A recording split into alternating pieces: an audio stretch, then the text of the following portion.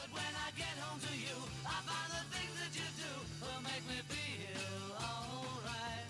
Perfect, okay. You know I feel Once again, we're going to get started, guys. We're a few minutes running behind, so we don't want to continue to sort of slip any further. So welcome this morning. We may have people come and go over the course of the day, so if you can just bear with us. We would like to welcome Professor Liam Maguire from Ulster University, who is here to open the conference this morning. If you just give him a few minutes. Thanks, Liam. Good morning. I very rarely get a clap, so thank you very much for that. So my name is Liam Maguire. I'm Pro-Vice Chancellor for Ulster, and it's an absolute pleasure to be here with you this morning as to provide some opening remarks at this Ulster Talks event. Particular thank you to people who have travelled both locally and some colleagues here internationally from Switzerland. I think we have some colleagues from Canada and the US as well, so it's brilliant to see they're here as part of this conference. I need to thank, and maybe that's the wrong word to use, thank Paul and Eileen and Karen for inviting me along to say a few words this morning. It's probably because I live in Derry and it's easier for me to come across and do such a thing. But here, it's absolutely delighted to be here. It's a really important thing for us in terms of Ulster. We're a very much a research-led university, and it's very, very important for us to be involved in research that has impact. And I think a conference like this demonstrates that very, very readily in terms of the area of interest for folks who are here at this conference and some of the science that has been done in the background. It's really, really important work in terms of that impact. And I suppose somebody from Derry, so this used to be called very much a Donegal issue in terms of this sort of area, but I think the work that's been done and the evidence and the people that have been involved, we see it's much more than just a Donegal thing. There's a number of counties, I think there's 14 counties have come forward with evidence of defective concrete across the country. So that just sounds like a good thing, but it's not, obviously, but you know what I mean, it's not just a Donegal issue here, and it's actually the extent and the research that's been done in terms of which is great to see in terms of that work, and in terms of this has been brought to the attention not just in Ireland but in the EU and across the world in terms of the work that has been done here. Very much that research has had an impact in terms of the National Standards Authority of Ireland, and hopefully that's going to be used by the Irish Government to assess and remediate homes as part of that government grant scheme. So I also want to embarrass Paul a wee bit since he asked me to come along, so and maybe steal some of his thunder. So Paul has and colleagues have just recently received an award for one of his publications. It's the title of the publication is The Mica Crisis in Donegal, Ireland, and it's a case of internal sulphate attack, and that's been recognised as one of the 3 Cement and Concrete Research 2023 Le Chatelier Distinguished Papers. So well done. That's quite an accolade for Paul and his work. Good on.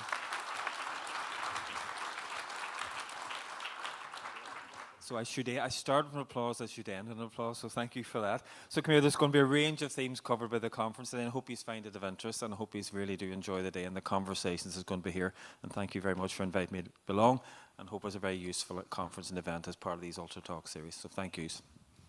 I pass back to Eileen, I think, yes. Thank you very much, Professor Maguire. So again, just wanted to say thank you very much to everyone for coming along today. It seems a bit of deja vu for, I'm sure, a lot of you, because we seem to have been here quite a number of times over the last 11 years. But I think the trajectory that we're taking at the minute in terms of focusing a lot of our efforts and underpinning that we research is a really good journey that we're on at the minute, and we've already heard about the really good impact that Andreas Lehman and the team and Paul have in terms of the impact of the research and stuff like that. There's lots of other really good research that's happening at Ulster as well.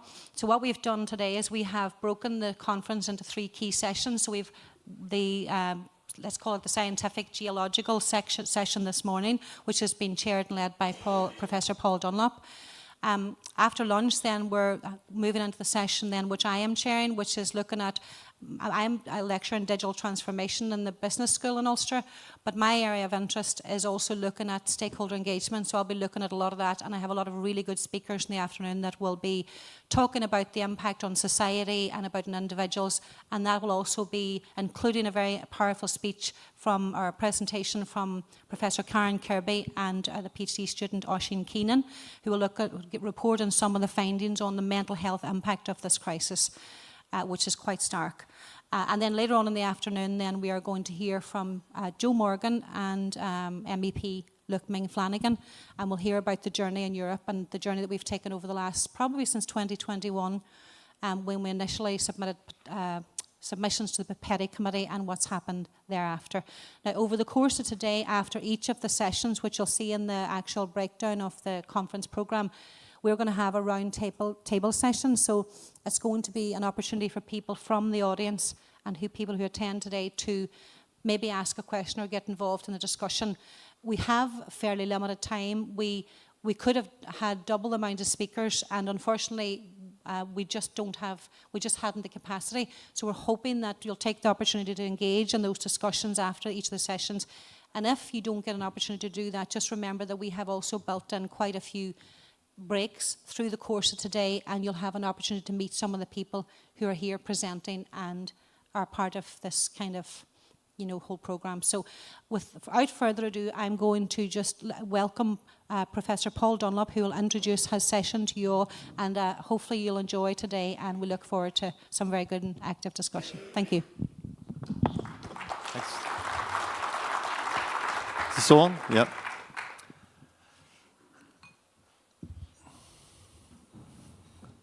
So we moved on too quick there.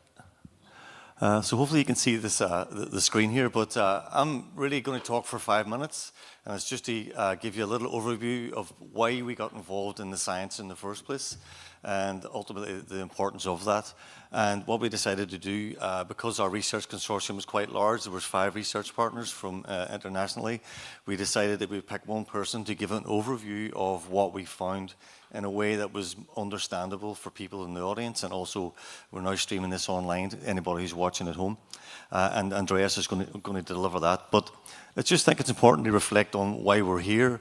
As Eileen has sort of alluded to, I often sort of stand in these events and go, none of us should be here really. We should be sitting in our home enjoying the sunshine like everybody else. But we're here because of this issue. It's often known as the mica crisis. I prefer to call it the defective concrete crisis for reasons based on science. But we know from sort of in and around 2011, 2012, many people in Donegal and in County Mayo started reporting issues with their concrete. The damage was very similar across all the properties. We all know what it looks like. It's sort of spider web cracking, leading to ultimately failure and crumbling. And the outset of that has left basically thousands of people living in fairly unsafe homes that are either structurally damaged very badly, or, as we now know, which is a very big emerging problem, that are full of dampness and mould, which is bad for our lungs. The initial Irish government response to that was that in 2016, the Minister for State, Paddy Coffey, commissioned a desktop study that reported back in June 2017, and this is the report of the expert panel on concrete blocks. It was published in June, and the authors identified that in Donegal that we had effectively high levels of muscovite mica in the concrete, and that led to this idea that mica was causing a freeze-thaw issue. Just want to point out that is an untested idea still today. But they also failed to see that as well as having high levels of muscovite mica, we had very high levels of reactive iron sulfides, and mainly pyrrhotite. And in Mayo, it was identified that there was framboidal pyrite. The main thing I want to point out about this, it's been well argued in the public, is that their terms of the remit was set so tight that the engineers and the geologists on that panel were not allowed to sample any concrete and look at it. It was really just a desktop review, and I think that was a missed opportunity. Because I often think that if they had done the research that we had done, they probably would have identified correctly what the issue was. The proposed solution from government was effectively this. The National Standards Authority of Ireland were tasked to develop a new standard known as IS 465, and that was basically to test initially homes only in Donegal and Mayo. It's now extended out to different counties, Clare, Sligo and Limerick, and it's thanks to people like John Garrett down there who's been instrumental in delivering that. But many people here have probably been through this testing protocol where you get concrete samples taken, that's sent off to a petrographic laboratory along with an engineer on tow who comes up with a sort of risk analysis of your concrete. And in Donegal, we go down this route here, which is basically we test for the impacts of mica and everything else is set aside. And then there's a solution that's been given out here, and we know we've got solutions from full demolitions down to blended options that are a range of these options, 2, 3, 4, and 5. as people started to engage with the government scheme in and around 2020, basically this mineral reared its ugly head. And by 2021, many homes were reporting actually, as well as having high levels of mica, there were also fairly high levels of these reactive iron sulfide minerals. And in Donegal, it was mainly pyrrhotite, although there are other examples there. There's marcasite too, which is highly reactive as well too. There's chalcopyrite in the concrete. But the main species is pyrrhotite. And this was not allowed by the government to be taken into consideration for assessing anyone's homes. It was still sort of steadfast set that it was based on mica causing freeze-thaw. And this has very serious implications for the existing standard IS 465, because basically it means it's missing pyrrhotite in the testing protocols and people are getting a misdiagnosis. It's also very serious for families because it means that they're being offered solutions on the existing standard that they're not going to work. It's not looking at the correct diagnosis. And that has been one of the key problems that people have been living with for the last number of years since the scheme opened.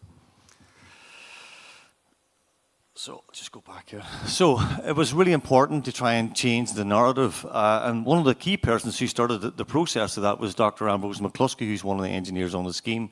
He was highlighting very clearly early on that there was more than mica in these homes tested from Donegal, that there was pyrrhotite. There was others involved as well too. I mean, the entire 100% redress campaign, individual campaigners, the different sort of action groups that are here also moved away from talking only about mica and talking about pyrrhotite. Myself and Andreas Lehman actually went to the Doyle and gave evidence to the Housing Committee in June 2022, and we highlighted very, very clearly that that we have really a big problem in Donegal. We have reactive iron sulfide minerals, pyrrhotite, particularly causing internal sulfate attack. And we had also been to the European Parliament at an event that Andreas will talk about, where we explained openly to the public that we don't have a mica crisis here. There's something else going on in the concrete that we think is caused by pyrrhotite. So we went to the European Commission. We were actually invited on that. And then we published the first ever peer-reviewed science paper as well too that Liam said it's won an award. So we've done our best to try and change the narrative away from mica towards the iron sulfide problem. So Andreas is going to talk about this, but this was the sort of framework of research that we did. Department of Housing, based on the sort of the campaign and the change in the narrative in the public, stepped up and actually paid for research to be done. We were awarded €500,000, and it's led and the research partnership with these different people here from EMPA in Switzerland, Canada, which some of our people here in the audience today, University of Connecticut, and Concrete Research and Testing Lab. And we did the most sophisticated tests you can do available worldwide on the concrete, and we have found very clear evidence that we have got internal sulfate attack happening in the concrete. And what we're going to do is pass across to Andreas, who's going to take over from me.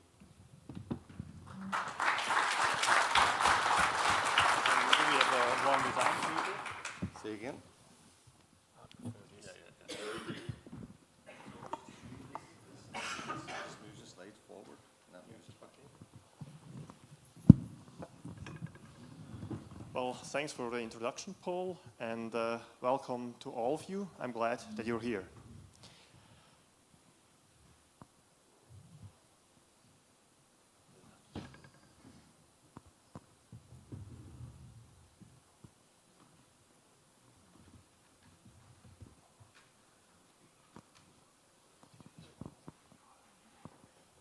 Okay, the title of my presentation is The Mica Crisis That Turned Out to be a Pyrrhotite Crisis. And Paul has mentioned the GSI project where we worked as a consortium. You see all the parties here. And we worked individually. However, our results show the perfect match. And I'm giving this presentation as a representative of the consortium. Now, the outline of the presentation, first I give a short history from a personal perspective. Some of it has already been mentioned by Paul. Then I will talk about concrete and mica, concrete and expansion, then concrete and pyrrhotite. And here I distinguish between the pyrrhotite oxidation and internal sulfate attack, very important, abbreviated ISA. And what has to be considered as well, especially for the remediation of homes, is the effect of concrete quality and exposure conditions. And I will end the presentation with a summary. Now, let's find a common starting point, and these are, of course, the defective blocks. A typical image, you see a very nice home in a very nice setting in an ugly condition. You see the render is cracking. It can get even worse than that. Here the cornerstones have already been falling off. And inside it's a disaster as well. You have black mold in this very severe deteriorated home. Of course, for every affected homeowner, it's an absolute disaster, even if the homes look not as bad as the ones I've been showing here. Okay, now a short history from a personal perspective. October 21, I was biking in the mountains. I got an email from a guy named Paul Dunlop. Never met him, but he looked what is published internationally, and he contacted me and told me about this mica crisis. I asked him to send me documents and reports, which he did. I looked through them and wrote him back, "This sounds fishy to me. Can you organize me samples?" So Paul took the effort and organized samples from 4 defective homes. The samples arrived December 21. And immediately it was clear to me, this is not a mica crisis at all. This is a pyrrhotite and internal sulfate attack crisis. Already when I prepared the sample, when I cut them, it was immediately clear. Okay, so then in March 22, as already mentioned, I had a presentation in a workshop in the EU Parliament. This is important because this was the first scientific information ever delivered on the concrete blocks from Donegal, and it's the first information that was in the public domain about this. So this is already quite long ago. Then as mentioned, we were in front of the housing committee in June 22. Then September 22, we had the first of several meetings with the NSAI, the IS 465 group. This has been, let's put it like that, a difficult relationship. Then we had the conference in November 22 in Letterkenny.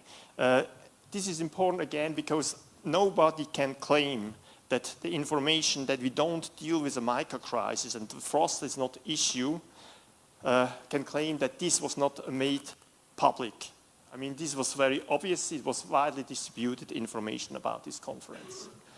And then in March 23, we had this paper published in the top journal in our field in cement and concrete research. This publication was criticized, it was attacked. It was just mentioned that all this critique was smashed because we received this prestigious prize. Okay? So everything sound in there. No reason for critique. Then, spring 23, we started this consortium project that was sponsored by GSI, as mentioned by Paul. Then, important again was the publication done by Petrolab in October 23, because they established a database about the problematic aggregates used for concrete blocks in Ireland, not only Donegal. Then we had, in the May 2024, we had first international conference on internal sulfate reaction concrete in Quebec, in Canada. And September 24, the second publication that we produced, published in Cement and Concrete Research. And March 25, GSI published all the reports about the project. So everything available, what we did. Now, let's start at the beginning so that we have really a common ground. So what is concrete? You see here a cut concrete block. But how do we produce such concrete? First, we take sand and gravel, we take cement, we take water, we mix it, and we obtain a fresh concrete that has a certain fluidity. Because there is a chemical reaction between water and cement, we produce the so-called cement hydrates, and at the end, we have a hardened concrete. Now, how is this affected when you put mica in it, or when you have mica present? This has an effect on the concrete. You see here, the fresh concrete is less fluid. It's less workable. That's why you have to take some countermeasures, and you can do this in two ways. Either you add water to get a higher fluidity, but this results in less strength and more porosity. Or you can add more cement and more water, and then you have exactly the same quality as if mica would not be present. And in the production of the problematic blocks, both approaches have been pursued. Now, what is very important? Mica does not damage concrete. Just as example, in the south of Switzerland, we have a lot of mica. And I give you two examples, just to underline how much a problem or not a problem mica is. This nice bridge is the bridge with the longest wingspan in Switzerland, 700 meters. This is mica concrete. Absolutely no problem. It's exposed to the harshest alpine climate you can imagine. Not these, let's say, very moderate conditions that you have here in Ireland. This dam is a 220-meter high arch dam. It was even featured in a James Bond movie, and even this load was no problem for it. So you see it's in perfect condition, plenty of mica in here. Mica is not an issue, just to get this out of your head. Now, I would like to talk about concrete and expansion. Again, the image you've seen before, the cracked render. Now, a close-up. Why does the render crack? The render cracks because the blocks underneath expand. Imagine the blocks grow, the render doesn't. It has to crack. The damage affecting the render is actually, the cause for it is the underlying blocks that expand. And when the blocks in the outer leaf expand, they push towards the corners. And that's why the stresses accumulate in the corners. And at the end, the cornerstones will fall off. It's just the expanding blocks, okay? Now, when we look at the cracks in the blocks, this is important. Let's take a core here, right into a crack. And now let's have a look at the core. This is this core. You see here the render. And the core of the block just falls apart because this crack is going right through the block. It's perpendicular to the surface. How can you achieve such a type of cracking?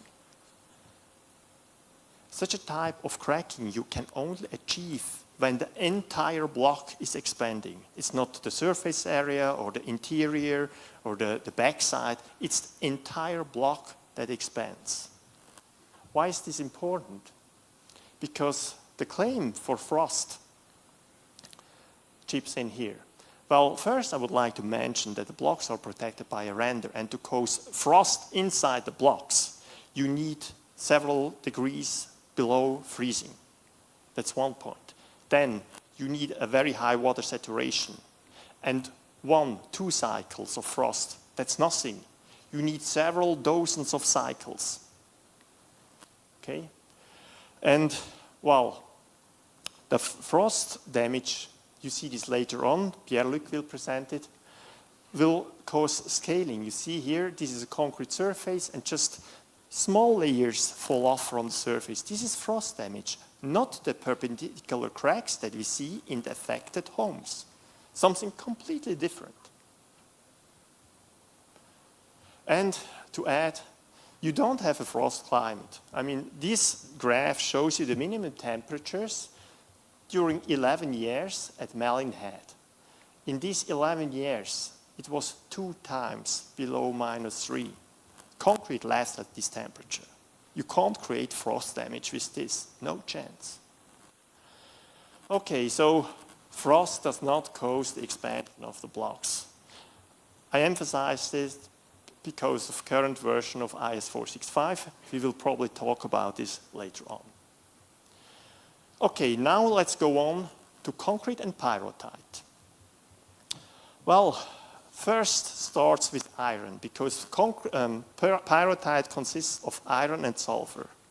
Let's first talk about iron. We know iron rusts. It takes oxygen and moisture for this to happen. You see the nail in the barn, it's exposed to moisture and oxygen, it oxidizes, it rusts. Okay. Now, with the pyrrhotite, it's exactly the same thing. You have oxygen, you have moisture, you produce rust. You see this pyrrhotite in the defective block. The bright areas are the areas where it's not oxidized. And these layers, these darker layers, this is just the rust of the pyrrhotite.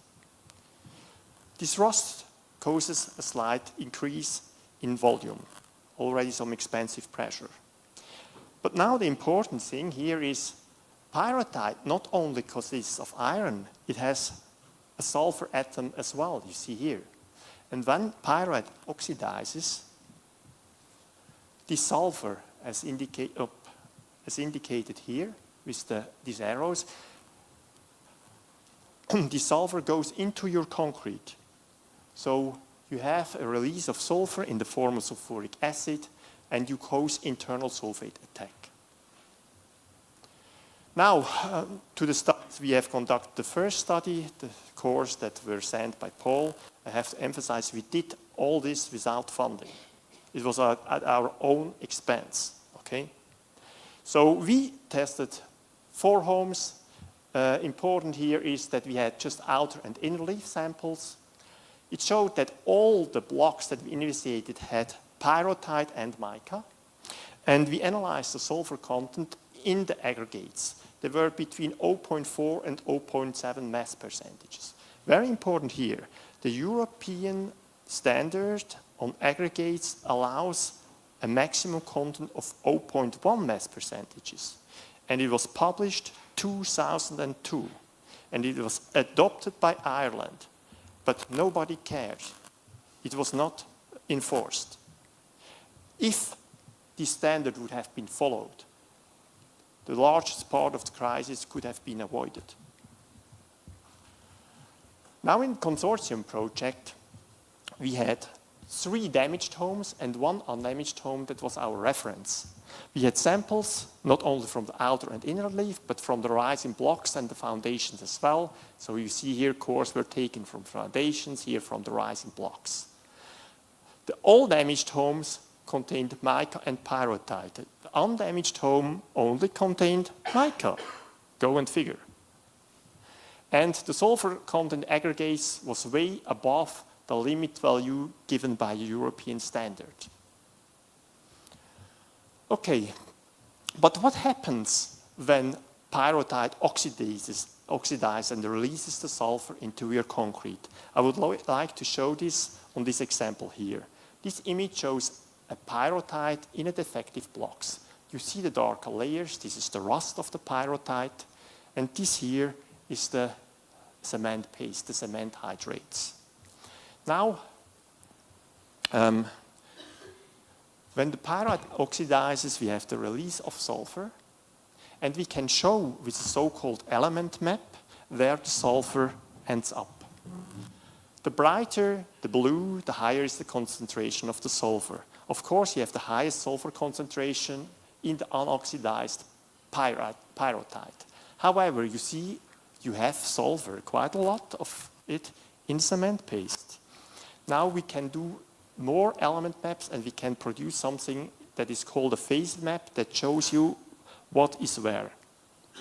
So green here is just the aggregate. Orange is unoxidized pyrrhotite. And yellow is the CSH. This is calcium silicate hydrate. This is the cement hydrate that gives the concrete its strength. We will talk about it later again. The green stuff here is ettringite. There is always some ettringite in the concrete because there's a certain amount of sulfur in the cement itself. However, such a high amount of ettringite, the green stuff, is absolutely unusual. And in addition to ettringite, we have another phase that contains sulfur, and this is the thomsite, the pinkish stuff. And thomsite you will only have at a very advanced stage of internal sulfate attack. Now let's dive a little bit deeper into science, but don't be repelled, it's not that complicated. So what we see here is a modeling, it's so-called thermodynamic modeling. The sound concrete is shown here. These are just the different components. Important is here, we put in some pyrrhotite. And the pyrrhotite oxidizes when we go to the right. You see the band of pyrrhotite is getting now narrower because it disappears due to oxidation. So we have a sulfur release from the left to the right, the rusting of the pyrrhotite. Then we have this mineral ettringite. It contains sulfur. This is the initial amount in your sound concrete. But now, as we release sulfur from the pyrrhotite, you see this band is getting broader. And this scale here, the y-axis, shows you the volume. You see, you have an increase in volume with continuous secondary ettringite formation. What does this mean? This volume increase, shown here with the arrow, has dramatic effects on our blocks. They expand. The crack pattern you see in the render, the cause for this is this additional ettringite formation. And at one point, no more ettringite can form because not the ingredients for its formation are not longer available anymore. It has reached the full capacity, and at this point, we start to form an additional sulfur mineral. It's called thomsite. Again, you see you have a slight volume increase. It's less pronounced as with ettringite. But what is very important here, we go back to this mineral called CSH. It's broad here in your sound concrete. It's getting narrower here. Why? Because thomsite eats up your CSH, and CSH gives the concrete its strength. So thomsite results in a strength loss of the concrete. It can be so dramatic that you can take the concrete apart by your hand. Okay? So the two things you have to take with you from this slide is pyrrhotite oxidation leads to a continuous sulfur release. In the first phase, we form ettringite, causing the expansion of the blocks and the cracking of the renders. In the second phase, we have thomsite formation that leads, in extreme cases, to the crumbling of the concrete. Now, this is a scheme of a home. How is it built? We have here the strip foundations. This is poured concrete. We have the rising blocks reaching ground level. Then we have the outer leaf covered by a plaster. We have an insulation, the inner leaf. And here we have the internal walls standing on the rising blocks too. Let's first talk about concrete quality. The foundations are poured concrete, so they're already the high quality concrete. The blocks are precast concrete with a relatively low quality, but usually this quality is sufficient for the homes. Now, when we look at a concrete from a block, shown on the left, a poured foundation, you see much more voids here in the block, a very dense concrete here. When we look at the compressive strength of this material, you see here the bulk density, and here is the compressive strength. You have here the foundations that reach values between, let's say, 30 and 45 megapascal. You have here the blocks from inner leaf and outer leaf. This, by the way, is the reference home that is not cracked. But when we look what the standards say about this, so the Irish standard that defines strength of blocks 5 megapascal, you see all the blocks that we have from the affected homes are still above this value. So the initial compressive strength, I mean, these blocks are deteriorated. The initial compressive strength is not the problem. Even when you look at the value given by a European standard for the blocks, 7.5 megapascal, the blocks are within reach despite of the deterioration. So concrete quality is not an issue here. It's pyrrhotite oxidation and internal sulfate attack. Now let's look at the exposure conditions.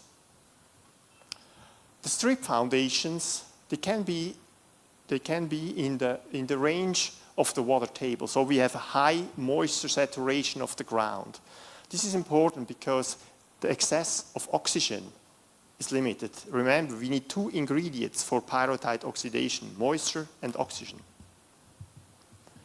Now, you have driving rain reaching the plaster. You have transport of this moisture to the outer leaf. When you have cracks, this transport is greatly accelerated. And you have some vapor transport to the inner leaf. Now, when we look into this diagram, it shows the oxidation potential of the pyrrhotite, depending on these 2 parameters, moisture and oxygen. Here we have the foundations. The foundations are in an environment of high water saturation. However, the concrete is so dense that relatively little of this water reaches the interior of the foundations. That's why, and the same with oxygen, that's why the oxidation potential is low in the foundations. In the rising blocks, we have a lower concrete quality, so easier access of moisture, but because it's underground, the oxygen access is somewhat limited. Sorry. In the outer leaf, you have the perfect condition for pyrrhotite oxidation. You have enough moisture, you have plenty of oxygen, so the process progresses fast. In the inner leaf, you have a lot of oxygen, no problem, but we have a limited excess of moisture. Internal walls, lots of oxygen, but no moisture. However, I have to mention, these internal walls are standing on the rising blocks. And when the rising blocks expand, the entire superstructure is lifted. Ettringite formation is extremely powerful. I mean, you know this from the pyrite heave in Dublin, where the entire homes have been uplifted. Same here. Now, you see here a pyrrhotite in the foundation, just some initial oxidation, very early stage of internal sulfate attack here at the edge of this pyrrhotite. When we go to the rising blocks, you see these darkish layers in this area of the crystal. It oxidizes much more than in the foundation. When we move on to the outer leaf, in this particular example, about 50% of the pyrrhotite is already oxidized and has released its sulfur. Inner leaf, we have some oxidation, less pronounced than in the rising blocks and in the outer leaves. There's an additional effect I don't talk about here. It would get too complicated. That's carbonation. But anyway, let's move on. In a recent publication, the study looked at the rate of oxidation of pyrrhotite in different chemical environments. What you see here is the pH. What is pH? Something that is acid, like orange juice, Coke, or any acid, has values down here. Okay? pH 7 is neutral, that's your tap water. Soap, for example, is pH 11, 12. And concrete has a very high pH environment, so it's up here. Now we draw, this is the conditions we have in the stockpile and in the surface close area of geological formations. This one is the environment in the concrete. Now, when we look at this difference here between stockpile, geological formation, to concrete, this shows us that when we put the pyrrhotite containing aggregate in a concrete, oxidation is greatly accelerated. It's about 200 times faster than in a stockpile. This is important because it was often claimed, no, pyrrhotite does not oxidize in the concrete, it oxidizes already in stockpile. Rubbish, absolute rubbish. One thing I would like to point out, I don't show the graph, pyrite oxidizes as well in your concrete, and it shows the same dependence with pH, so it oxidizes much faster in the concrete than in the stockpile. If you have very small crystals like in Mayo, there's a lot of sulfur that goes into your concrete. But what we know as well is that the potential for the oxidation of pyrite in blocks all over Ireland is still there. And the question is, will we at some point end up with an Irish-wide iron sulfide crisis? Owen will say a couple of words about the quarries in his presentation. Now, just a summary. The aggregates, a high sulfur content goes together with a high mica content in damaged homes, but we know that we have homes as well that have only high mica content and no iron sulfides, and these are no problem. The sulfur content in aggregates is way above the value of the European standard for aggregates.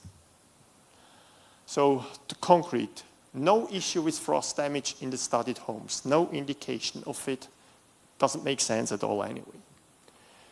So the damaged homes deteriorate due to internal sulfate attack that is triggered by pyrrhotite oxidation. The progress of of the internal sulfate attack is the fastest in the outer leaf, then rising blocks, and don't forget the internal walls that are built on the rising blocks as well, inner leaf, and foundations. So this is an effect of moisture content, excessive oxygen, and concrete quality. So in regard to the block work with elevated pyrrhotite level, replacement is strongly suggested as part of any remediation solution. Even if only the outer leaf is cracked yet, the rest will come, believe me. In regard to the foundations with elevated pyrrhotite level, internal sulfate attack is still at the initial state after 20 years, and this is something we really do not know if there will be a problem in the time ahead or not. We cannot assess this on the current data set. And the last thing, just we know that IS 465, the revised version, is now in consultation. It's greatly improved. It centers around pyrrhotite oxidation and internal sulfate attack, but there are still several issues that we may discuss later. So thank you for your attention.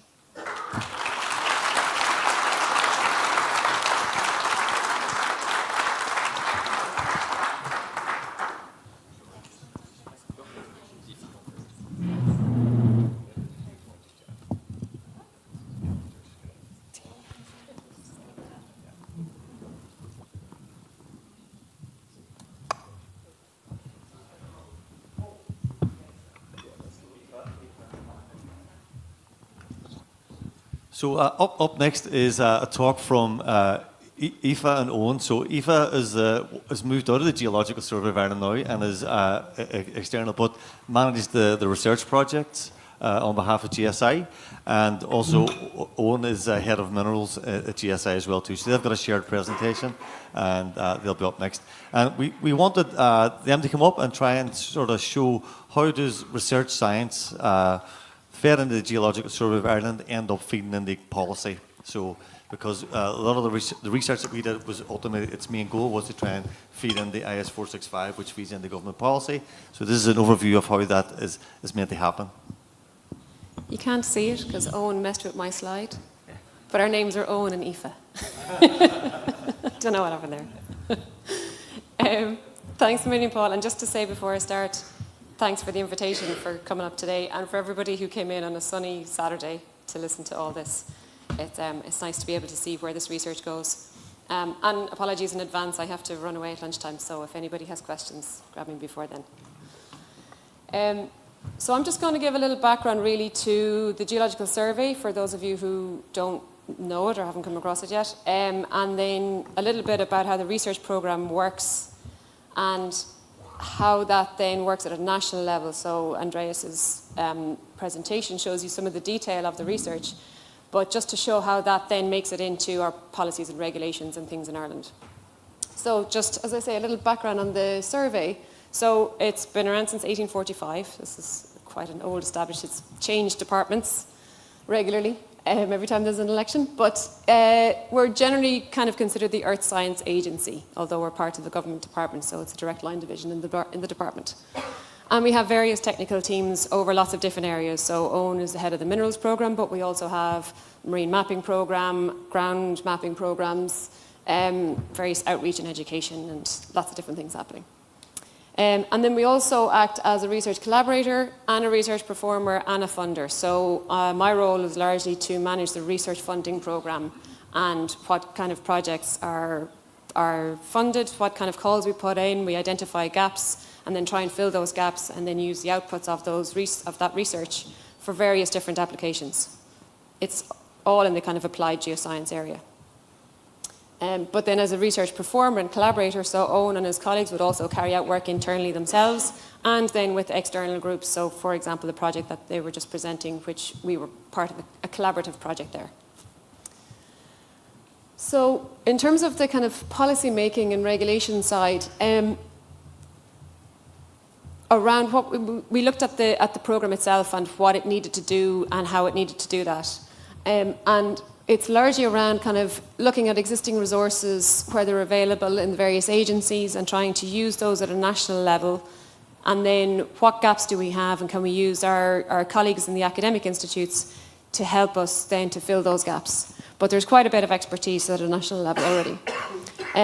We'll look at various different funding types, short projects, longer term projects. So this one was a 2-year project, 2-year project-ish.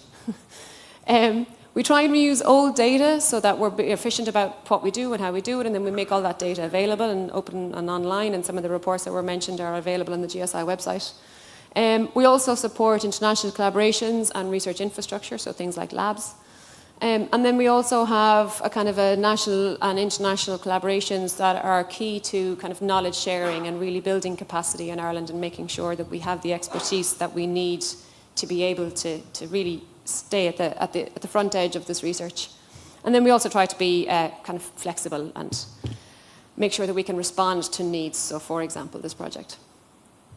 So certainly recently there's been an increase in looking at research for policy and how can research and evidence help support policy. And you hear a lot of this from the funding agencies as well and various kind of research institutes. And this is often what people think it looks like, that you have a researcher in a university, you have policymakers in the middle, and a government decision, so say from a ministerial level. In reality, it looks a lot more like this. It can be, there's a lot going on, there's a lot of different people working in the research space. There's also regulators involved. People tend to talk about policy, but it's actually policy and regulation. So for example, the EPA as a regulator would often use new research that's happening to make sure that what they're doing is really has the best information that's updated regularly, and new ways of monitoring and new ways of measuring various environmental aspects, for example. And we also have researchers in universities, in SMEs, in agencies, collaborating with each other, some of them not so well, some of them better than others, international collaborations. So on my side, on the research management side, we tried to put some shape on this and say, okay, well, how can we best utilize all this research and expertise that we have and access to these networks and access to these international researchers that we have? So we tried to put GSI in the middle and say, okay, well, if we can use the groups that are working in these spaces and then feed into GSI, and then we can work with the regulation and the policymakers. So for example, in the department, there's one specifically for Geoscience Regulation Office and a Geoscience Policy Division, and their jobs are, as they sound, to work on the regulation and legislation and policy related to geoscience activities. And so this is where we fit then as a research funder and collaborator on the right-hand side, and then in the middle as a research collaborator and performer. And that could be at an international level, and with other EU partners like Andreas and the teams, and various other academic groups. We fund different types of projects, and sorry, it's gone a little bit astray here as well, but these could be direct collaboration with one university or an agency. For example, we have a project with Teagasc looking at soil quality. It could be commissioned research where we say, okay, we need a specific report done that is usually around a kind of an analytical work, or it could be more of a collaborative research piece. Or we say, okay, well, here's a call for funding. We know we need some funding in this area, but we're open to suggestions as to what the methodologies are or to the specific details, and we put that out to experts in the group. And so we've different ways, depending on what it is that we need and what gaps we need to fill. Sorry, it's a bit bright in here, but this is just a page from our website, so if anybody wants to go, you can see all the research that we fund and who did it and what it was about, and we have different ways of funding different topics. So these are just topics that we funded in one of our last calls, for example. So we were looking, one of the cases there is we were looking at geothermal energy resources or looking at shoreline erosion. So, you know, we say, okay, we need some new methodologies on how to monitor and measure shoreline erosion. This is just a summary of the kind of levels of funding that we have. So in total, we have spent about €7 million in the last 10 years, but that has leveraged quite a bit more money. It's about a 4-to-1. So overall, we've quite an investment in the research side. And we fund with lots of other agencies and organizations, international and national. We have research infrastructures that we fund. So the USRL has a lab in Trinity. Dublin Institute for Advanced Studies run the National Seismic Network, so all your earthquakes that we've been measuring in Donegal, and some of you might know some of the school schemes that they've been doing. And then we have co-funding programs with the likes of EPA, depending on what the area is. And then some international funding as well, in geothermal and the mineral space. That's just so with those co-funded partners, in total, the value of the projects that we funded is up around €60 million.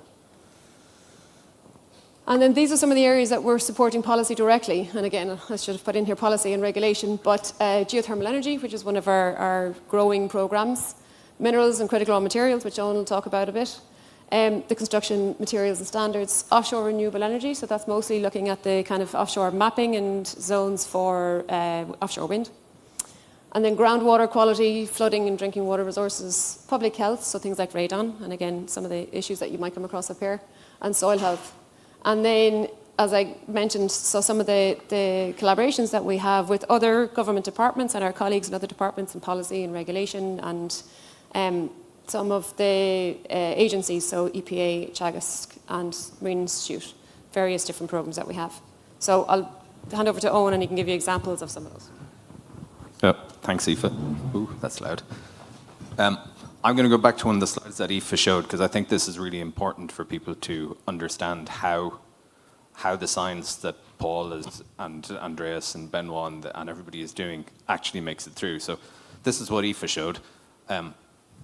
Back in 2021, this is what this actually kind of looked like. So we had geological survey. I was talking to Paul. Paul was talking to Andreas. Myself and Andreas had a bit of a conversation. Even more than that, then Paul was talking to the European Parliament. The Parliament started talking to the Commission. They were talking a little bit to NSAI. We were talking to Petrolab as well. Petrolab were bringing data to NSAI.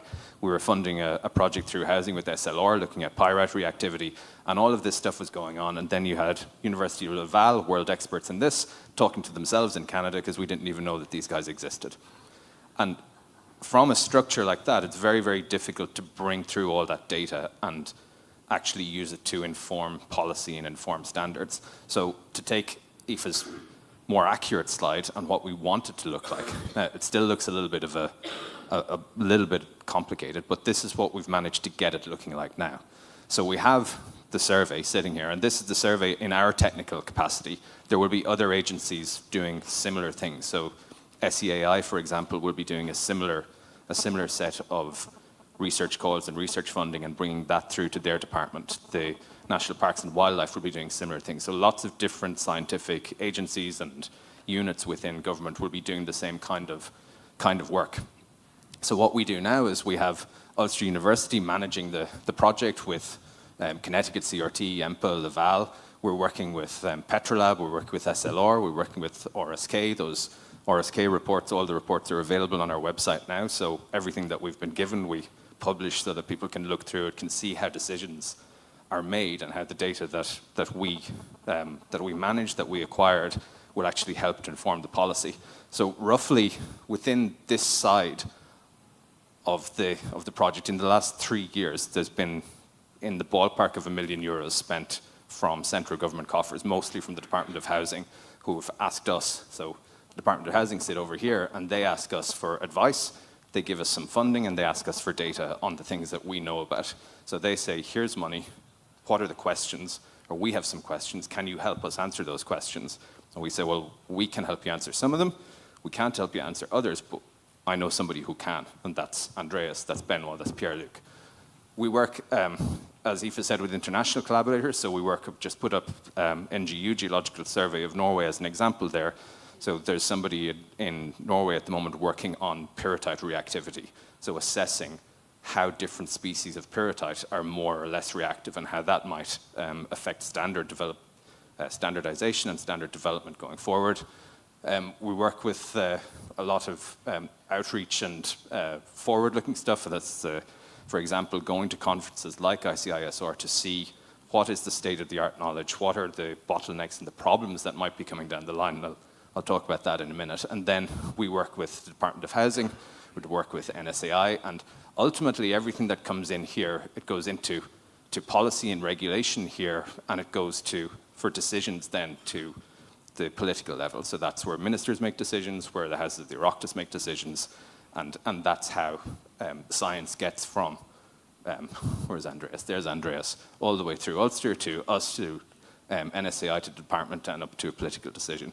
So once you actually understand where everything is coming from, it's easier to see how the data gets there, and sometimes why it takes quite a long time. So it might take a 2-year project, and then the 2-year project has to go through a bunch of phases that it's presented to the next stage and the next stage and the next stage. So things do take time, but we're very clear and very open about the amount of work we do, and we want to make sure that we publish everything so that everybody can see that this is data that ultimately you've paid for as a taxpayer. So to give an example of the kind of forward-looking horizon scanning stuff, when we went to the ICISR conference in Quebec, there was a really good paper presented by Nicholas Oberhardt on total sulfur test methods. So there are different ways of testing total sulfur. And he showed that effectively in his work, an acid digestion test was underestimating total sulfur versus a high temperature combustion test. And we looked at this and we thought, oh, that's a little bit strange, because in the standards for 12620 it says use the acid digestion test, at the European level. So we said, well, maybe we should think about using the total sulfur test.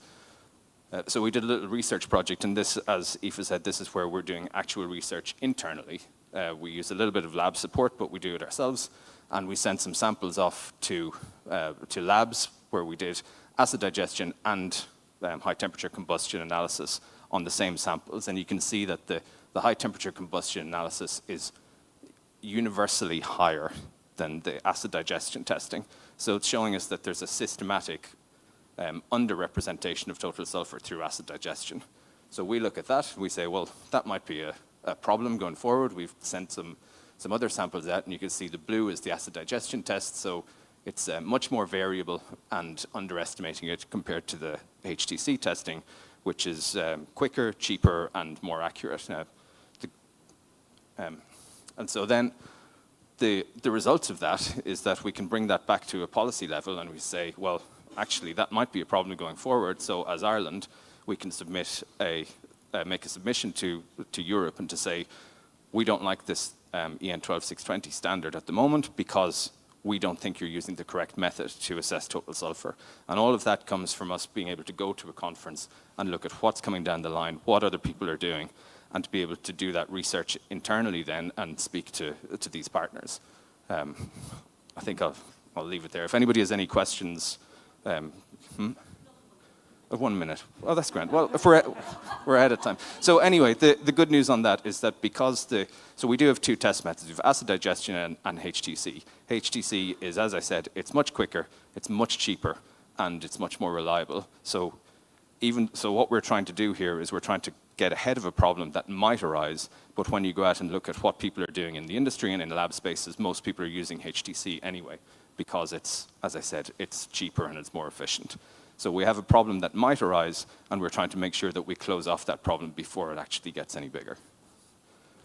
And thanks very much for listening. That's the website. It's on our website, all of the results from the research that we've done. So the papers that Paul has written, the reports have come from Canada, from the US, the reports from RSK as well. They're all available on that website. They're quite weighty, and so make sure you have a good download speed and be prepared to spend some time reading them.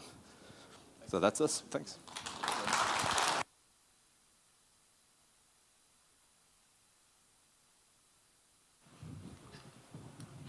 Okay, just to knock us off. Oh, yes, sir. Okay, so next up, we've got what we think is a really interesting experiment that we ran in Lisa Hohen's house. We learned from the Laval University's expertise in how you can do long-term monitoring of properties to understand the expansion rates that are happening because of internal sulfate attack. We know it's not mica that's causing this, so we need to understand, well, what is the longevity of these homes? So we basically repeated an experiment that Pierre-Luc had been doing in homes that are impacted in Canada, and we replicated it in Lisa's house. And Pierre-Luc has got some interesting data on that to share with you. So over to you, Pierre-Luc. Thanks, Paul. So good morning, everyone. The title of my presentation is the Concrete Blocks Home Monitoring in Letterkenny in Ireland. So this is a work that we did together, Paul and I, plus Myra from Galway University, and Benoit that helped me out with the presentation. So a little bit of an outline. First, the background information, what triggered the research. Then I will show you what we did in Trois-Rivières in Quebec, Canada. Then I will show you the objectives of the monitoring in Ireland that are slightly different from the ones in Canada. Then I will show you what the sensors installation looked like in Letterkenny. The results to date, because we will continue, and the temperature comparison between Quebec and Ireland. That is quite interesting. And the conclusions to date, questions, well, it will be at the end. So first, what happened is Eileen and Paul went to Canada in 2023. You have Paul with quite a lot of chocolate there. But we prepared a 3-day workshop and visits with Eileen and Paul, and they went with us to discussions with Michel Pigeon, Marc-André Bérubin, and colleagues from Quebec that dealt with the issue in Canada. We also did some visits and we showed around Trois-Rivières, the chocolate, and most important of all, the quarry or the exposure sites. While we were in the car, we were talking a lot. We visited the quarry. It looked like that. This is the renowned Masquimo quarry in Saint-Boniface, just up north Trois-Rivières. You can see in the picture maybe that it is rusted, but it is. And there is pyrrhotite there. You have our exposure site that we went to, that we monitor blocks expansion, and we monitor also cracking on those blocks. This is from housing that were built in Trois-Rivières at the time. We stopped monitoring because it's so cracked that now it doesn't mean anything. But it stopped last year. So, but we have quite data on that. So while we were discussing and visiting, I was explaining in the car, driving and going around like that because I was laughing and talking too much. I was talking about the home monitoring that was ongoing in Trois-Rivières in 4 houses that we monitored with different heating systems, different insulation, different conditions.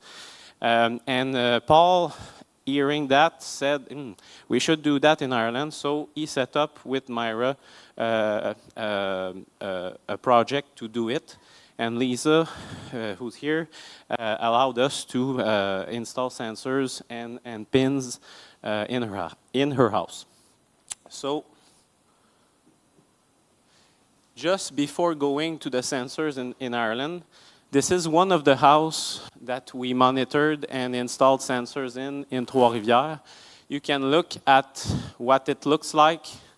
You have cracking, you have rusty orange cracking, and you have also, well, this was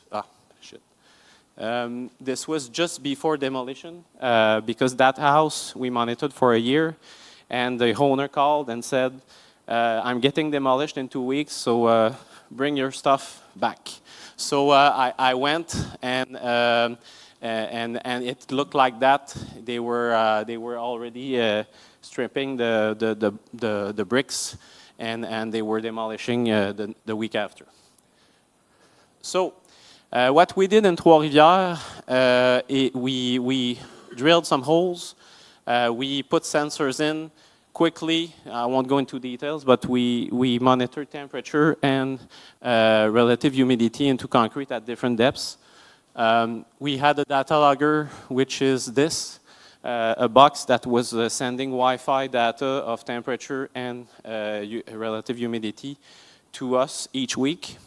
So this was plugged into those sensors, and we were monitoring that at different locations and different depths within the 4 houses.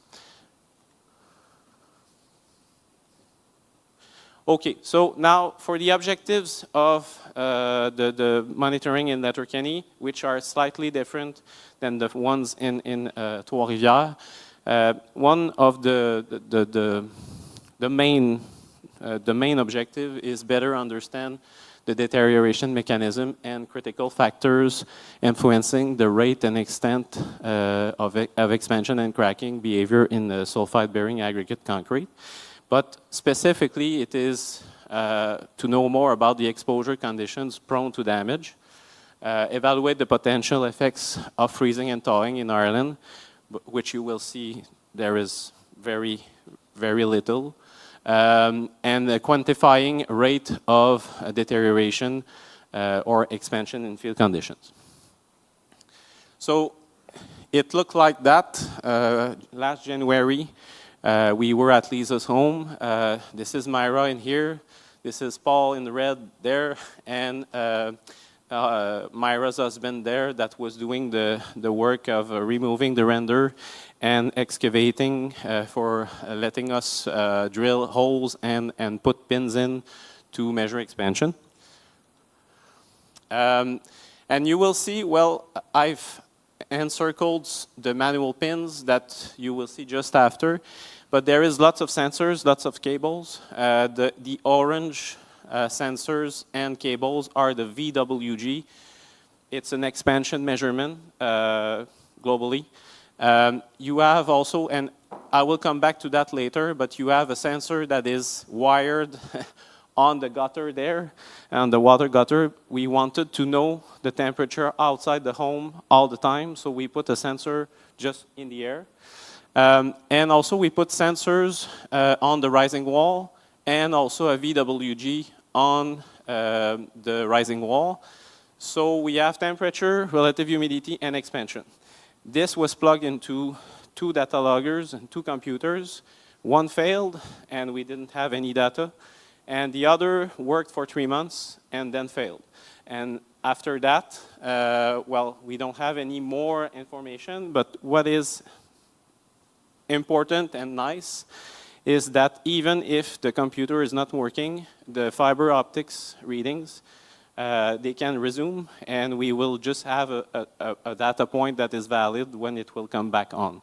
So we will be able to know what happened in the past year when it will go back on. So going to the locations, you have there the back wall, there the front wall. Then we also instrumented the gables, the corners with cracks, large cracks at the back wall of the house. Paul was having fun there. And also, we instrumented the interior walls. So 2 rooms were inside on the front, and the back wall were instrumented to know what happens inside. So also that we had pins that were extra. So we said, well, maybe we should instrument more than that. So we instrumented in the kitchen and also the bathroom upstairs with a large crack. So we wanted to know, well, if in different conditions inside, what would happen. So for the manual pins that you will see the results in the next slide, manual pins, we use a maze dial gauge. This is made in the UK, and this is what we use also for our blocks in Canada.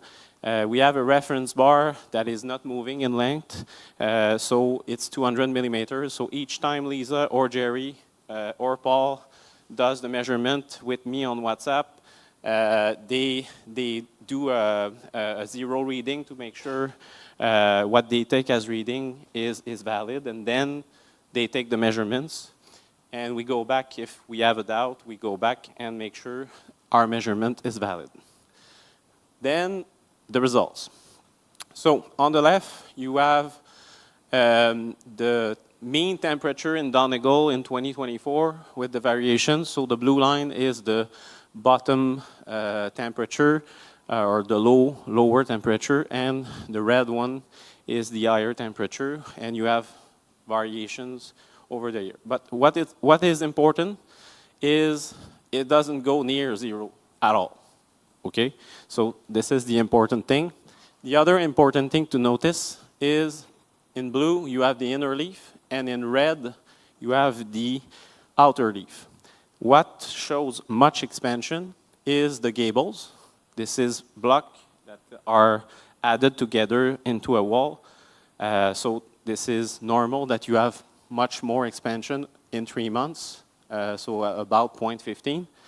And in blue, you have not much expansion. The only place that shows clear expansion is the one in the bathroom upstairs. And I will go back to that later, but bathroom upstairs. But quite frankly, in the inner leaf or inside the house, not much expansion. And the variations you have with hills and valleys, it's normal. It's temperature and relative humidity variations that have an effect on the measurement with the manual pins. So, but you have to look at the trend more than the dots.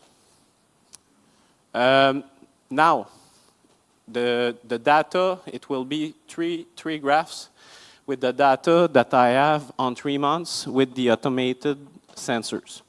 What is important to see, okay, you have expansion on the left, you have temperature on the right. What is important is you have variations, but it varies from 4 to 16 for the yellow curve, and the yellow curve I cannot see very well, but well, I'll see on the screen. I can see the others. You have the expansion in red, and you have in orange, you have the block temperature outside over ground. So in orange, in the block at 50 millimeter in depth, you have, well, between 8 to, let's say, 12. So it doesn't go near 0 at all. And the water gutter, yeah, this is the water gutter. The temperature outside in the water gutter, as I told you, I will go back to that. You have much more variations, but you're very far from 0. And even at 0, it doesn't freeze right away. You need to go -2, 3 before it freezes. So this is the main information on that graph. After that, here, the only thing I want you to see is it's wet. It's odd results because it's over 100, but we troubleshooted, Myra and I. Well, over 100 on the sensors is not normal, we know that. but it means it's wet, but very wet. So it means, well, we can correct that, but it's wet globally. So what I want to show is it varied with temperature, and you have such a relation on the sensor that the relative humidity and the temperature, well, they doesn't fit, but they move together. Last one, you have the inner leaf. What you can see in the inner leaf, there is no expansion or more shrinkage than expansion in blue. And you have the temperature outside in yellow. But inside you have the blue one, which is between 18 and 14, which makes sense. Not much temperature variations. So now going to the most interesting things, comparing Trois-Rivières and the monitoring in Letterkenny. Okay, on the left you have mean temperature of a year in Trois-Rivières. Trois-Rivières is just west of Quebec City, so it goes from, let's say, 26, 27 in the summer to in the winter you have well, at some point you have minus 20. So it goes very low. Okay, I have 2 minutes, so I'll go quick. So in the house, in a heated basement, in the concrete at 50 millimeter or 100 millimeter from the inside into to the outside, you don't go near zero at all in Quebec. Next one, you can see a cold room in another house. The cold room is meant to keep food in a good condition in the winter and in the summer.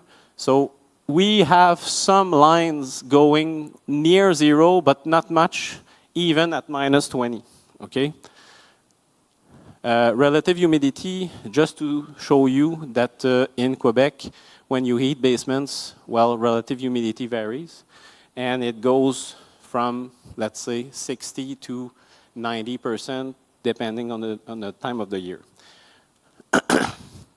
And just to let you know, it was very wet all year long in Ireland. Last one.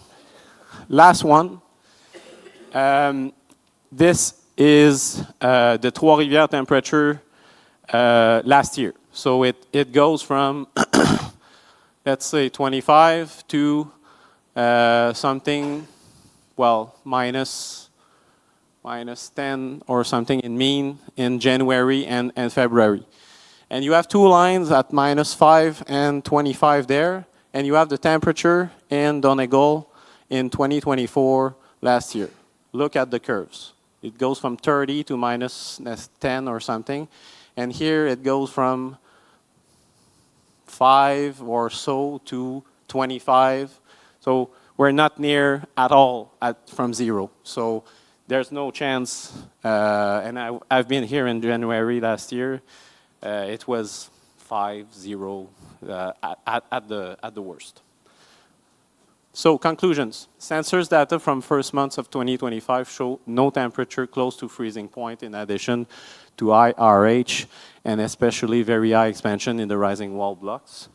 Data from manual pin measurements show high expansion, especially in the outside back wall corners of the house, expansion in the external back wall, which is a wall with more sun, as well as expansion in the bathroom upstairs because of higher RH, higher humidity.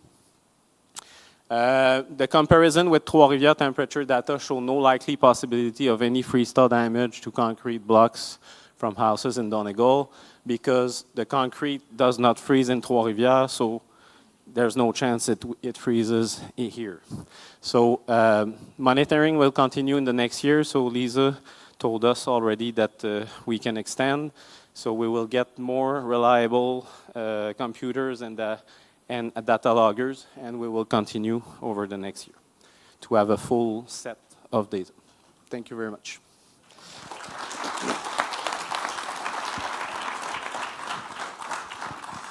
Okay, thanks very much.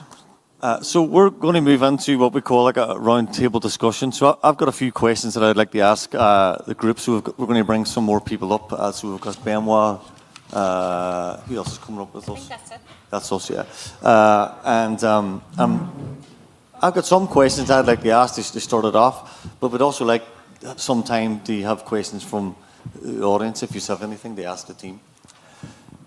Okay, so I'll kick off. So I want to read a few statements out. It's going back to this issue about freeze thaw that both you and Andreas and Pierre-Luc talked about. We looked at the revised version of IS 465 and it's appeared back in there again.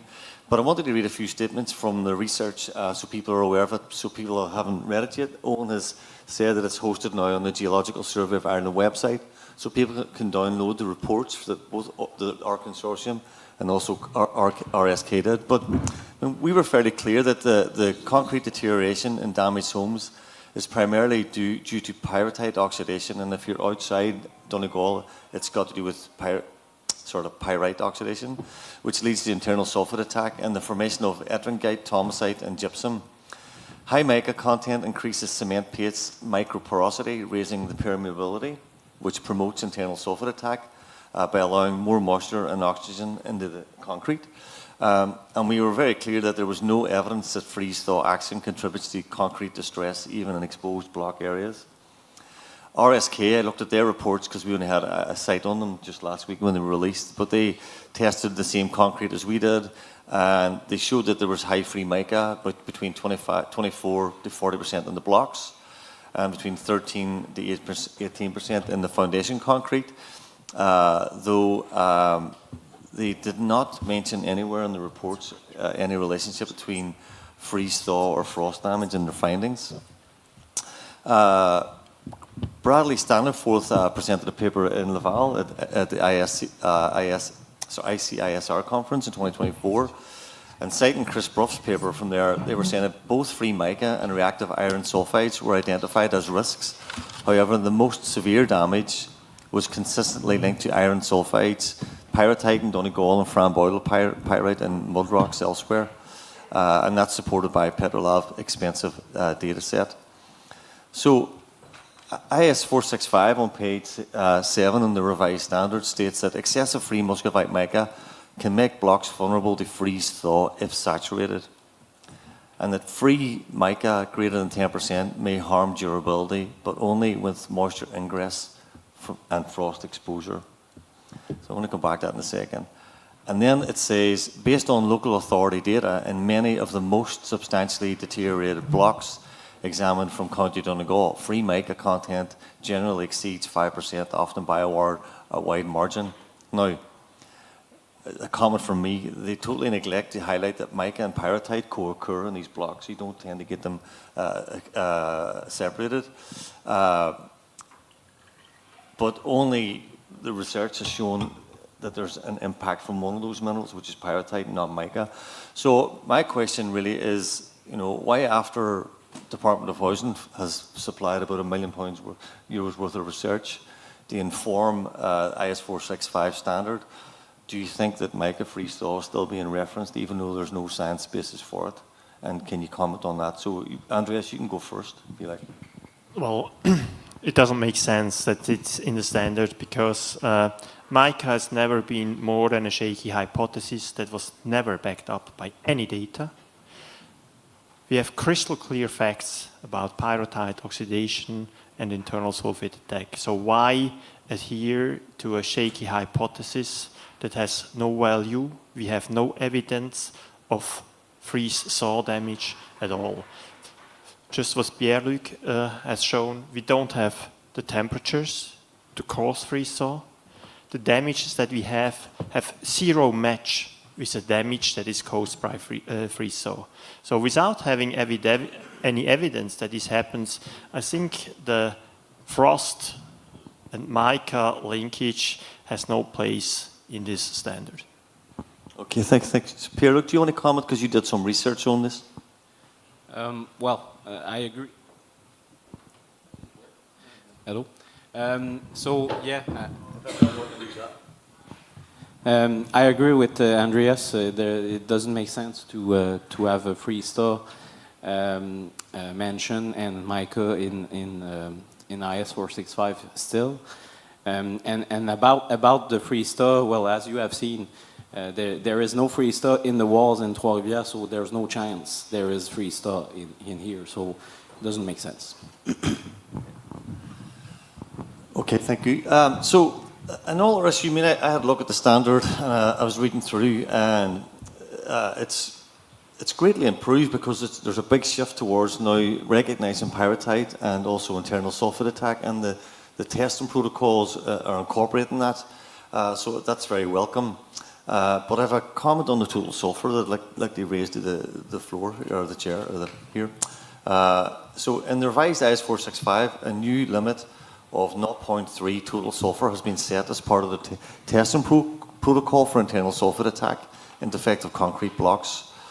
For me, there's an issue there because the limit is higher than what EU standards allow when pyrrhotite is present, and the standard I'm talking about is EN 12620.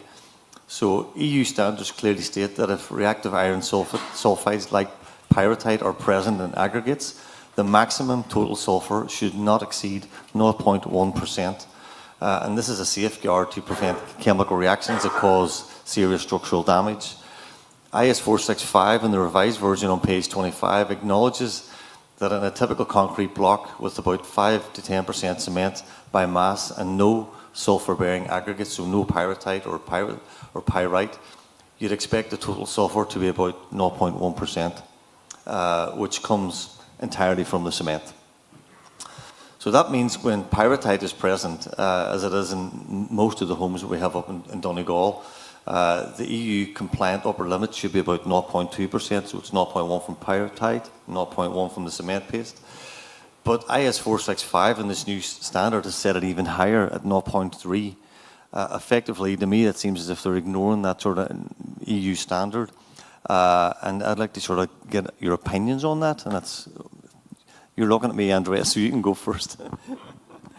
Well, I think you can't do that. I mean, hierarchy-wise, the EN is anyway above any Irish standard, so it has to be respected. So you can't set the limit value in the national standard higher than in the European standard. And when we look at the defective blocks, we see that even in the outer leaf where the reaction progresses the faster, we still have plenty of unreacted pyrrhotite. So this limit value set now by IS 465, in my eyes, is just too high. You can't do that. It's not the evidence that we have. We have had some homes with relatively low measured sulfur content, but still we had the typical cracks, we had the typical reaction products. I think this should be changed. I look at it as a major issue that kind of puts some homeowners on the wrong side.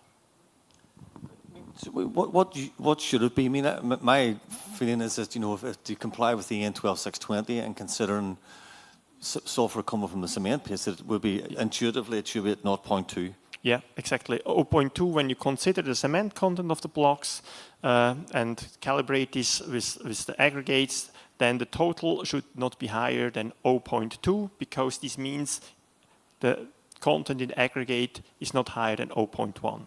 So, but 0.3 as a total minus the one of the cement would be 0.2, double of what the European standard says. Yeah, okay. I mean, we were chatting about it last night, and there's the Canadian situation has a sulfur limit as well too. Can you comment on what that's set at? The Canadian standard since 2019 and now in 2024 is 0.15 in the aggregate. So in between the 0.1 and the one that is in the revised IS 465, 0.2. But we decided that 0.15 with the data we had, it was allowed. But in the past, it was 0.1. We referred to the EN 12620. Here, I would just like to add that the concrete quality in Trois-Rivières is much higher than in the blocks, which means the oxidation of pyrrhotite is not as easily allowed as in the defective blocks. So it makes sense that there it's somewhat higher than in the blocks.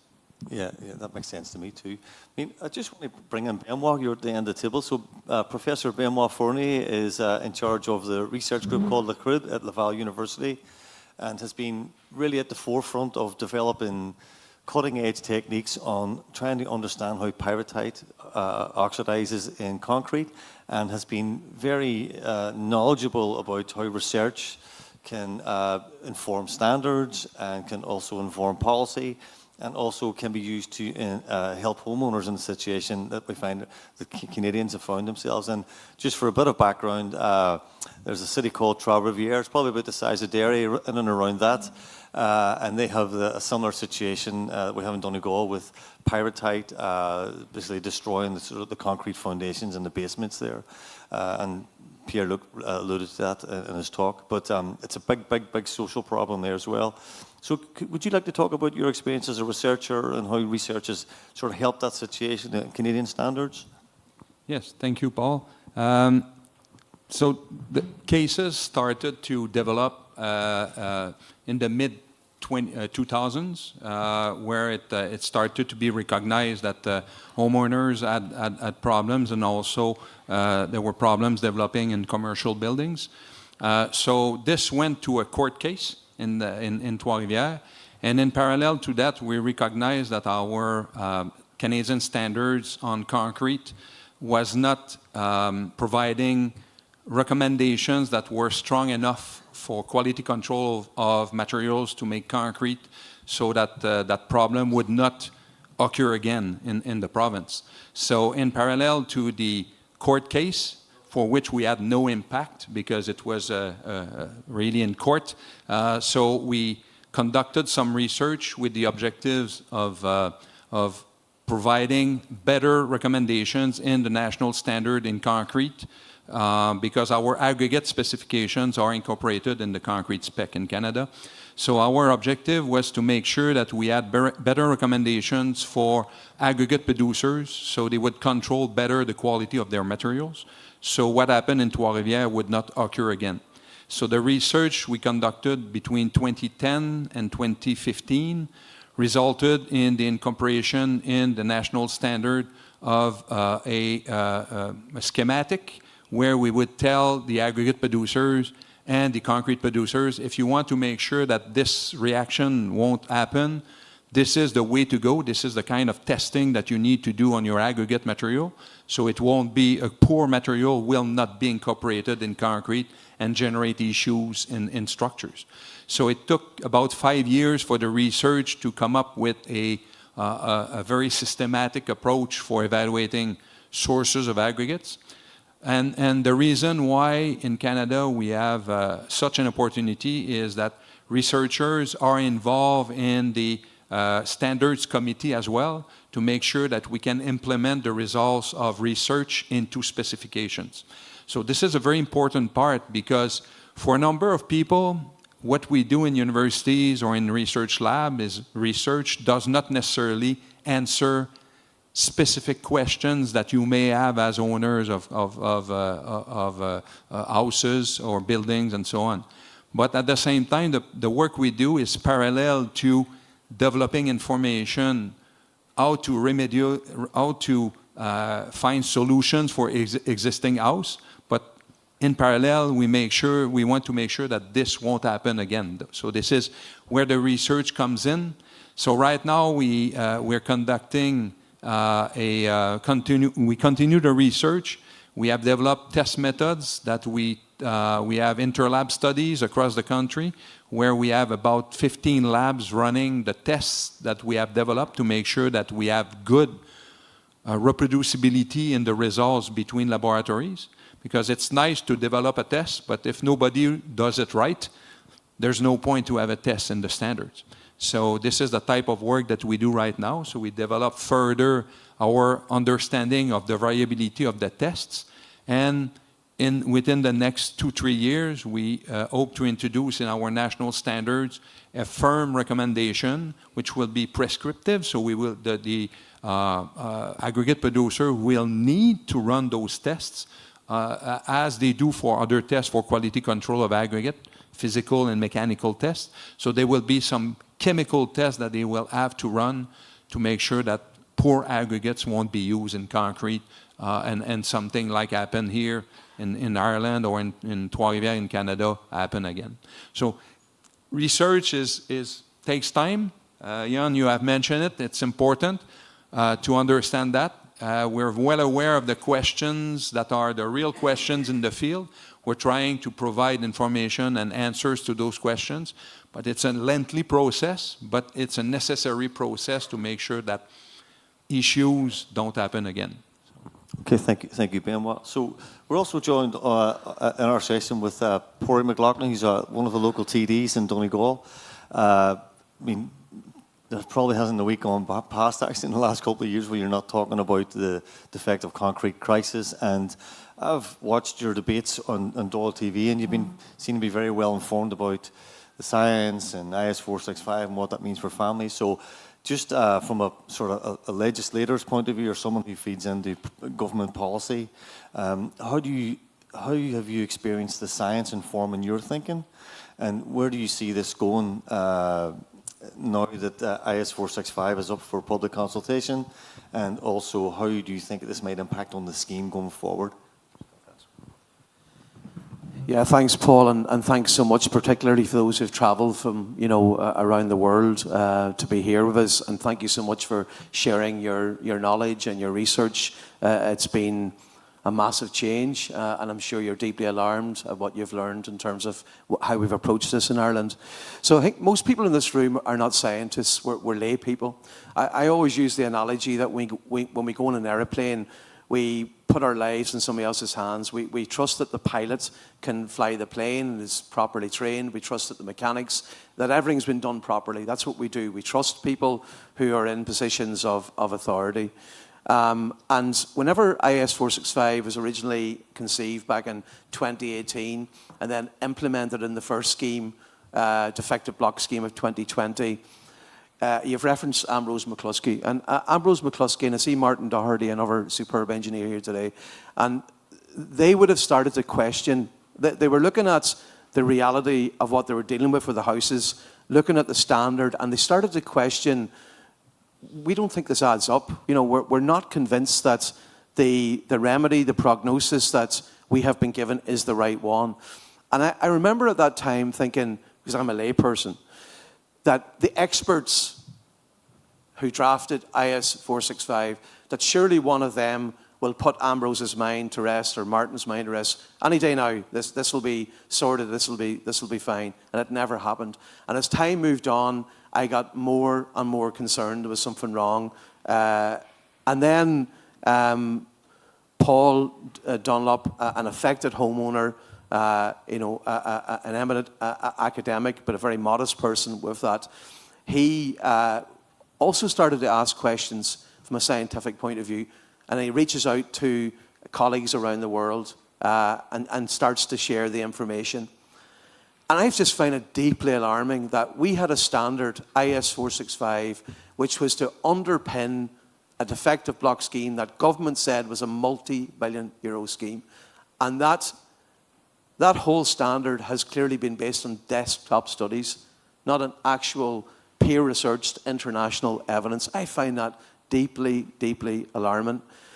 So, as you know, in November 2021, the minister at the time, Darragh O'Brien, he asked, after all the efforts that were happening and challenges, he asked the National Standards Authority of Ireland to review the standard. And you've seen in Andrea's presentation and his timeline, which I think is really, really important to go back over again, just the level of resistance that was happening to the emerging scientific peer-researched evidence that was basically saying that, because we all use the word mica, it's, the mica action group.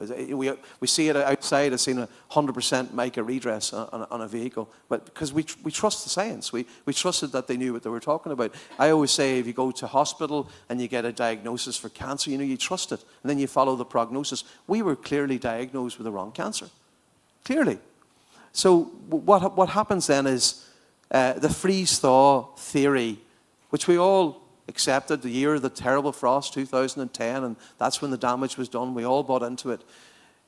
It's nonsense, essentially, you know. And again today, Andreas Lehmann has reaffirmed that, you know, and Pierre has reaffirmed that from the study that's been done in Quebec and the work that's ongoing there. So here we find ourselves, you know, and this has been a long process. It was November 2021. It's over 3 years now that we've been waiting for this draft. As Paul would know, and others here today who have been closely watching this, we had a range of Oireachtas committees, a range of intense. Lisa Hone is here. I remember after one of the committees, Lisa was speaking for the defective homeowners in Donegal. After the meeting, you wouldn't have seen that. After the meeting, Lisa appealed to the NSAI to please, you know, get this done. We need to trust the science. We need to know that the remediation were happening in our homes, that we can actually trust it, that we can trust it.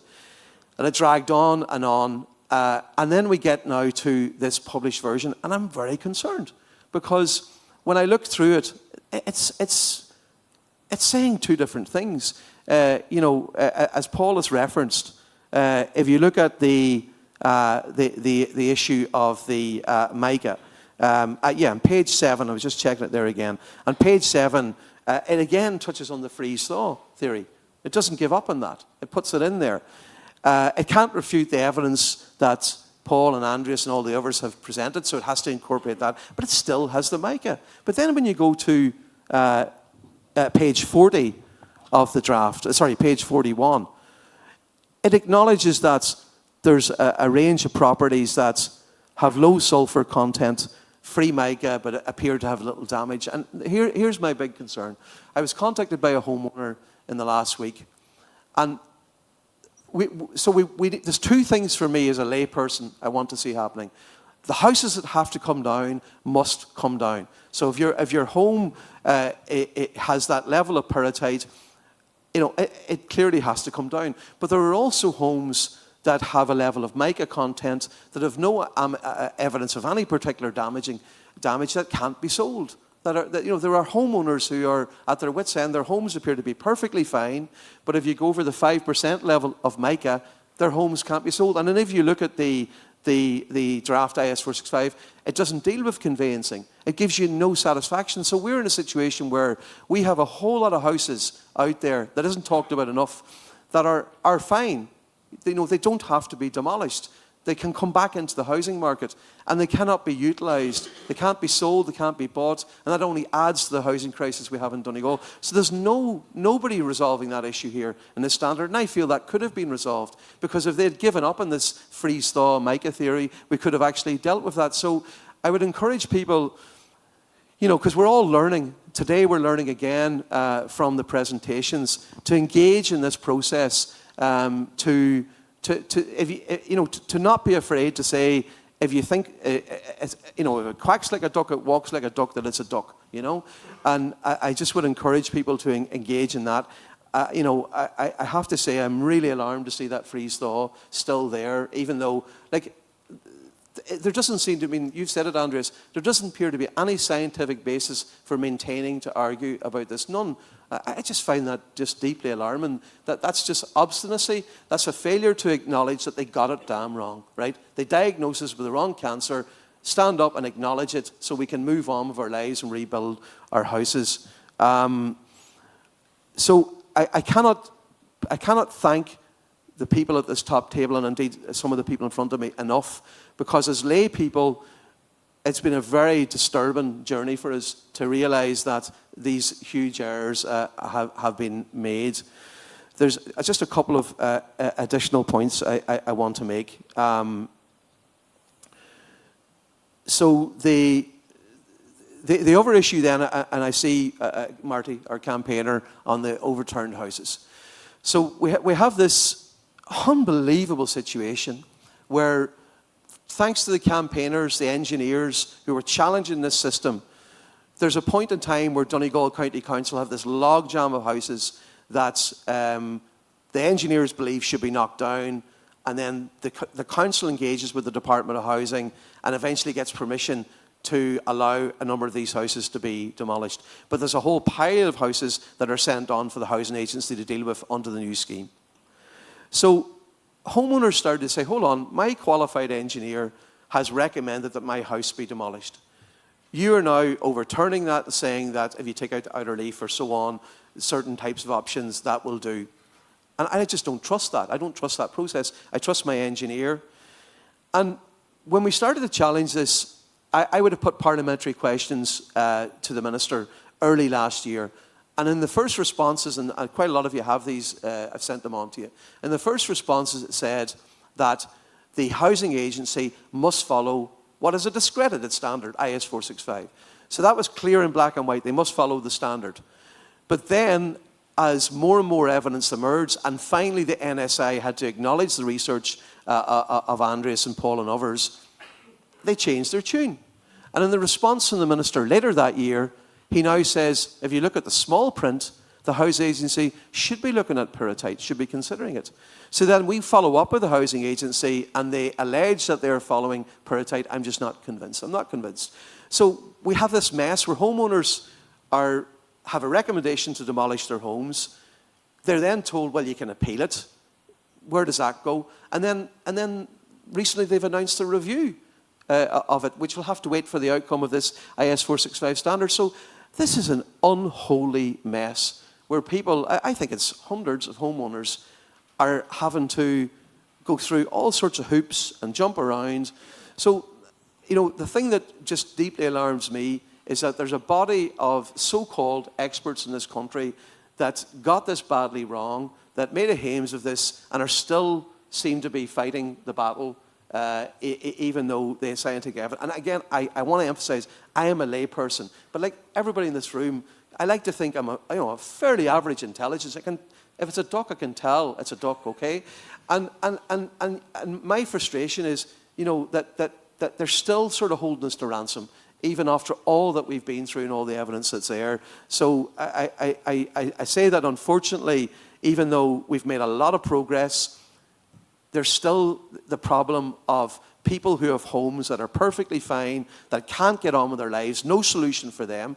People who've had their recommendations overturned, right? No real solution for them as far as I can see, and then still holding on to the mega. So I didn't mean to talk so long, but this is like a therapy session for me, getting it all off my chest. So thanks very much.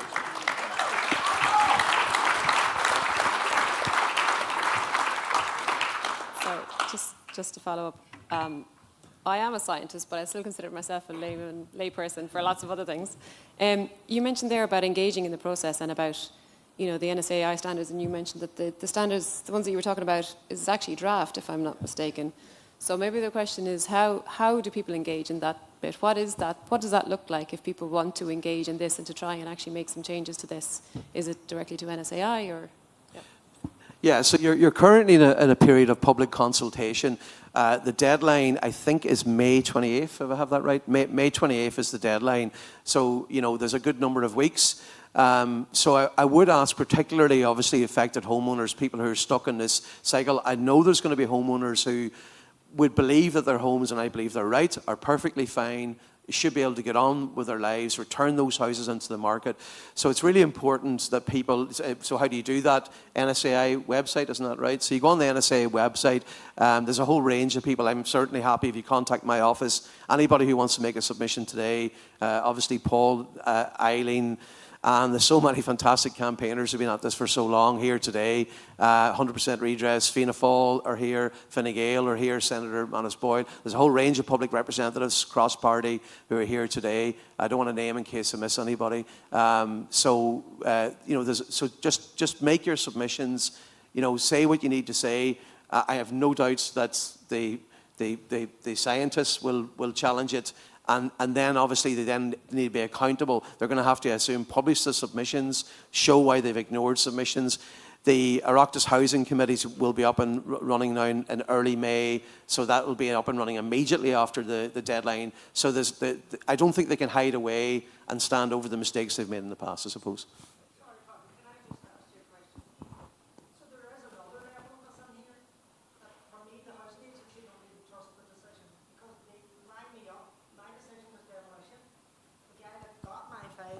rang me up and said to me, I'm not putting your house forward because they're saying out or leave. I don't trust that decision, so you're going back into the pile. So I don't know how many other people have got that. I've talked to a few others. So where do we sit? Do we just sit here and wait somewhere along the line to be thrown back into the pile? I'm 5 years waiting. I was with the council. The council decided that they couldn't make a decision. I have 5.5% mica. I have 4.2% sulfur, or whatever, pyrite. My house is falling apart. Not as bad as some. My neighbour's house was demolished during the week with 14% mica, nothing else, and not a crack, block, nothing. But he couldn't sell his house, so he took his house down. And the house is being rebuilt. And he had no damage, no nothing. So where do us people come from? Like? I mean, so I'm not entirely sure how the process of reassessing homes that have went on the old scheme. I'm also on the old scheme as well. For my own house. There's no clarity about how people's homes are being reassessed. So see, Marty, I've been talking to her recently about that as well too. There are people who have been downgraded from their original engineer's decision, and they're now sitting waiting on an appeals process that's not been set up. I think you need to find clarity about that. You're a politician, so you can do that.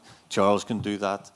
Or other politicians in Donegal can do that as well too, because there needs to be absolute clarity, because everybody who went early, in my opinion, have been given the wrong decision on their house, or they got the right decision for all the wrong reasons. So my house was demolished based on its mica content, yet my house, Andreas Lehman always calls it a Thomasite factory, because it is absolutely riddled with internal sulfate attack and fairly high levels of pyrite. I mean, it's really important for everybody to understand that IS 465 is the doorway to getting your life back again. And if the door remains closed, your life is in total ruins.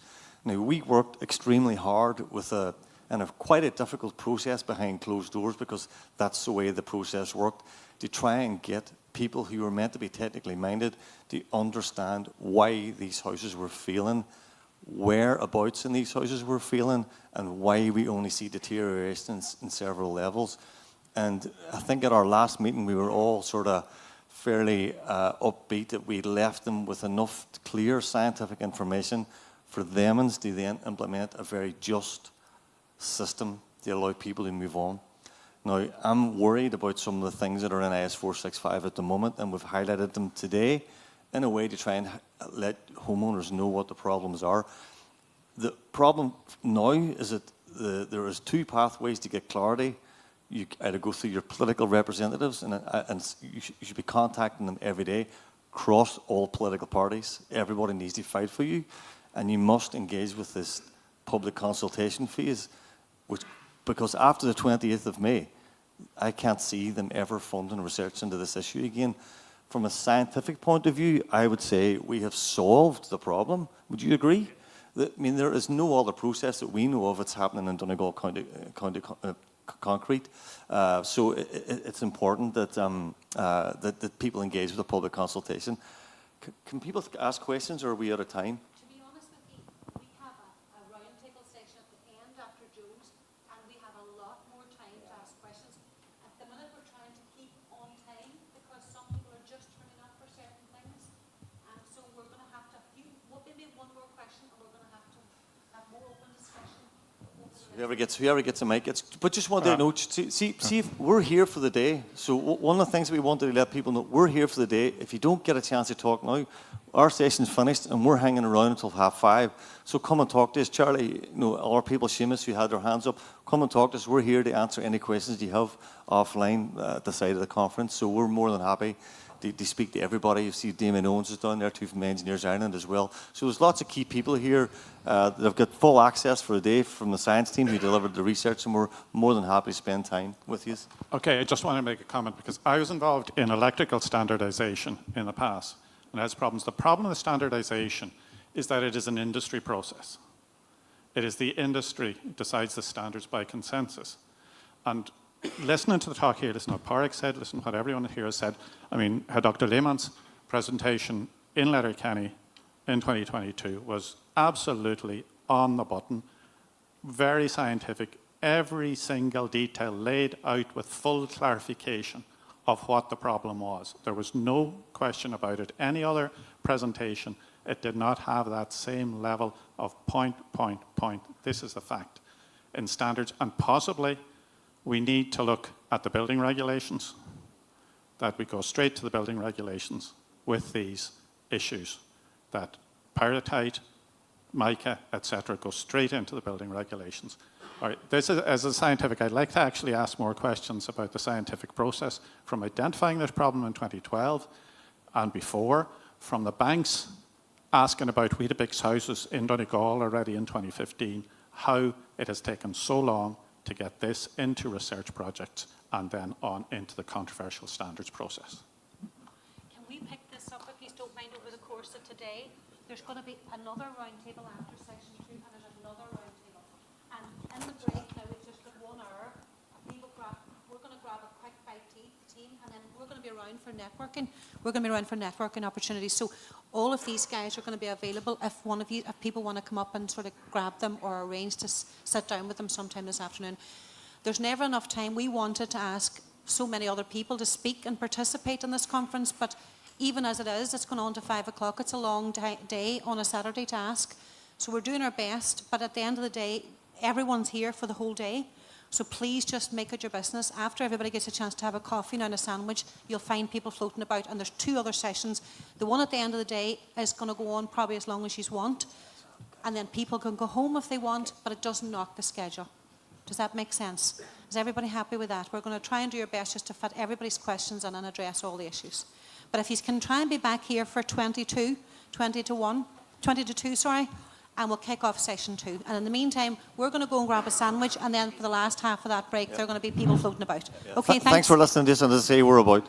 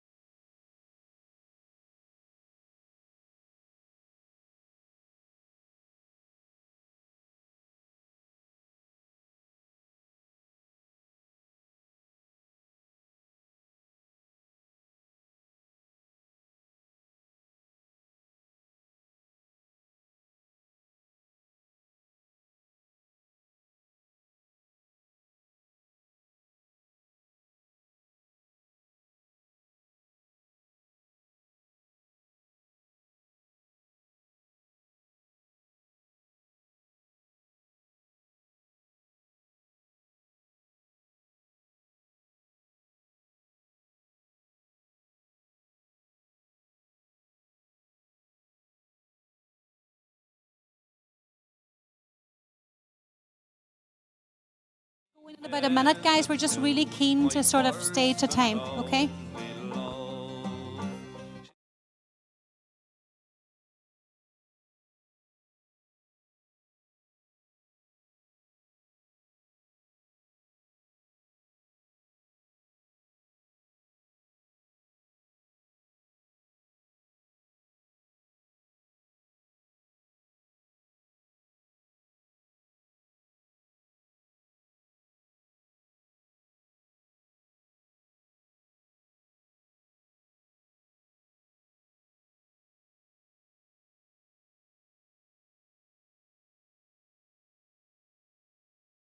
Are you ready? Yeah?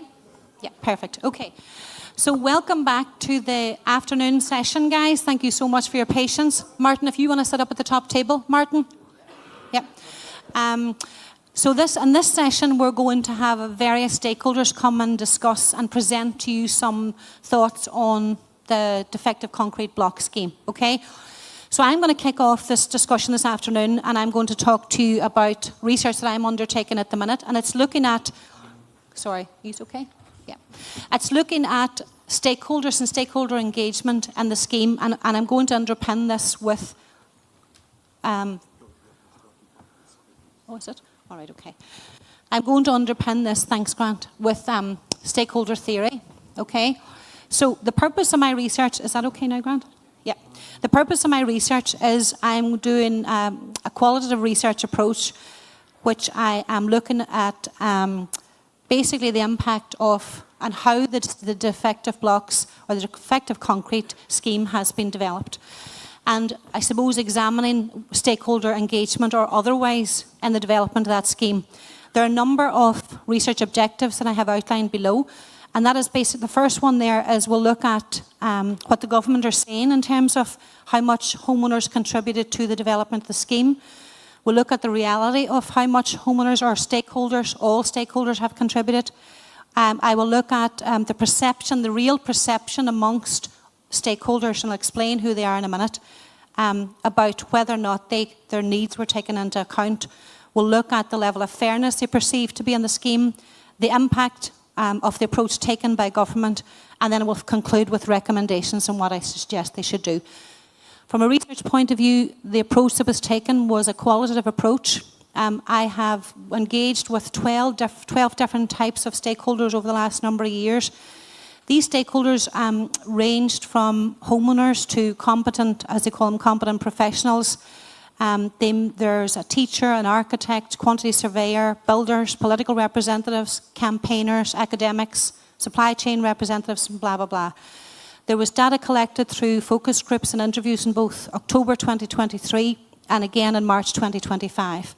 So before we start, it's important to understand or to get clarity on what we mean by stakeholders. Stakeholders can be divided into internal and external stakeholders that comprise mainly of customers, employees, shareholders, distributors, the industry and the community. And very often stakeholders are talked about and when people talk about business. But for the purposes of this research, we'll be talking about it from a government policy perspective. The OECD from 2013 talked about the importance of, to improve the quality of policy making, governments must work together with citizens, civil society, organisations, businesses and also other stakeholders to ensure deliverable outcomes. So there's recognition that it's important to do that. They also went on to say in the same year that citizens are not mere receivers of policies, but rather they are contributors and resources to the policy. So it's really important that it's not just something that is handed to people, it's something that they are part of the process to design and develop. So in order to examine this further, I have looked at a theory which was developed by Freeman in 1984, and Freeman really looked at the idea of what's called the stakeholder theory, where he's saying that what good looks like in terms of stakeholder engagement and the development of such things as, I suppose from an organisational point of view, but I'm looking at it from the point of view of government policy. This research explores the stakeholder theory in the context of government policy as done on other research, and particularly in relation to a defective blocks scheme. Now, if you look at what Freeman says good looks like, what government should do in relation to how they should engage with stakeholders. First thing there Freeman talks about is stakeholder relationships, and that government should actively manage relationships with all stakeholders, and that the value of that engagement must be mutually beneficial, and that it shouldn't just be beneficial to one of those, particularly the government themselves. There's also an element of value creation and trade, and that government are there to create value for stakeholders. It should not just be a focus on cost saving, for example, in the instance of this policy. And also underpinning that is the whole idea that they must be ethical, their behaviour must be ethical, and they must treat stakeholders fairly in order to enhance long-term success. There's also an element of interconnectedness, which is that there's an assumption that all of these stakeholders are interconnected, and recognition that there may be competing interests, but government has an opportunity and a responsibility to manage these relationships and balance these competing interests and prioritise. The fourth element of the theory talks about government strategy, and that decisions and strategies should align both what governments want to do and also what stakeholders need to do. And it's about explaining how governments serve the stakeholders to create value. And finally, it's about ethics. Stakeholder theory incorporates an ethical dimension. There's an expectation that all stakeholders are given respect, fairness, and they're treated responsibly. So, now let's look at what the real situation is in relation to the defective block scheme. Before that we'll talk about, so the value of stakeholder engagement and effective stakeholder engagement is that other research has shown that it's an undisputable fact that when they do this right, that consensus-based and collaborative approaches are very effective in creating good policy. And we've seen that with a number of studies as outlined there. But the government perspective that they are talking about in terms of what they currently say, how engaged they were with us as stakeholders, they go on to say, for example, from Minister O'Brien to 2023, the enhanced scheme, according to Minister O'Brien, has been legislated for following extensive consultation with all relevant stakeholders. Okay? He goes on to say, I particularly want to thank the affected homeowners for working with my department and their county councils on the development of the enhanced scheme. I feel through their constructive and helpful engagement, and I'm sure we'll remember all that from the working group, we have managed to develop a scheme that can and will deliver for all concerned. So as far as the government's concerned, they engaged with us that it's only through the brilliant feedback we gave them that we've now arrived at a great scheme and that it'll work for all. So now this slide will look at the reality of what actually did happen. Okay, so the first bullet point there talks about what we call the 90-10 scheme from 2020. At that time, there was no formal engagement whatsoever with the Mike Action Group to collate information or feedback the needs of those people who were affected. Not just homeowners, but all of the people all of the people that were affected or that were engaged in the scheme. In 2021, following the protests in Dublin, the government set up a government-appointed working group. In that working group, there were representatives from homeowners and there were representatives from government or Department of Housing. I was one of the representatives, as was Joe, as was Anne Owens here. So we were engaged over the summer months of 2021. We collated a lot of the feedback that we knew were really critical issues, and we fed that back to government. The idea was that we were going to get a consensus. We were going to agree on a blueprint for what the actual new scheme should look like. And we suppose naively went into that process believing that that was something that would happen. But in actual fact, it did not happen at all. At the very end of the process, at the end of the summer, the government produced a draft document to the minister without even having shown any of the homeowner representatives what was in that document. So they tried to basically just say in the media that we were part of the process, but in actual fact, we weren't really. So we refused to sort of support that document. And the Oireachtas Housing Committee in 2023, the views that were collated and was referred to earlier where Lisa Honan and others went down, virtually none of those were taken into account in the development of the new scheme. And I suppose recently I've seen a lot of reference in the media to the fact that the government have what's called a homeowner liaison officer. And that homeowner liaison officer is supposed to feedback to government on the challenges that we are all facing, and they take that into account to verify if the scheme is working or whether or not they need to make changes. That homeowner liaison officer is someone within government themselves. They are not a stakeholder. They are not someone, there's no formal process for collating information. So the reality of the situation, as you can see here, is a bit dire in terms of the engagement thus far. So what happened through the focus groups over the 2023 and 2025 was I collated a number of the responses I put up here. The first one was I asked a lot of the respondents, do you think the government included your or those you represent needs when designing the scheme? And overwhelmingly the responses to that from stakeholders, and remember these aren't just all homeowners, they are politicians, they're campaigners, they're people who are in the supply chain, they're all of those people, and overwhelmingly the responses were no. There was a belief that it was designed by civil servants with no knowledge or interest in delivering a fair scheme. They also went on to say government and officials are not interested in understanding the scale and complexity of the scheme. There was obviously an awful lot more qualitative responses, but it gives you a sense. They went on to talk about the complexity of the remediation scheme and how that was causing a lot of concern and a lot of stress. And you know, they didn't believe that this was fair. Specifically, when I asked the question, do you believe the scheme was fair? Overwhelmingly, again, they felt that the scheme was not fair. Those who can afford it will be okay, those who cannot won't. Business and homeowners are excluded, farmers are excluded, vulnerable groups are excluded, homeowners you know, with larger properties are not addressed in the scheme. So is it fair? Overwhelmingly, the stakeholders came back to suggest that they did not feel it was fair. I'll let you read that yourself. The current state of play, just to sort of start to conclude, is that currently, according to this article and from Petrolab report, 16 counties now are affected by defective concrete in Ireland. That includes, obviously, Northern Ireland. You know, there's a belief that we really are just the tip of the iceberg. There is still a lack of consensus on the number of homes and buildings affected, but estimates range from 7,500 to 20,000 based on figures from up to this year. Confirmed cases are both Northern Ireland and the Republic. Costs range, difficult to say, but costs range estimates between 3.2 to 5 billion euro about how much it's going to cost the state.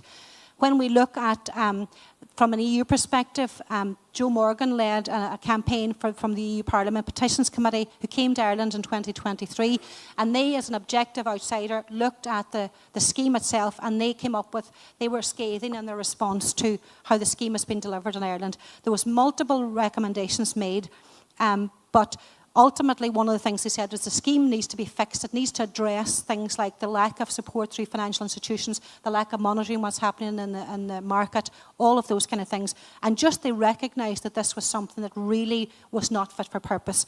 They concluded also by saying the government needs to continue their efforts towards ensuring a thorough and transparent public inquiry. Now, I have no idea why that has fallen off the radar, because that is absolutely central and critical to why we need to understand how this has actually happened and how it never happens again. Now, the current state of play here also is taken from the figures from the end of March 2025, and it shows where we are in terms of remediating homes, and this is just in Donegal. So taken from that, I've highlighted and circled there.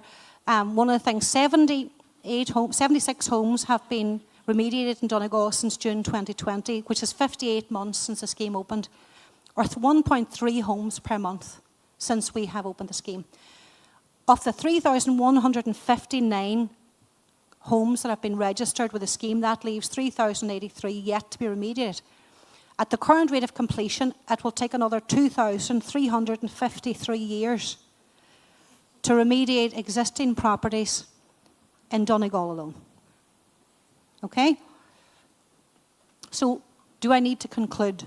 Stakeholders were never engaged with properly in any formal way in the design and or development of the defective block scheme, despite the government narrative.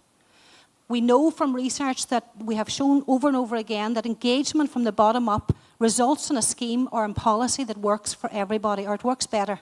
Okay? We can see that from when we do the comparison, which I'm not going to go through now, that there were so many issues with their approach. In actual fact, there was no approach to stakeholder engagement. Okay? So the recommendations that I am making as a consequence of this qualitative research that's been undertaken is that the government need to have a fully inclusive, structured stakeholder engagement approach. It must be adopted, and it must give all key stakeholders a voice and an opportunity to contribute to the design and development of the scheme going forward. The top-down approach is clearly not working, where again, it was designed by civil servants and it's not working. And can we really say that a timeline of 2,353 years equates to success of the defective block scheme? Thank you.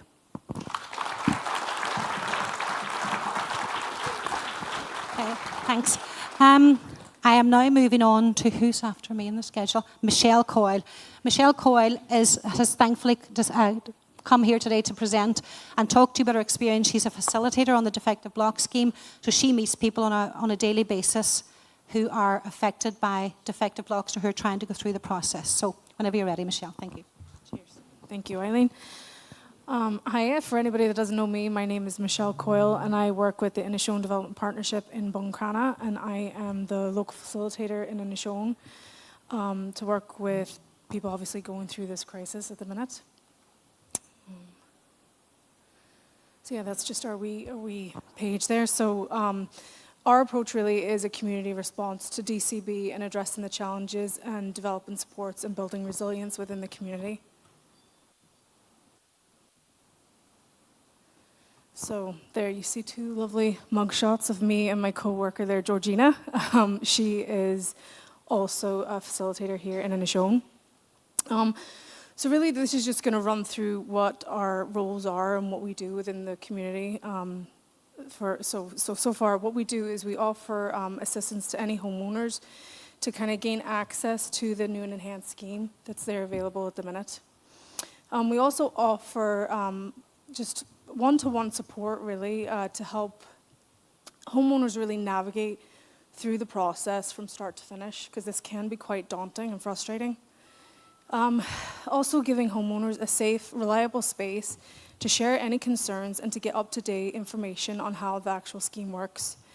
And being able to signpost to any other services that could be available to help in any way that we can, and especially helping homeowners gain access to any of the documentation that they may need to make the application in general.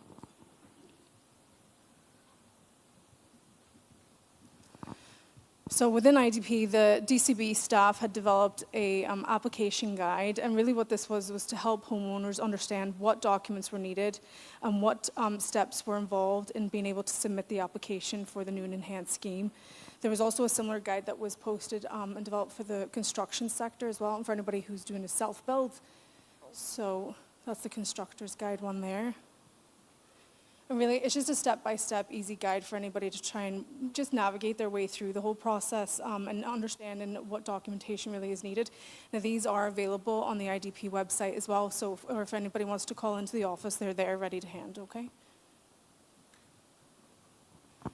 So this is just a wee general overview of stats that us as facilitators are looking at overall in Inishowen. So when the service first started out, IDP had offered one-to-one clinics throughout all the peninsula.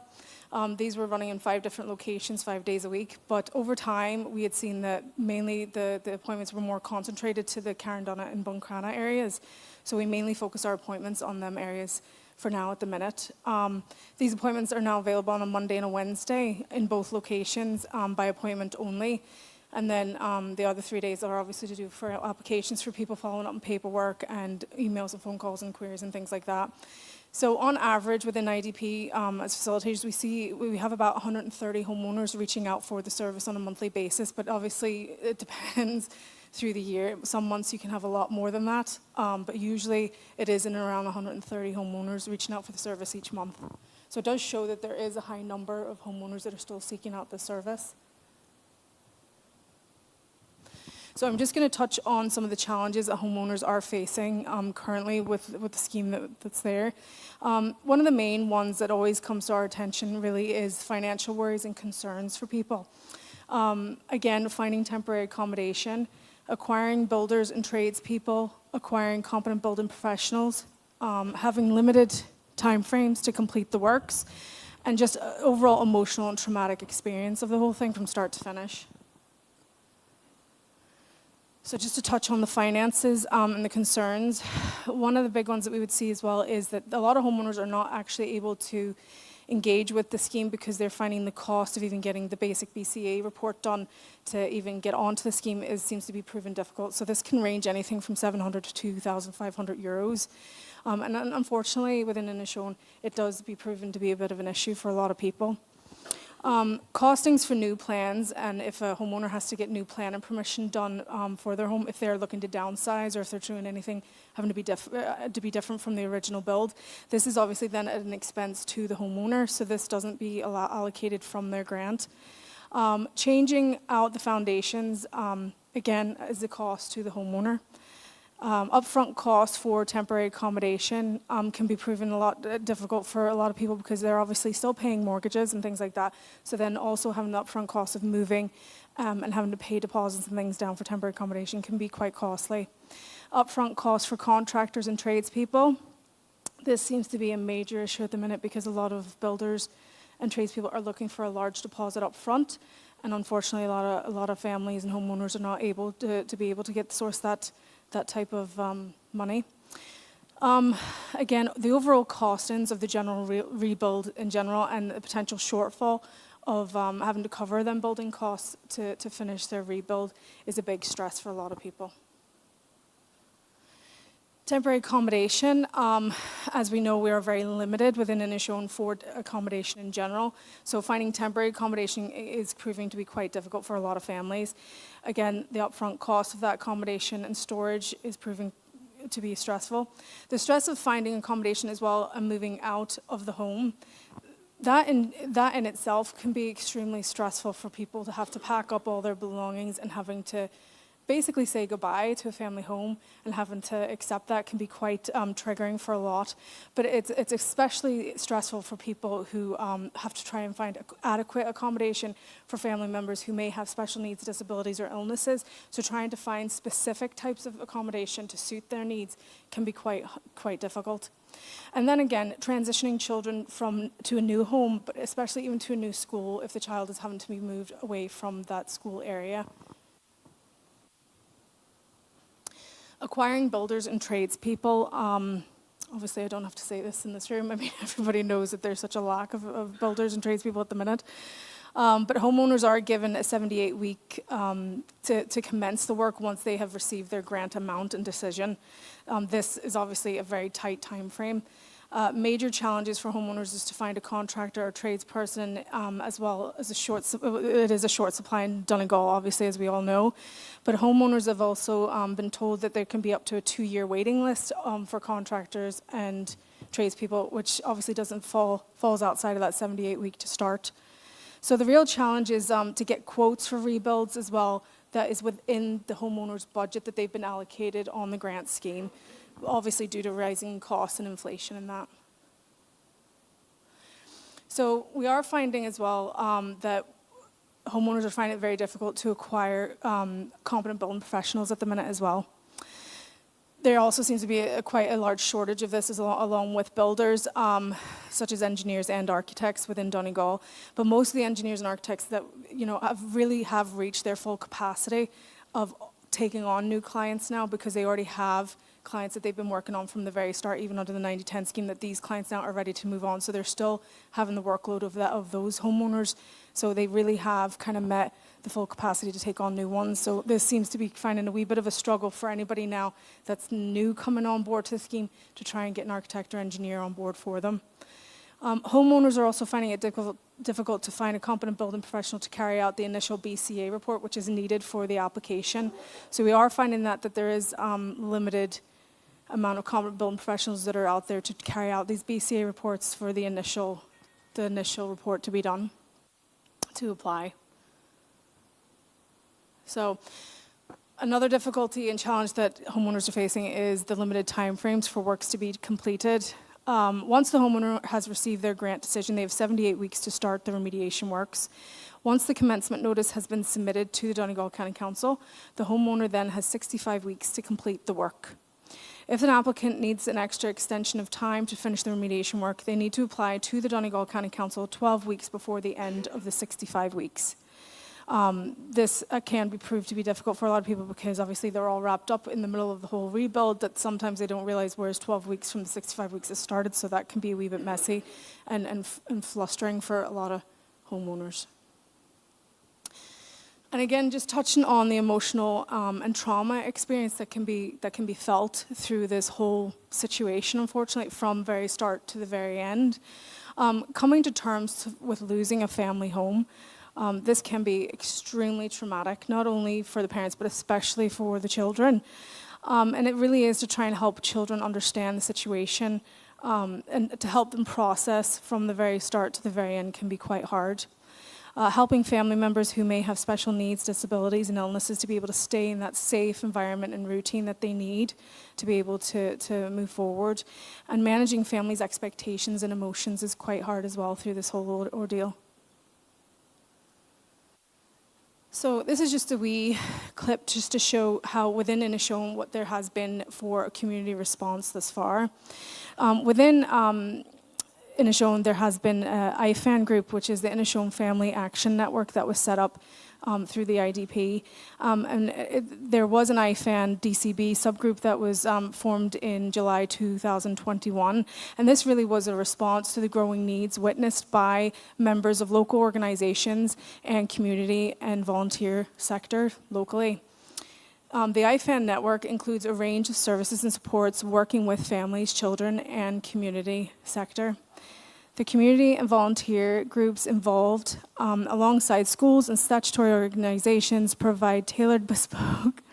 I know, I'm rushing. I'm going on too long. Bespoke programs as identified by families directly and supported services with the families and individuals. Once you get me up here, I can't leave, I see. So really the aims of this DCB subgroups really within IFAN, so there's just a wee off to the left there is all the groups that are involved locally within this IFAN group. And through that, really their aim was to get a thorough interagency collaboration of actions to provide support to people who are affected by DCB within their homes. Provide opportunities for quality of life during this process, and to share information on existing services with group members so that these can be utilized by people affected by DCB, and just to identify the gaps in the services that are needed and to be able to allocate the appropriate groups and organizations for people. And really to invite people affected by DCB, members of DCB groups, to join these meetings and to be able to give feedback and to give us informed actions as well. So within the IFAN group, they had actually conducted their own DCB survey.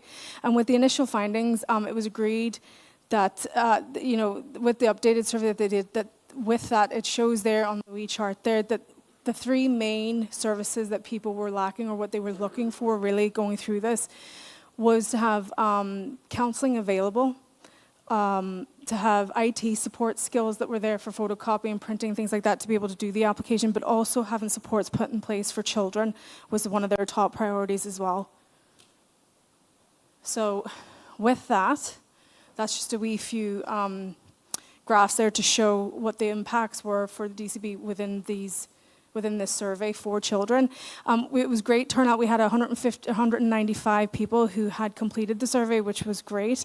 And out of that, 129 had children living in their home. So 54% of these households include children who are under the age of 5, which therefore is likely to be born into a home that's been affected by DCB, Micah. So these are children that have grown into, who have been born into this and probably will only ever know these houses to be affected. So 17% of these households include a family member with a disability as well.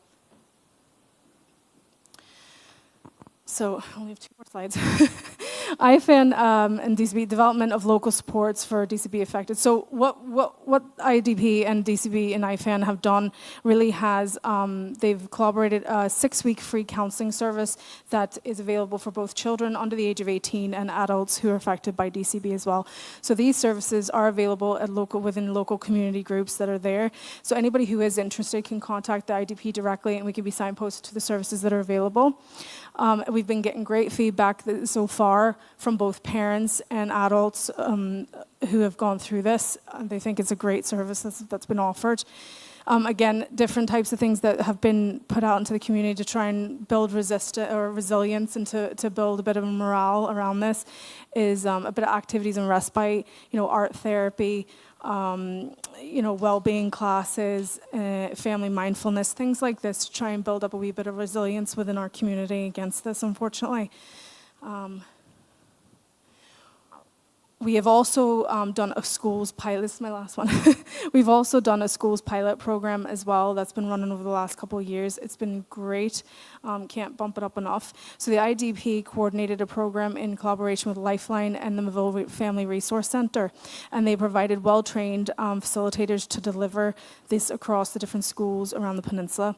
So the school locations were chosen by the highest levels of survey respondents. So to date, 12 schools, 10 primary schools and 2 secondary level schools have participated in the program. The feedback from the children in the school and the staff and the parents has been very, very positive.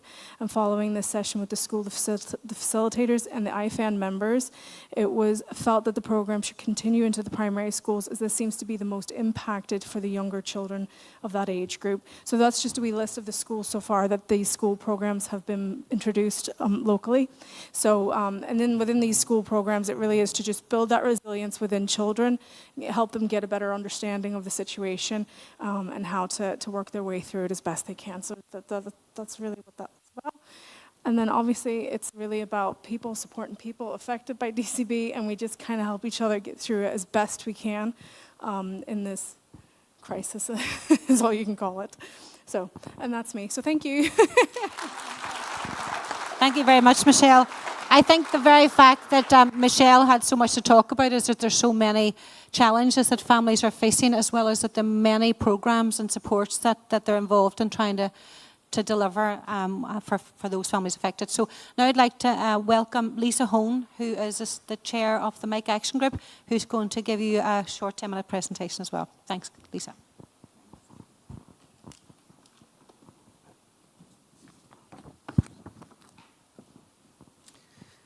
Well, hello everybody, and thanks for inviting me to speak today, and thank you to all the organisers that have made this really important event possible today. I'm just kind of freely-wheeling it a little bit here today. I have one slide, you might be relieved to know. Eileen asked me to talk about the evolution of the DCB scheme and this sort of one-size-fits-all question mark, so that's my title. So, people, where are we today?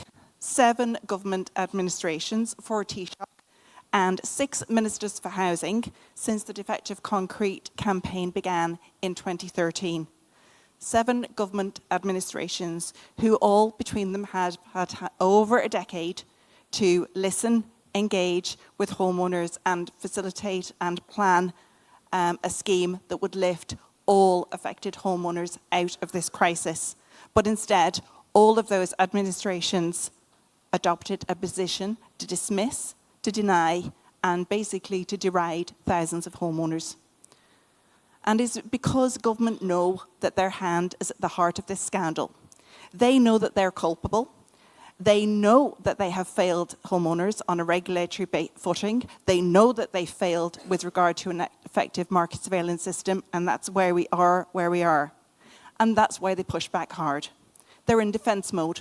And their modus operandi in defence mode is basically to distort and undermine and obfuscate to try and wear out the campaign.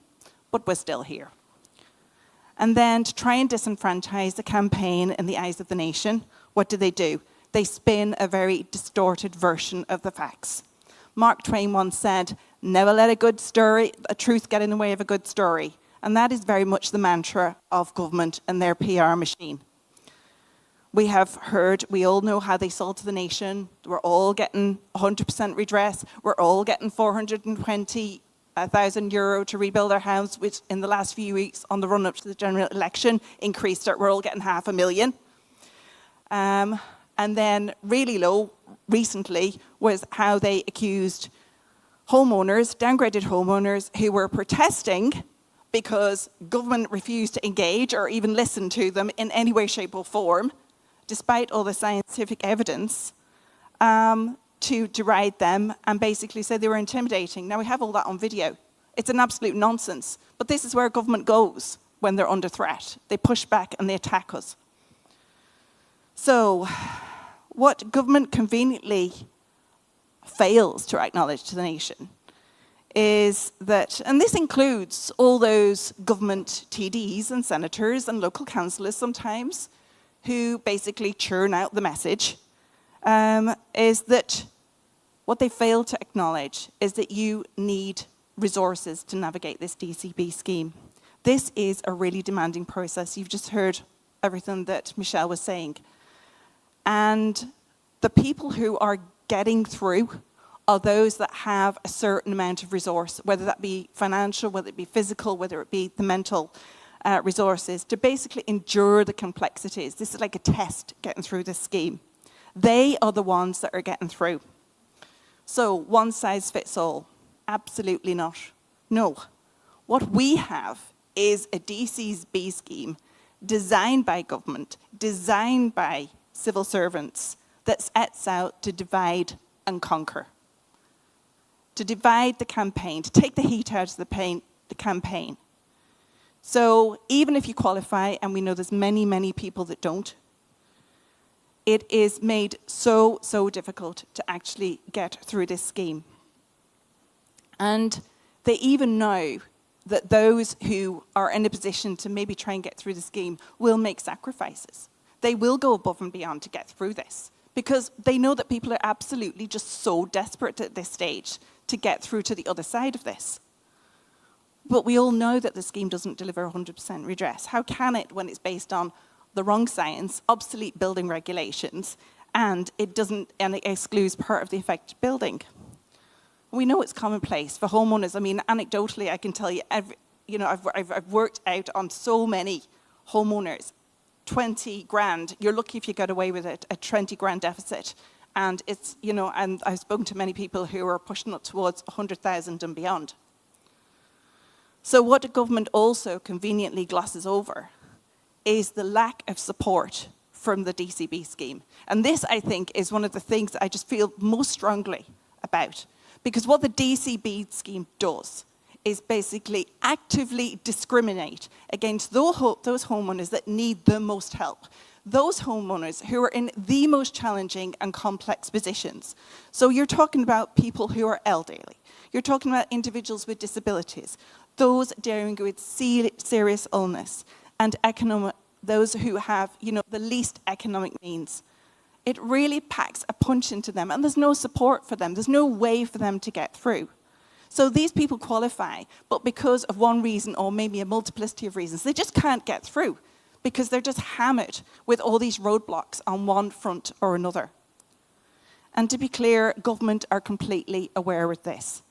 And I know that they're completely aware of this because MAG and other campaign groups have absolutely made it our business to make sure that they know all these things. So we have made sure that the Minister of Housing, including the current one, civil servants of the Housing Department, government TDs and the senators are all aware of these issues. Now, government will argue, they'll come back and say, but you've got the facilitators now, that's great. And, Michelle and her colleagues, fantastic. They are a really essential and welcome addition to the scheme. And they're doing great work and, they've been really, really imaginative and some of the programs that have been put into place are fantastic. But ultimately, she can't provide financial assistance. They can't project manage a house rebuild from one end to another. And, Michelle cannot miraculously produce wheelchair adapted accommodation. And those are the things that stop this, these type of people getting through the scheme. Now, to give credit to the many tenacious and resilient campaigners over the last decade, government have been pushed, and they have been pushed hard. And without that pressure, there simply would not be a scheme at all. They were presented time and time again with the sheer weight of indisputable evidence, and that goes right to the early stages when, Anne and Eileen set up MAG, where, they were basically dismissed and told there's not a problem, you're exaggerating, go home, to obviously all the absolutely fantastic and essential scientific work. So, the campaigns kept going and we've pushed and pushed. Tens of thousands of people protesting in Dublin, a sustained media campaign, general elections. We've recently got through an additional grant monies, the additional 10%. I know that's still kind of working its way through the system in terms of the retrospection, but had there not been a general election impending, that would have not been got without the pressure put on TDs and government. So what happens, the way I see the evolution of the scheme is you kind of come to certain tipping points where the government, for one reason or another, almost feels it has no option but to give ground. And right now, I do think we're at one of those tipping points again. With the publication of IS 465, we know from the compilation of the People's Document that an end-to-end scheme is really what we need to relieve this burden and allow everybody to go through as they should be. But given that Fianna Fáil and Fine Gael have really not engaged with that document in any meaningful way, I think it's very remote that they will step into that space. But there is a very precious opportunity on the horizon right now. And that's because of the publication of IS 465. And what IS 465 will necessitate to actually bring it into operation is legislative and regulatory change. And with that opportunity, what government could do is actually make seriously good amendments to the scheme from the learning over the last while to make the scheme work better for more people. So Minister James Brown, you have a golden opportunity to adapt the legislation and give the flexibility and support that people so desperately need. So Minister, the science is stark. You need to listen to it.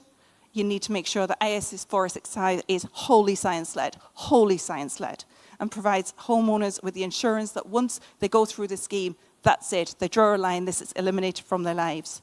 They need to ensure that there is a process where the likes of key third parties, Engineers Island, the banks, the insurance, the mortgage holders, etc., it goes on. People involved in the conveyancing process are all involved in that. And make sure that they have confidence in the scheme from IS 465. But also what we need is absolutely immediate ministerial intervention right now, because we have got people going through the scheme who are working on an obsolete standard. And that's just not tenable. The minister needs to read IS 465 and understand right now that he needs to intervene and make sure that everybody going through the scheme, the downgraded homeowners, all the people who may be being currently assessed to go through the scheme, those are going through appeals. We can't have them hanging around for months on end without decisions. It's very, very clear. The science is absolutely black and white. Decisions can be made now, and people can be let away. Give them the demolition. Let them go forward. Why are you holding them up any longer? Just stop torturing people. And I don't want to preempt too much what Karen is going to say, but the evidence also from the mental health side of things, and also, the way that Michelle has to work with people, the evidence is stark. So we have the science, we have the effect in terms of what it's doing to people, in terms of eroding their mental resources. Stop it. Stop torturing people. Intervene now. Do what's right. You have the opportunity. You can push these changes through. You can make sure people can do side-by-side building. You can release funds to make sure they've got cash flow. All these practical changes will allow people to get through. So we're not asking for the moon, Minister James Brown. We're not asking for that at all. What we're asking is for you to do your job with a duty of care to affected homeowners. These are practical and realistic changes. You have an opportunity to do it right now, and it all comes down to your political will.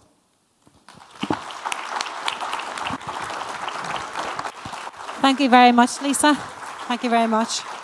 So we would now like to welcome a stalwart of the campaign, which is Anne Owens. And Anne Owens is going to talk to us today about a case that she has been working on in relation to the Vulture funds, which some of you might find of interest. So over to Anne. Thank you, Ellie. Thank you very much. Almost everyone in this room will know how it effectively feels to lose your home as a result of defective blocks.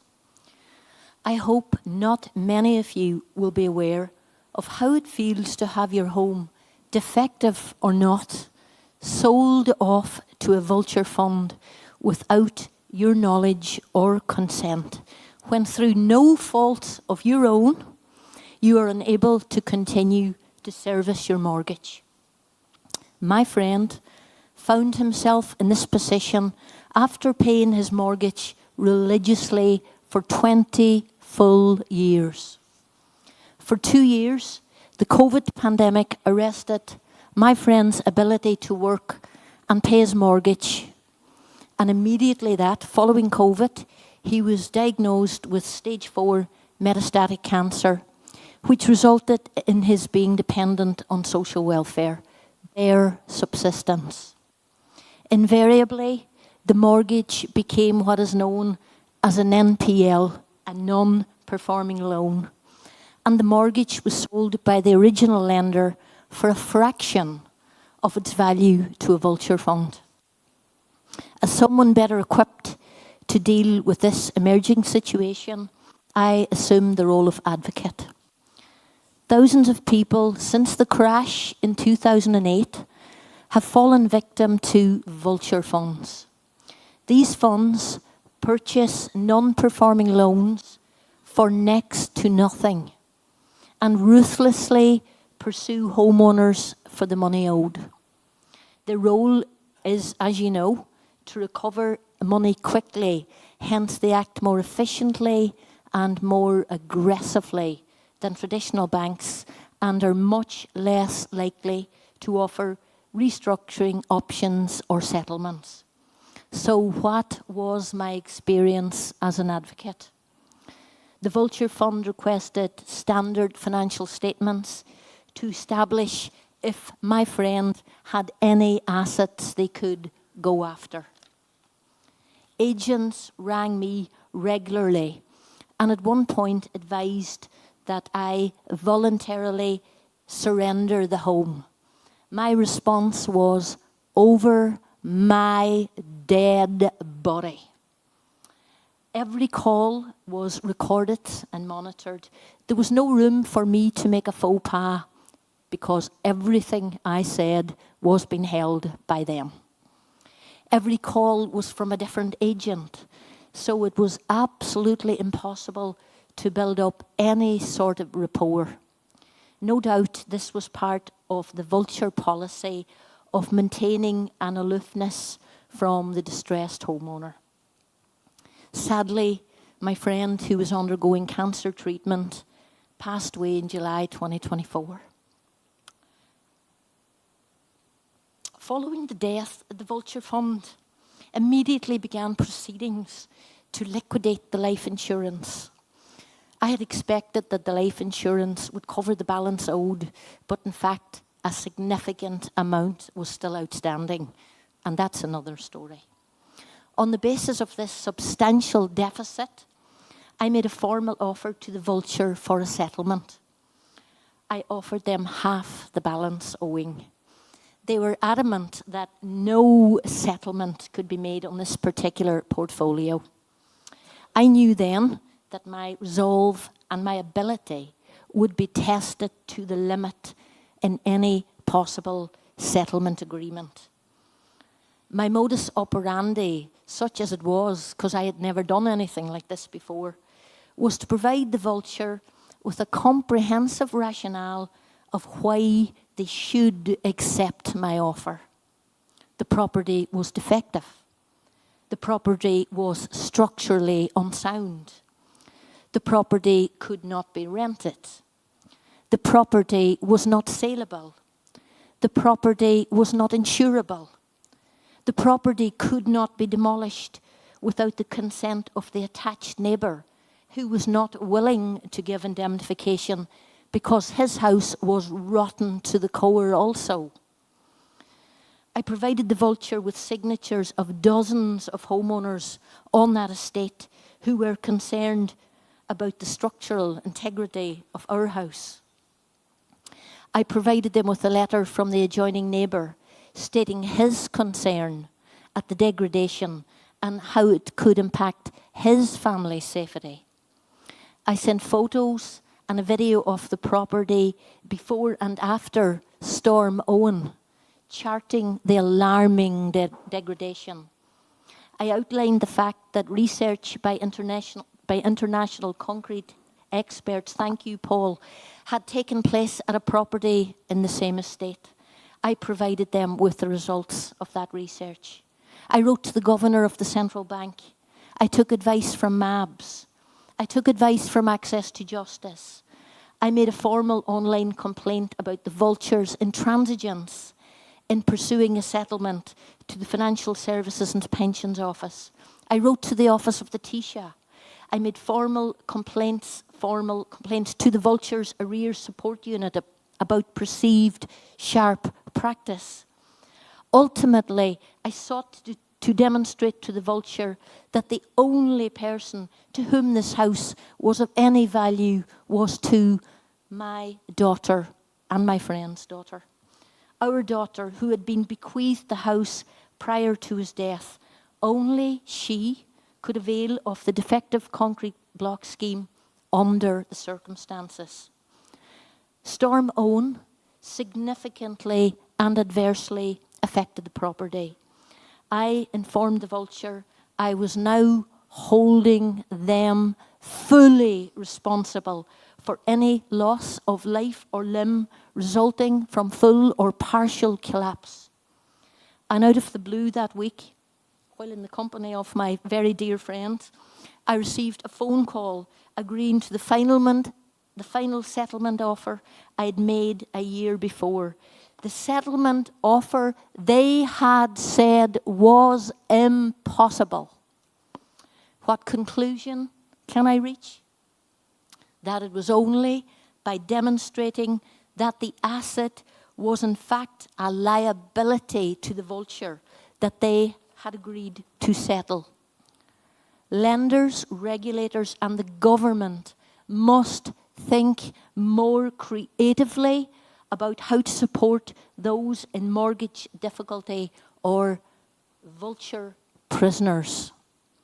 My dealings with the Vulture Fund over a 2-year period were stressful, they were relentless, and although the final solution was welcome and represented a sort of triumph for my family, it came when it was too late for my friend.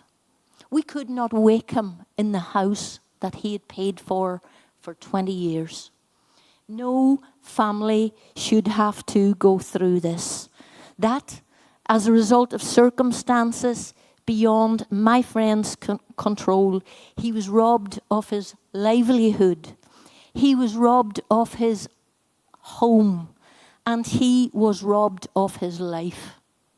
Believe me when I tell you, there is no integrated body or approach to assist homeowners who are Vulture prisoners.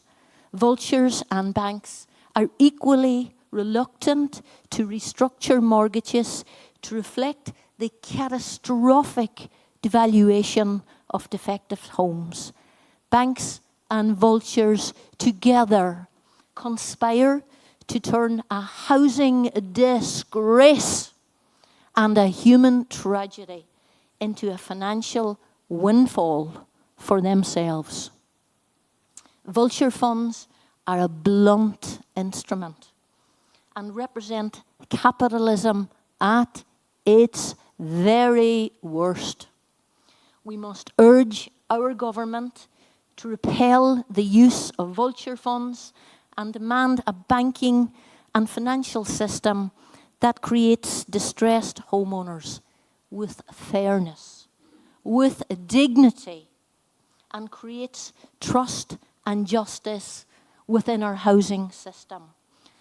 This concept might appear utopian, but our government surely owes, at very least, retributive or restorative justice to the families who have lost so much as a result of their egregious failure.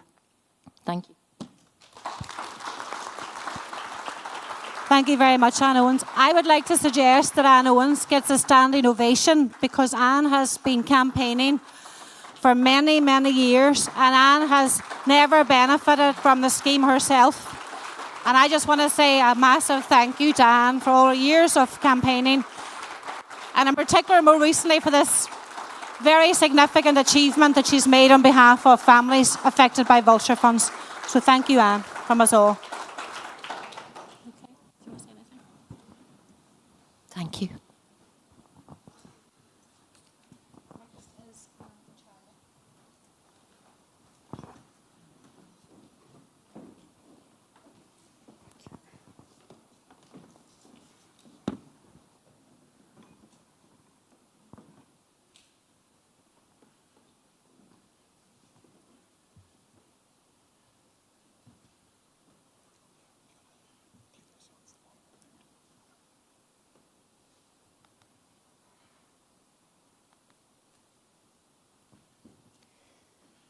Hello, ladies and gentlemen.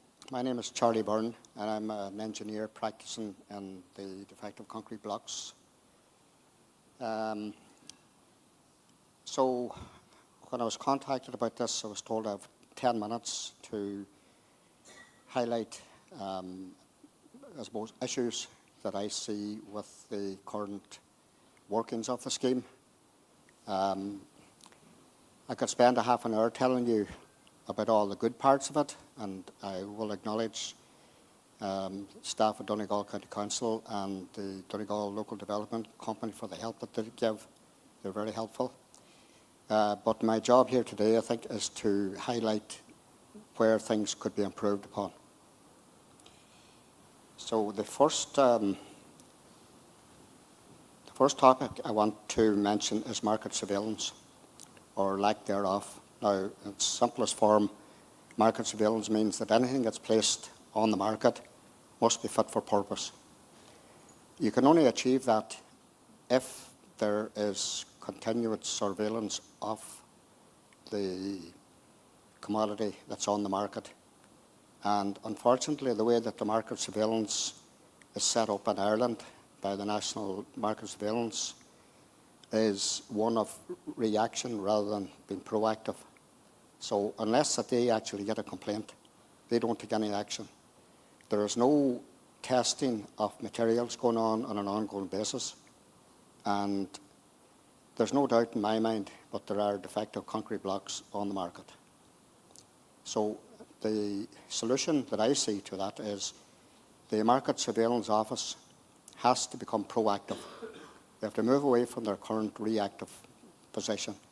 They have to start testing unannounced on a quarterly basis the manufacturers of the aggregate that's going into concrete blocks and poured concrete. The second point I want to make is about the administrative burden that is placed on the engineers and architects operating in the industry. About 60% of my time is on administrative tasks, and 40% is all that's left then for the real job that I should be doing, the engineering input into it. And that's mostly to do with the drawdown of the interim certificates during the works. Now, if we compare what happens in the private sector with a bank, you have drawdowns, during the works. It's a single form that's sent in, and that's it. And the bank will look for our professional indemnity insurance, and if things go wrong, they will follow me or my insurance. Donegal County Council, they do the same. They want my PA insurance with a final drawdown. But yet and all, during the interim drawdowns, and you're allowed 5 interim drawdowns, we have to prepare a total of 42 documents during that process, and that's what's taken the time. Not alone is it taken up our time, it's taken up Donegal County Council's time, and there's no call for it.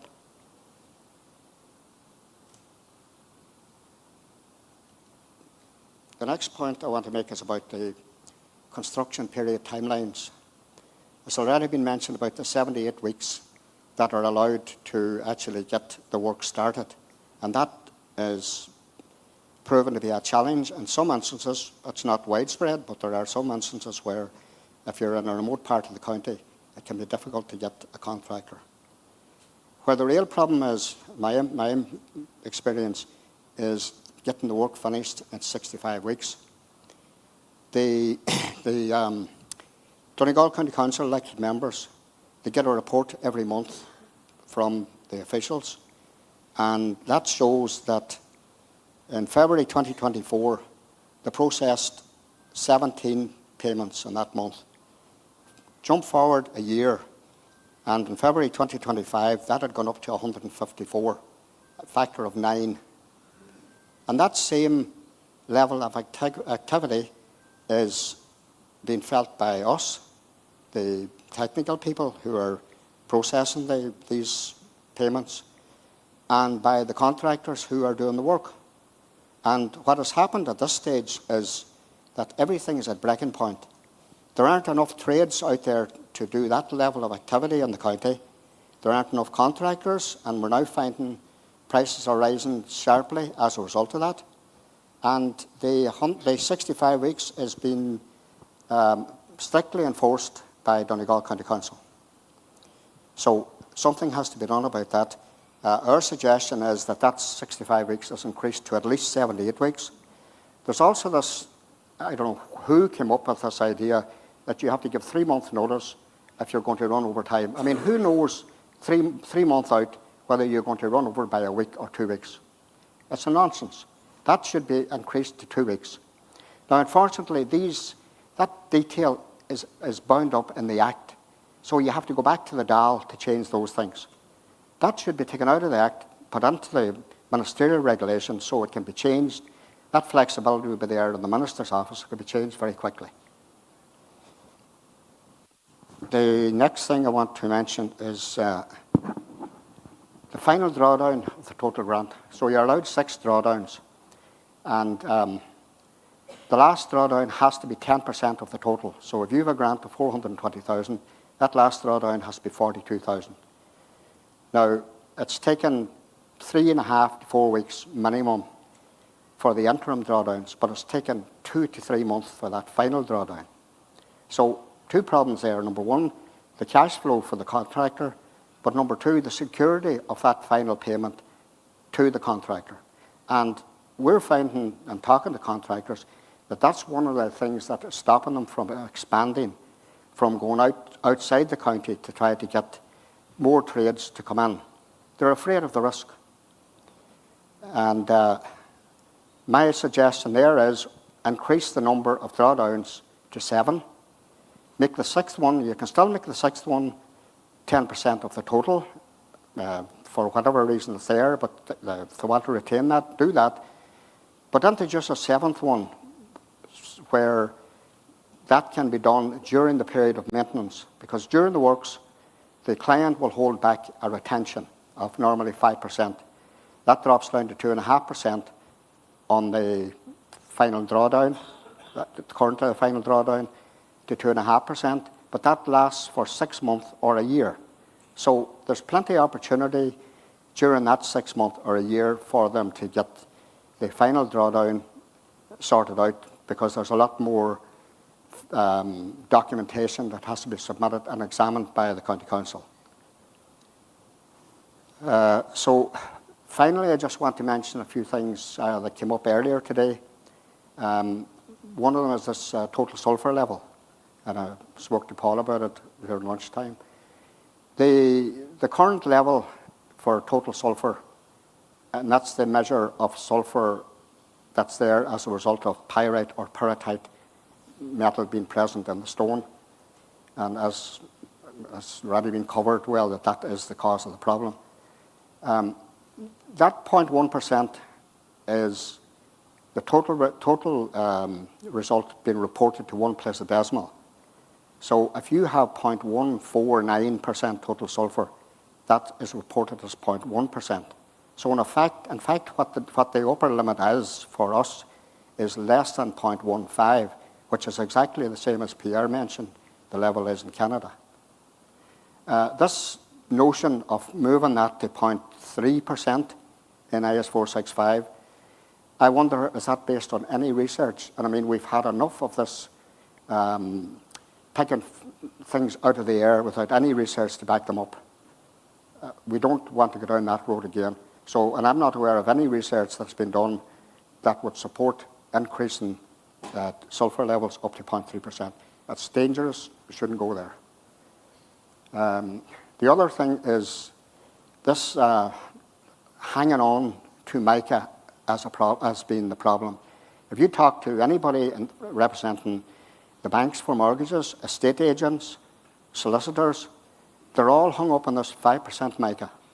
And I'm tired telling them it was a figure thrown out at a symposium in Toronto in 2019 that it seemed to be the case based on a very limited number of samples that the worst affected houses had mica levels above 5%. That was the basis of it. There is no specification in Europe or North America for mica, just this idea of 5%. Andreas Lehmann told us that mica is not the problem. There is nothing to support the fact that mica is the problem. My company offers a service of testing for conveyancing. So I see a lot of houses that are not damaged, and there's one particular source of aggregate in the east of the county. It's producing high levels of mica, up to 13%, but no iron sulfide, no pyrite, no pyrite.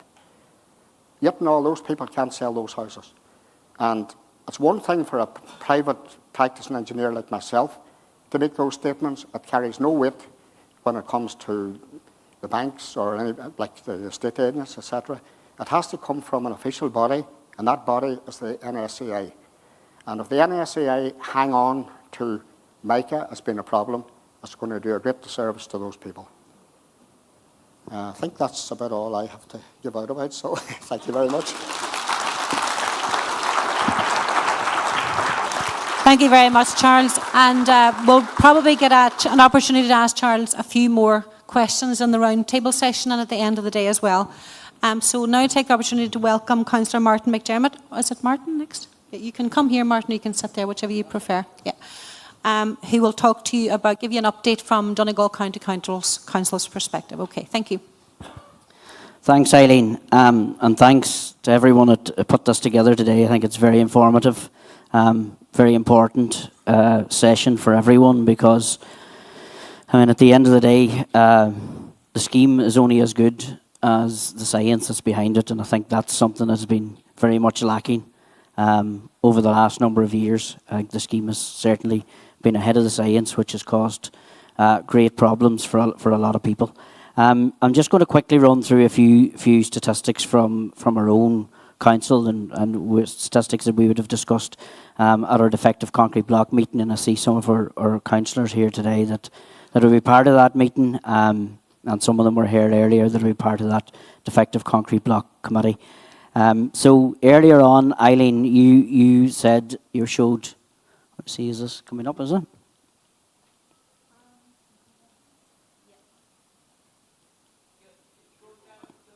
The other way.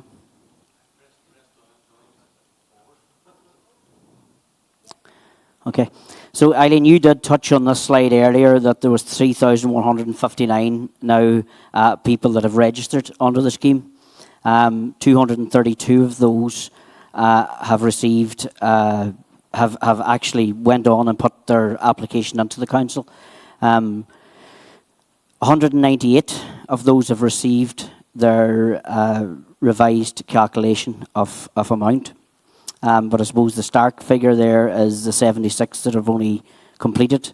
462 people now have started works, but the 76, I suppose, is an extremely low amount of people when you think a scheme came in 2020 and we're now into 2025. There probably is a little bit of number crunching to do there in relation to people that haven't put in their final payment for the fear of the increase in rates. But I think we have to be clear on that as well. Anyone that hasn't put in their final payment, as long as that final payment is submitted after the 23rd of October 2023, they can absolutely go ahead and get their final payment. So just to assure people, and the department have confirmed that to us in meetings that we've had with the department through the Defective Concrete Block Committee, that you can go for your final payment as long as it's after the 23rd of October 2023. So the next slide there just shows the transition applications at the 3rd of July 2023. There was 849. 578 of those applications where the floor area has already been done on. 558 the grant allocation and the grant amount has been sent out to applicants. So the council, out of all the ones that has been sent into the council now, 96% of those have been dealt with and sent back to the applicant at a number of €185 million. Out of those 849, 527 of them were option 1s and 322 were option 2 to 5 blended options. Or the ones that was referred to the housing agency, there's 1,073 of them. 6 of those was received by the housing agency but didn't proceed. 964 met the damage threshold. Sorry, out of the 964, 944 met the damage threshold, and 20 applications to date that have been sent to the housing agency hasn't actually met the damage threshold, so 97.9%.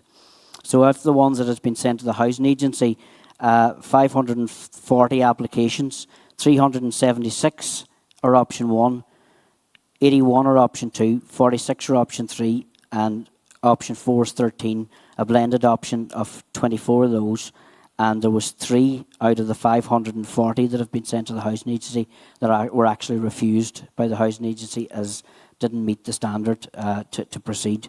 186 million euros worth was issued in that.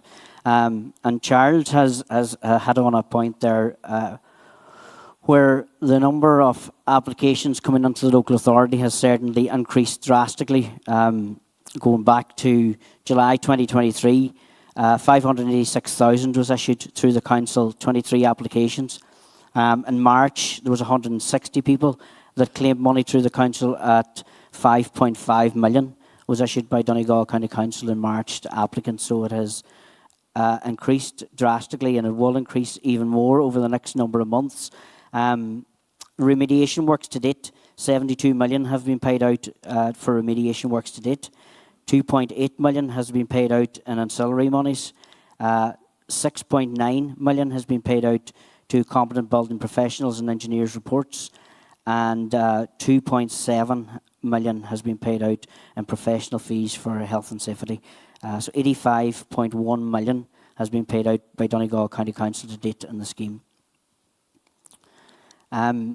So just a quick overview on the costs. Again, we'll just go to the next slide.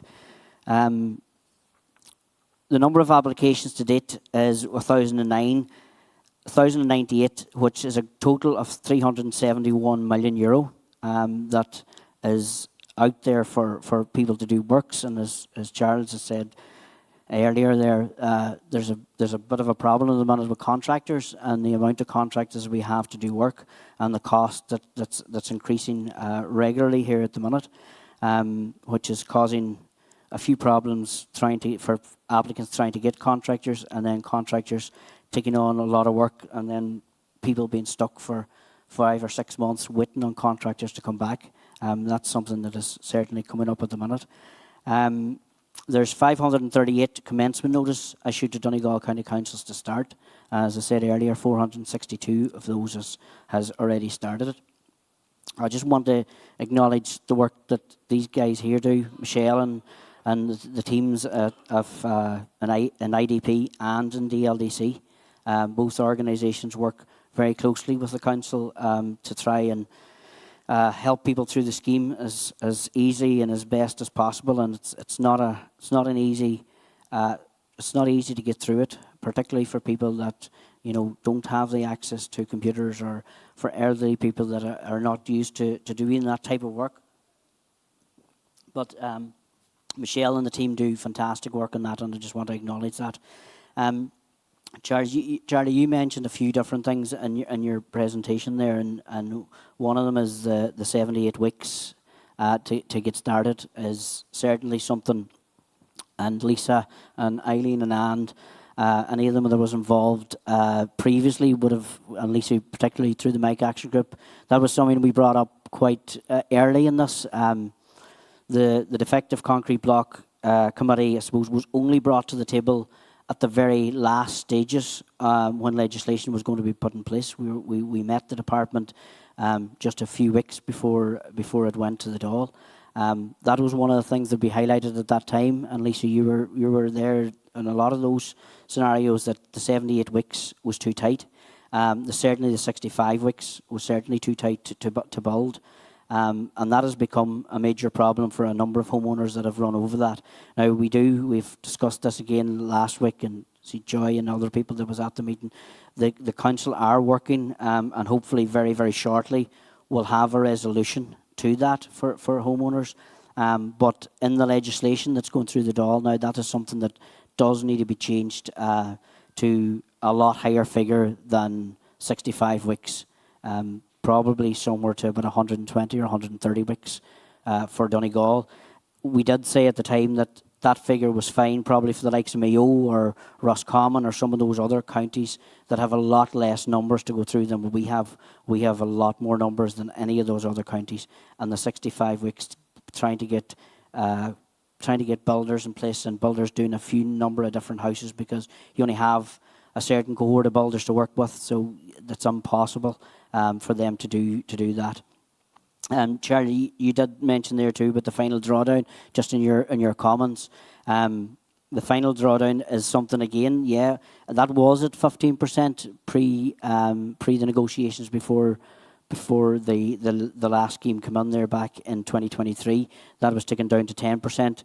It certainly should be at about 5% or even lower than that. It's a lot of money for people at the very end. But there's one thing I think that we do need to push, and something we've sent through as our own committee to the department, a few different things that we would like to see changing in this scheme. And one of them is that we should be able to get that upfront payment when someone starts their build. That's the one thing that I think is stopping a lot of people from progressing in this scheme.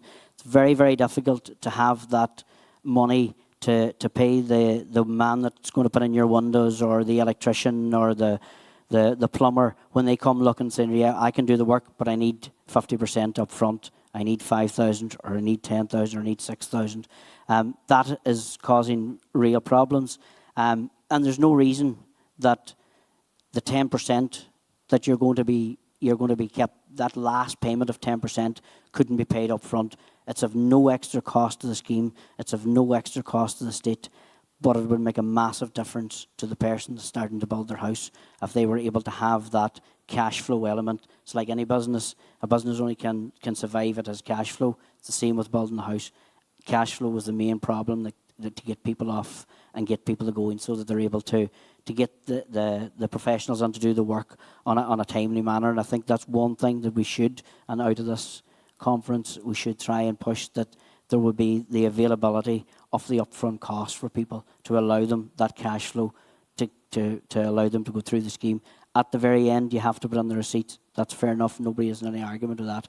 But that 10%, whatever that may be, of 300,000 or 400,000 or whatever it may be, should be allowed to be done up front.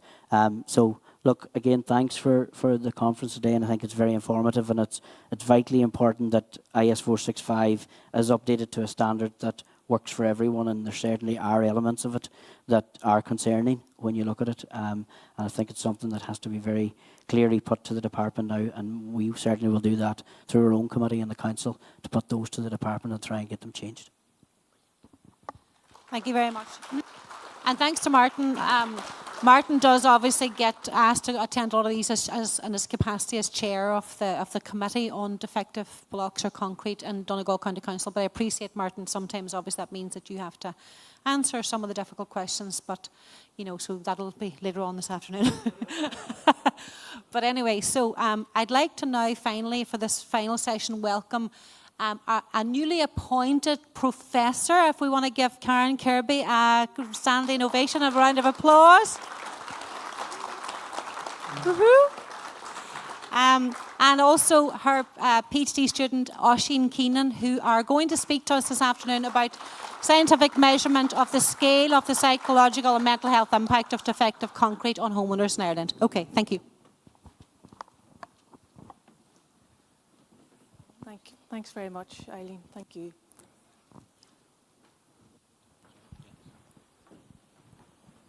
You got the wee clicker? Thank you. That's great. Okay, everyone, we're at the end of this little session, and today what we want to talk about is the mental health impact that this crisis has had on people. I'm a professor, newly appointed, from the School of Psychology, based in Coleraine at Ulster University, and this is my PhD student, Oisín Keenan. A couple of years back in 2022, Eileen had approached me and Paul, and they talked about this crisis, explained what has been happening to the community. And they also talked about the need for some research to try and objectively measure the impact that it's having on our communities here.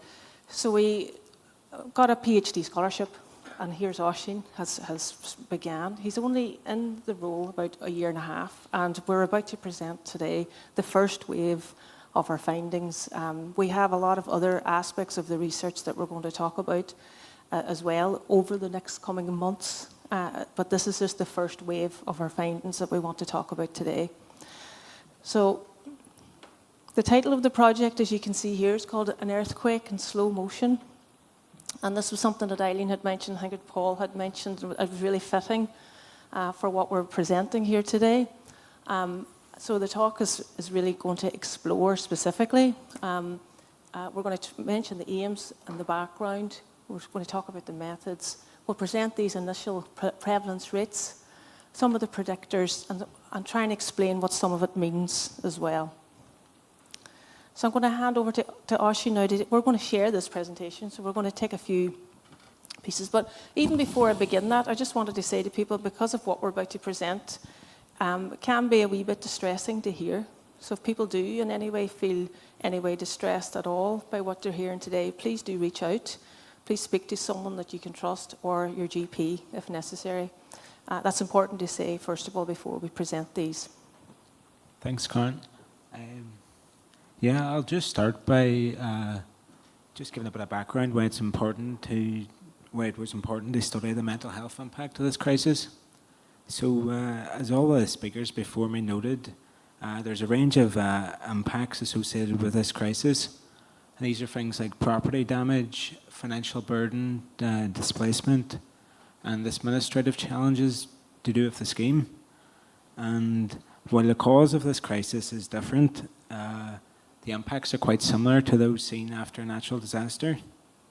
And we know that this can increase the risk for a range of mental health problems like depression, anxiety, post-traumatic stress disorder, complex post-traumatic stress disorder, which is like a more severe version of that, and suicidal ideation or thoughts of suicide.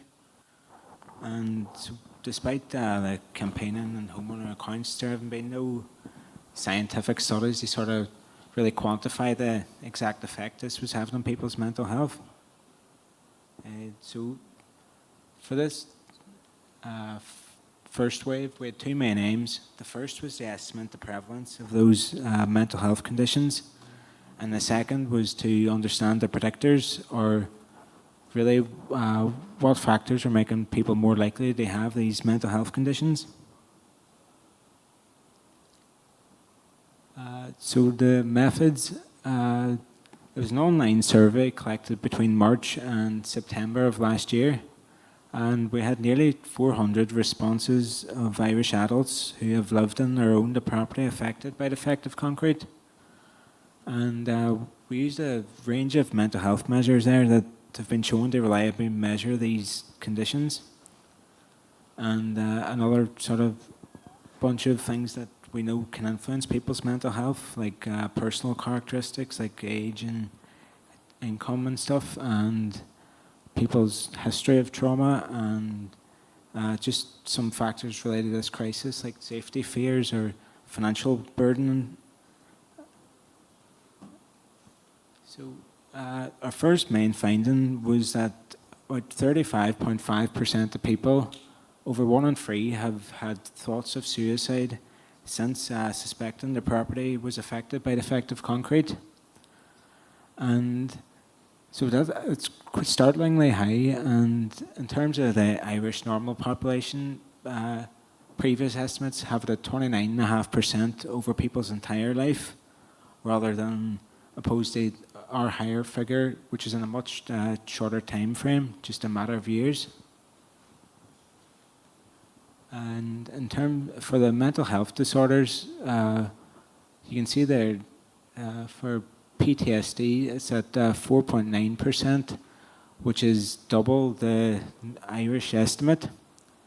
And the same for complex post-traumatic stress disorder at 15.5%. That's double again the previous Irish general population.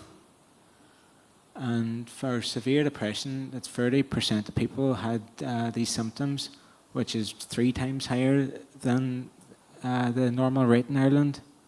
And again, for anxiety, 26.2%, which is almost 4 times higher. And so, yeah, these rates are well above previous Irish and international general population estimates.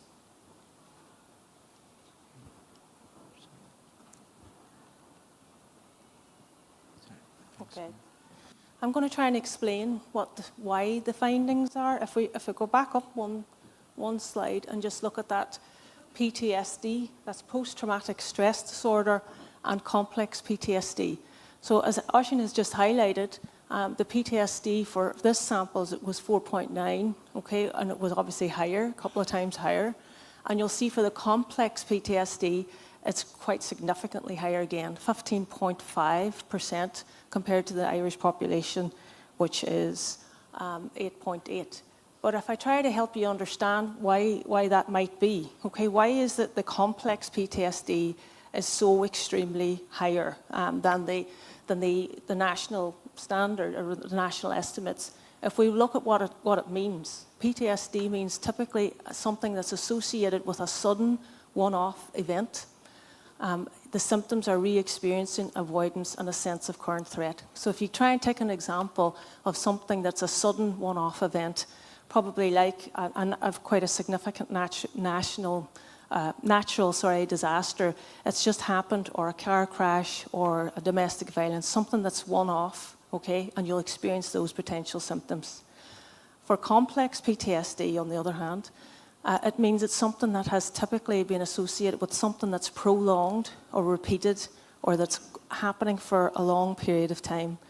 So we were able to understand why, based on what people are experiencing, because they're enduring what they're enduring over such a long period of time, and the different things that were being described, like feeling defeated, feeling entrapped, feeling hopeless, all of those different things that have been encountered help explain that people are enduring something over a very long period of time. And they're re-experiencing it, they're still in it. So if you take something like, and then whenever we explain the next set of findings, okay, so these elevated rates, they're particularly that complex PTSD, because it's chronic and ongoing, and people see no signs of resolution. And these are, again, very much linked with previous studies that refer to the prolonged trauma exposure. Now, if we take this next slide, we took some of the data and we compared it to other natural disasters that happen around the world. And we were able to compare the PTSD there, for example, in our sample here was 4.9, as I said, but if you compared it across things like conflict, refugee, we were able to do that, okay? And that might be, you might say, well, that's not particularly higher, than something like an actual earthquake. That's because the data was collected after the time the person had experienced the actual natural disaster. When we gathered the data for this particular survey, people were still in and actually still experiencing the natural disaster. So it wasn't necessarily post. That's why the figures here for the complex PTSD, if you can see here, it's 15.5. It's very similar to something where people have experienced a conflict here, and the figure here is 13.1. So they're very similar to other trauma comparisons around the world. So we were able to do that, and we thought, because whenever we saw the findings initially, our jaws did drop, and we were kind of like, my goodness, why is the complex PTSD findings so stark and so high compared to the others? And that's our explanation for why it is the way it is. The other comparison table, when we're talking about anxiety, the rates here are, again, 26.2%. If the Irish population sample was 7.1, so if you 26.2 to 7.1, or international was even 4, so you can see how starkly high the figures are. But if you compare that again to trauma comparisons, like conflict was 30, people who experienced a refugee, people who actually went through an earthquake was 20, compared to the anxiety levels here. And the anxiety levels that we're measuring are actually at the severe end. Similarly, it's the same for depression as well. So the figures are quite high for depression, and they compare across the trauma exposures. So that's that point made. But things like defeat, entrapment, as I just highlighted there earlier, or thwarted belongingness, these are all key predictors of the severe mental health rates that we're experiencing, and we know it's associated with what people are enduring during this particular crisis. So the key findings, I'm going to pass over to Oisín, who wants to just, we also went through a further analysis and we carried out predictors of these. There was other data that we had collected, and Oisín will explain those. Yeah, this part was the second aim. We were really trying to understand what aspects of this crisis would be making people to be more likely to have these mental health conditions. And we found that safety fears was a strong predictor of multiple outcomes. So people who reported to be feeling these safety fears in their own home were nearly 5 times more likely to meet the criteria for complex PTSD. They were also more than twice as likely to experience severe depression and 3 times more likely to experience suicidal ideation. And for anxiety, we found that the stress of relocating or displacement was making people more than twice as likely to have severe levels of anxiety. And yeah, a key point here is that we also took into account people's lifetime trauma history, which is important because we know that people, if they've experienced trauma in their past, they could be more likely or more vulnerable to mental health conditions now. So that could skew the results. But by controlling for this, we're able to say with more confidence that the mental health problems we found here are directly linked to this crisis. Yeah.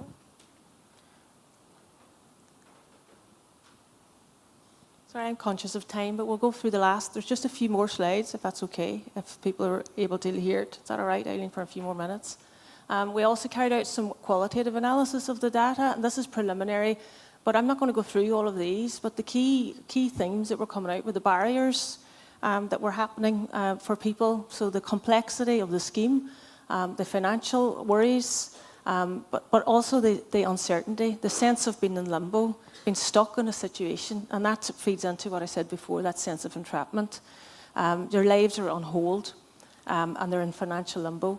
Again, things like the psychological distress, just the living in fear, and the impact on the family and the sense of hopelessness as well, were all coming out as very strong themes within the data.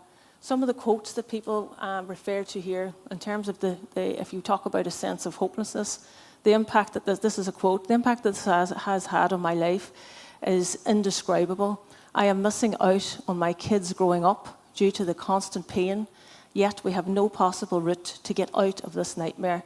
So it feeds into, again, that sense of feeling hopeless and defeated and entrapped. Living with safety fears makes me feel nervous around the reality that my home could collapse. And that feeds into what Oisín just described as when we carried the regression analysis, that's one of the key predictors. We do have another study that we're about to analyse data, but we want to be quite rigorous about analysing the data, so we're only presenting a small little bit of it here. We do need to thoroughly analyse it before we report it out, and we'll have to put it under peer review. But we did take the parents of the data, and we carried out another analysis of them, and basically their findings are coming out the same. So the severe depression was 34%, severe anxiety. So it's not just moderate, this is the severe, this is at the clinical cutoff levels. Again, the PTSD and complex PTSD is still very high. So what that means, if a parent is experiencing these particular things, these particular issues, well, some of the findings that we try to link this back into existing literature. What does it mean? The complex post-traumatic stress disorder symptoms specifically, such as emotional dysregulation and relational difficulties, may disrupt the parent-child bonding and increase household distress. The depression and anxiety in parents are associated with increased risk of behavioural, emotional and developmental difficulties in children. And finally, the parents with elevated distress may have reduced capacity to buffer children from chronic stressors because of all of the things that they're having to endure and things that are out of their control. So things like displacement or unsafe housing, and these can all potentially impair the emotional availability and consistent caregiving. And this is not any parent's intention. This is because they're trying to deal with multiple other things that are happening in their life. But all that's crucial for a child's healthy development. Some of the parents' reports on the impact of their children. Children cried as they don't want to change school. Everyone in the family is disrupted. Social aspects, routine, away from friends and familiar surroundings are very hard on a child with ASD. And I think, Michelle, you'd already highlighted that in some of the data that you had found yourself. So these are some of the things, and particularly what I found were really annoying, children with sitting state exams with no consideration of the impact on them. Just in conclusion, the very high rates of depression and anxiety, traumatic stress disorder and suicidal ideation among the affected homeowners are very concerning, as we've just highlighted when we've compared it to the national rates, but also internationally. The safety fears and relocation fears and displacement, they're linked again to the more severe mental health outcomes. And we've actually, as I said, Oisín has highlighted, we controlled for people's previous trauma history. So the findings are really duly, purely as a result of the time at the point that they discovered their home was affected. The defective crisis is a prolonged stressor, causing significant psychological distress for those affected.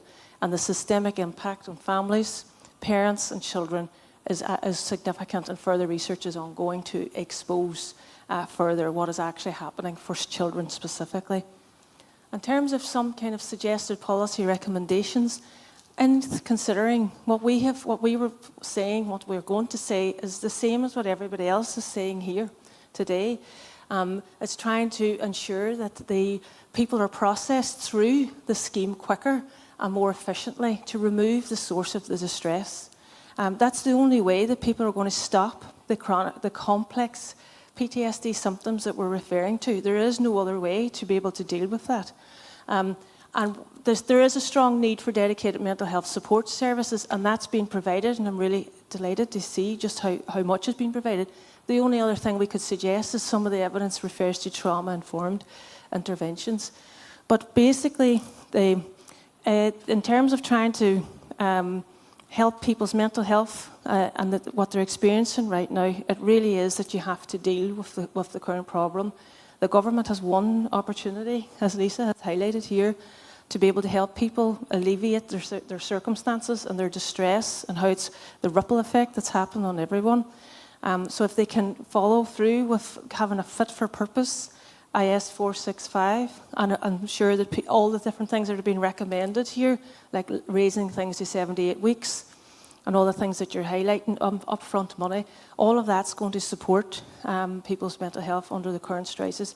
But they also ripple effect that it'll have on their children. So it's trying to keep that in mind, that if it's not addressed, there is a transgenerational impact of trauma as well. It can carry on from generation to generation, and I think we've endured it long enough at this point. I see a lot of hope. I'm just going to end this with one last comment. I wanted to sum up. We needed to give people some hope, I think, to finalise this. One of Rick Snyder's theory of hope is about if you have a goal, and the goal is people want their homes back, there's a pathway to get there. There's a lot of agents here that are trying to help, but the government could be one true agent that could really try and shift this and give people their homes back quicker and help them lift their sense of hopelessness. Thank you.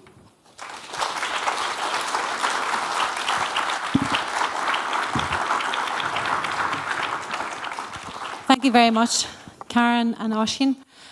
So without further ado, we will now actually move on to the roundtable session. We may just make this a bit more concise just to try and keep on time, and we're going to have a more comprehensive roundtable session at the end of Joe's session. But for now, can we ask that Martina and also, who else have we got? Charlie and yourself, yeah, please.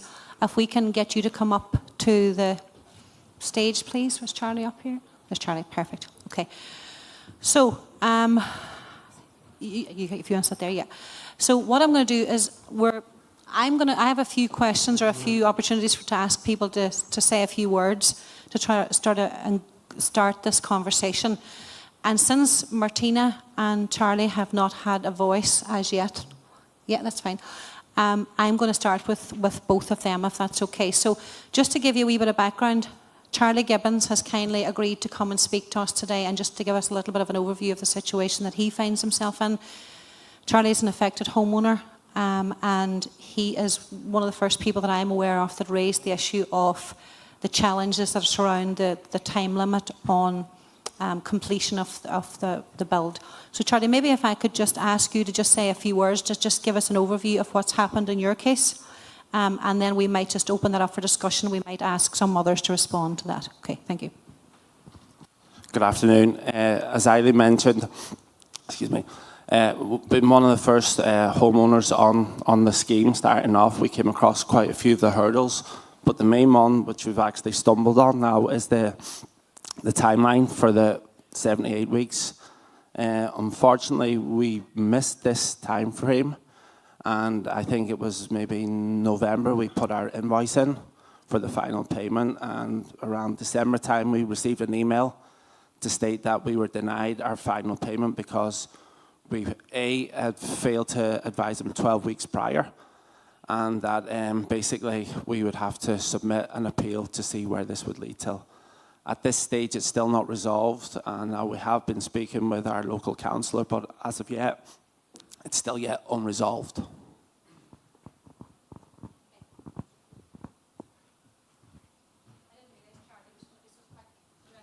I seen it 5 minutes, 1 minute. No, I know you're scared.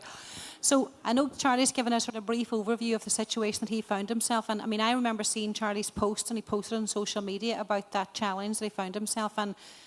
Martin or someone earlier alluded to the it was actually Charles who mentioned it earlier about who knows 3 months in advance that they're going to slip by 2 weeks. I mean, it's absolutely ludicrous that we have this embedded within the legislation.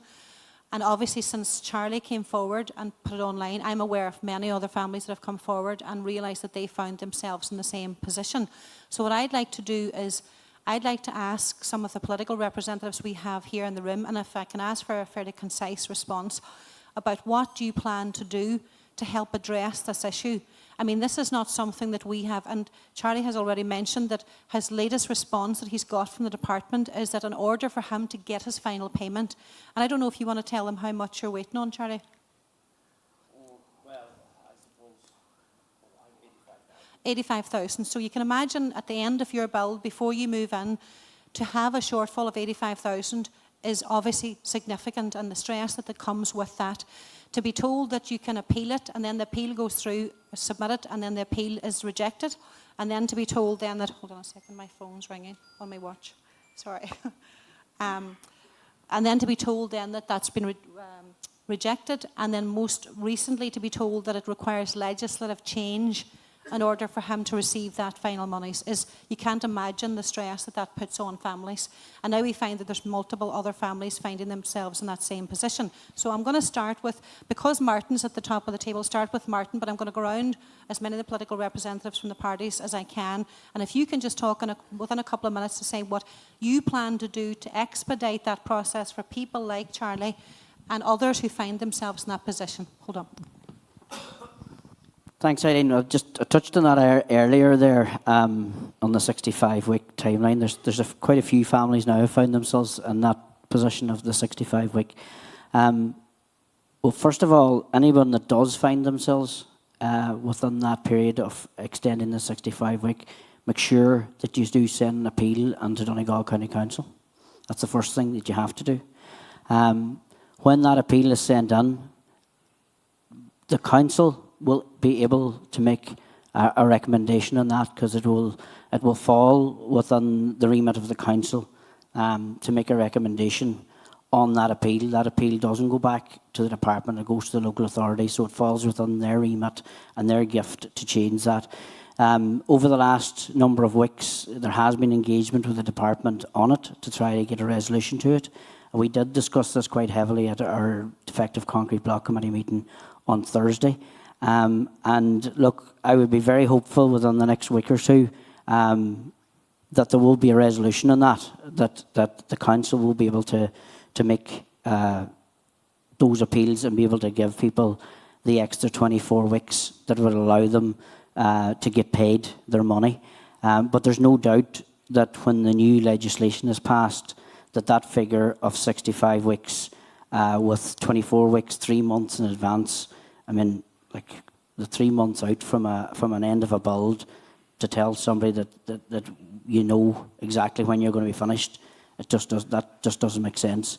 That 65 weeks needs to be extended.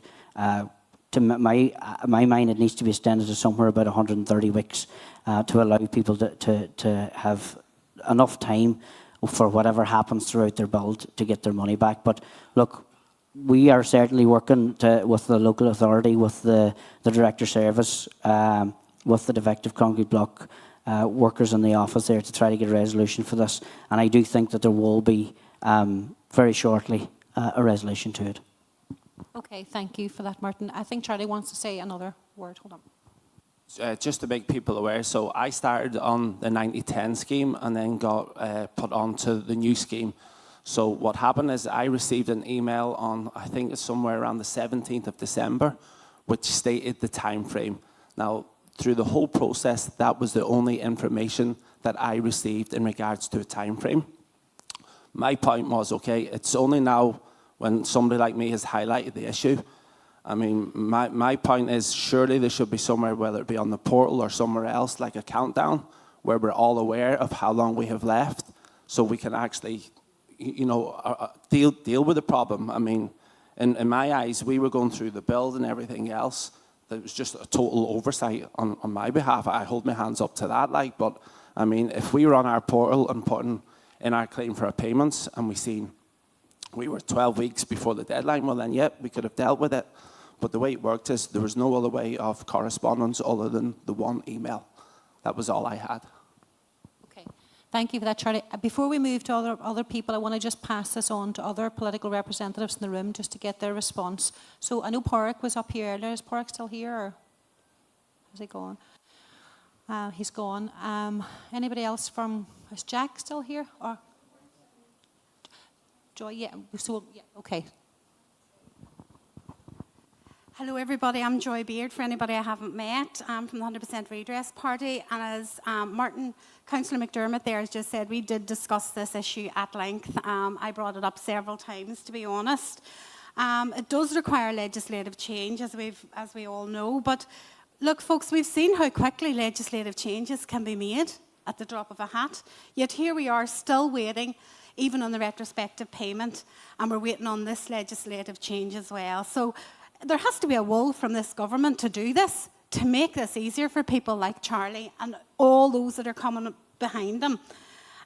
We mentioned there about the portal and having a countdown. I have requested that, and hopefully that will come through, because I think that would be a benefit for anyone coming through this scheme, that you've got your 76 weeks and your 65 weeks counting down so you can see exactly where you are. Because let's face it, none of us have a crystal ball to see how our rebuilds are going.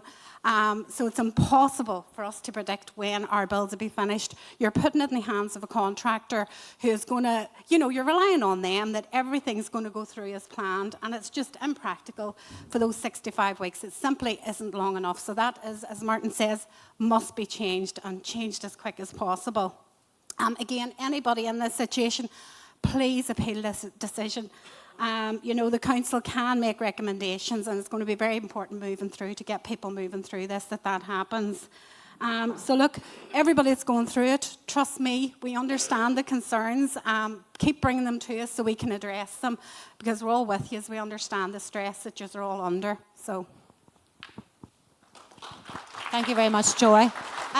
We had one of the senators here earlier. I don't know if she's still here or not. There's a few people that have been coming and going. So I just want to make sure one of the parties has been represented. Sinn Féin, is there somebody left from Sinn Féin? No. No, don't worry. I'm just trying to give cross-party response. Oh, yeah, perfect. Sorry. Thank you. So if you want to just give your response, yeah. Mary T. Sweeney from Mainto here. In relation to the point made, I just want to bring to Martin's attention how quickly you can throw out a figure. 24 weeks sounds like a long time. And this gentleman, Charlie, said he started in October. He'd already be too late if you bring in 24 weeks. So my advice is be very careful about coming up with a projected time frame to make sure that it accommodates for the people in the system and maybe those that still haven't put in their appeal because of the subsequent, the mental health issues going on. A timeline is very dangerous for people in this situation because with mental health, timeline and taxations, things like that don't go hand in hand. So it shouldn't be such a closed system. In relation to the overall question from the floor about what political parties, my name is I'm an Aintu representative here for Aintu, Mary T. Sweeney, and we have asked the government to consider giving a €10,000 scheme to bring back our tradespeople into the country. We need something constructively done to bring back tradespeople to the county, to give them an incentive to come back. But, you know, there's a lot of P's and Q's that have to go around how to give them facilities where to live when they come back. So planning issues, things like that need to be considered as well. Thank you. Okay, thank you, Mary T. I think it's worth acknowledging before we move on to another issue is that I know Charlie sort of said hands up, it was my fault, but I don't know about your experience, but there was a lot of times when RFIs came in and basically what happened was requests for further information came from the local authority.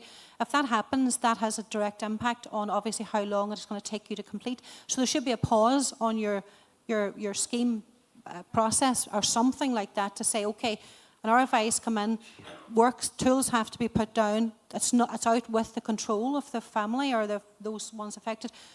Sensible things like this. As somebody said to me a few years ago when we were talking about the development of the scheme, there's not, common sense isn't that common, but we really need to start looking at things that make sense to make the scheme workable for people, okay?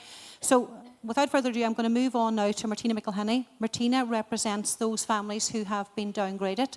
There's a significant number of families who have had independent engineers under IS 465 certification. So we have Engineers Ireland representation here today, and obviously over the initial IS 465 protocol, a number of engineers were trained under that protocol. They are independent, they're all trained consistently. They came out, they undertook an assessment based on their own expertise, and they made a recommendation based on that expertise in conjunction with scientific evidence at that time, which was course and reports. Those recommendations and a lot of the times were for demolish based on that evidence. And then since then what's happened is that they have been turned down, that the recommendation from their own independent engineer certified by IS 465 and Engineers Ireland they've overruled. You wonder what the purpose of having an independent engineer was if that's going to be ignored.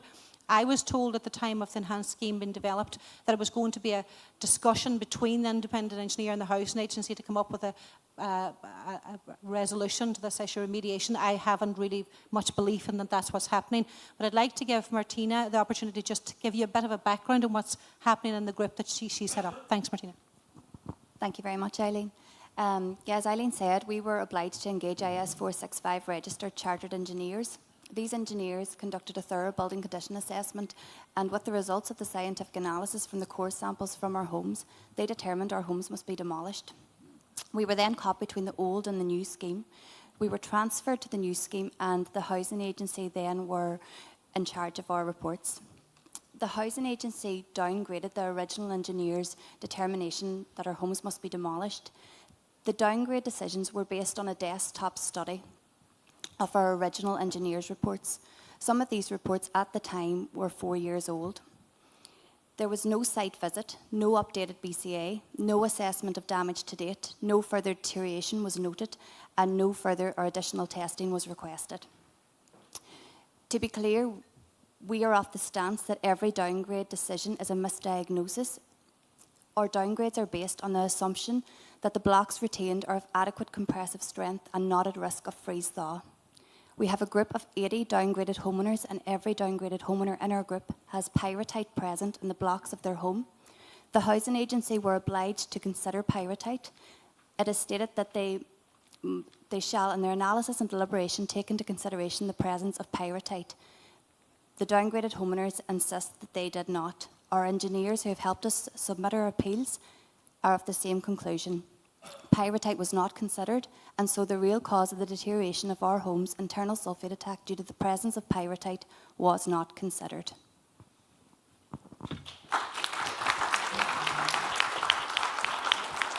Thank you very much, Martina. I suppose once again, I maybe want to pass this on to some of the political representatives. I'm going to start with Charles here because you haven't had a chance to get a word on this. Charles, maybe if you can respond to what you've heard from Martina, who represents 80. I was actually shocked when you said there's 80 that are in that group. Yeah. And what do you plan to maybe do about that? Yeah, well, as Marty knows, we've gone up and we've been at the protests. And the narrative coming out of the protests were that we were there to cause trouble and we were causing trouble. We had it recorded. I've sat with government TDs and showed them the videos, the narrative out there. And this is what's going on. There's gaslighting going on at a major level. And this ethical engineering has to be questioned. If an engineer has deemed a house for demolition, then a following engineer comes along from the Housing Authority and says, no, that is wrong. He's questioned that engineer's ethics. It's unforgivable, and it has to be called out. There's something going on here. We're on it. We all know that the scheme is designed to fail. It has failed us on 2 occasions. Now, with the amendments coming up and IS 465, I can see the flags are waving again, but this time we're ready. So that's my answer to that. Thank you, Charles. Maybe, Martin, can I ask if you want to respond to that? Yeah, look, I think there's no question that there is the people that have been downgraded, and there's some very highly regarded professionals, some of them within this room, have years of experience of what they're doing. Very well-educated people, knows their game inside out, have made recommendations on houses, and they have been changed or downgraded by the housing agency, which, in my opinion, is totally unfair. And I do think that, first of all, going back to 2023, when the new scheme came in, I think the first mistake that was made is that all applications that was with Donegal County Council should have been dealt with by Donegal County Council. They shouldn't have been passed over to the housing agency. The housing agency should have been starting from afresh, and the council should have been dealing with the applications, with the engineers that they were working with, and getting those applications dealt with, which most of them should have been demolition. I think that was a mistake, and it's something that we brought up with the department when we met them pre the scheme coming in 2023. It was actually the start of June of that year. It was the first opportunity we got to talk to them, and that was one of the things that we said, that those applications should not be, there should be no transition. They should be dealt with the way all the other ones were being dealt with, and I think that would have certainly helped the situation.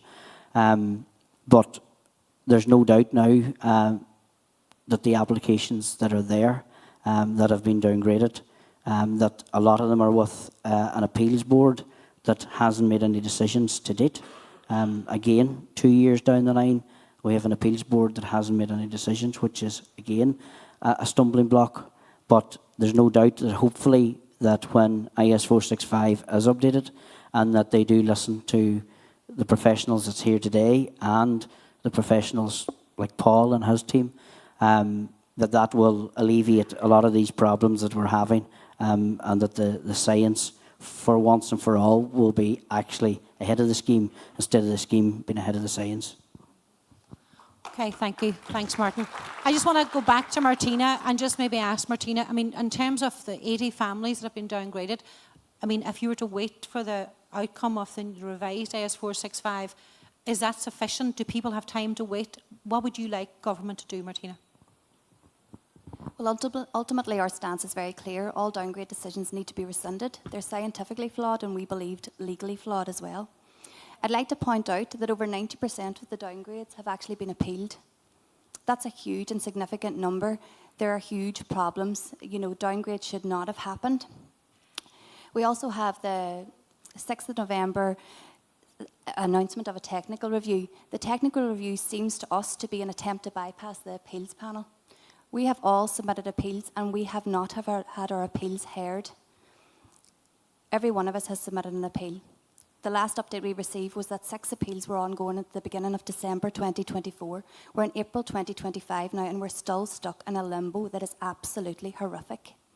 So if the plan is to leave us wait until the technical review comes in after legislation, now let's face it, we're talking 2026 at this stage before that will even go ahead. You're expecting homeowners to wait that length of time, homeowners stuck in crumbling homes that are riddled with mould, with young children, homeowners that tried to do what they were meant to do, they engaged with the scheme. Some of these homeowners at that stage they'll be on this scheme for 6 years. My original engineer's report was from September 2021. I have a 4-year-old and a 1-year-old. I want to move on. I want them to be able to move on. The downgrades must be rescinded.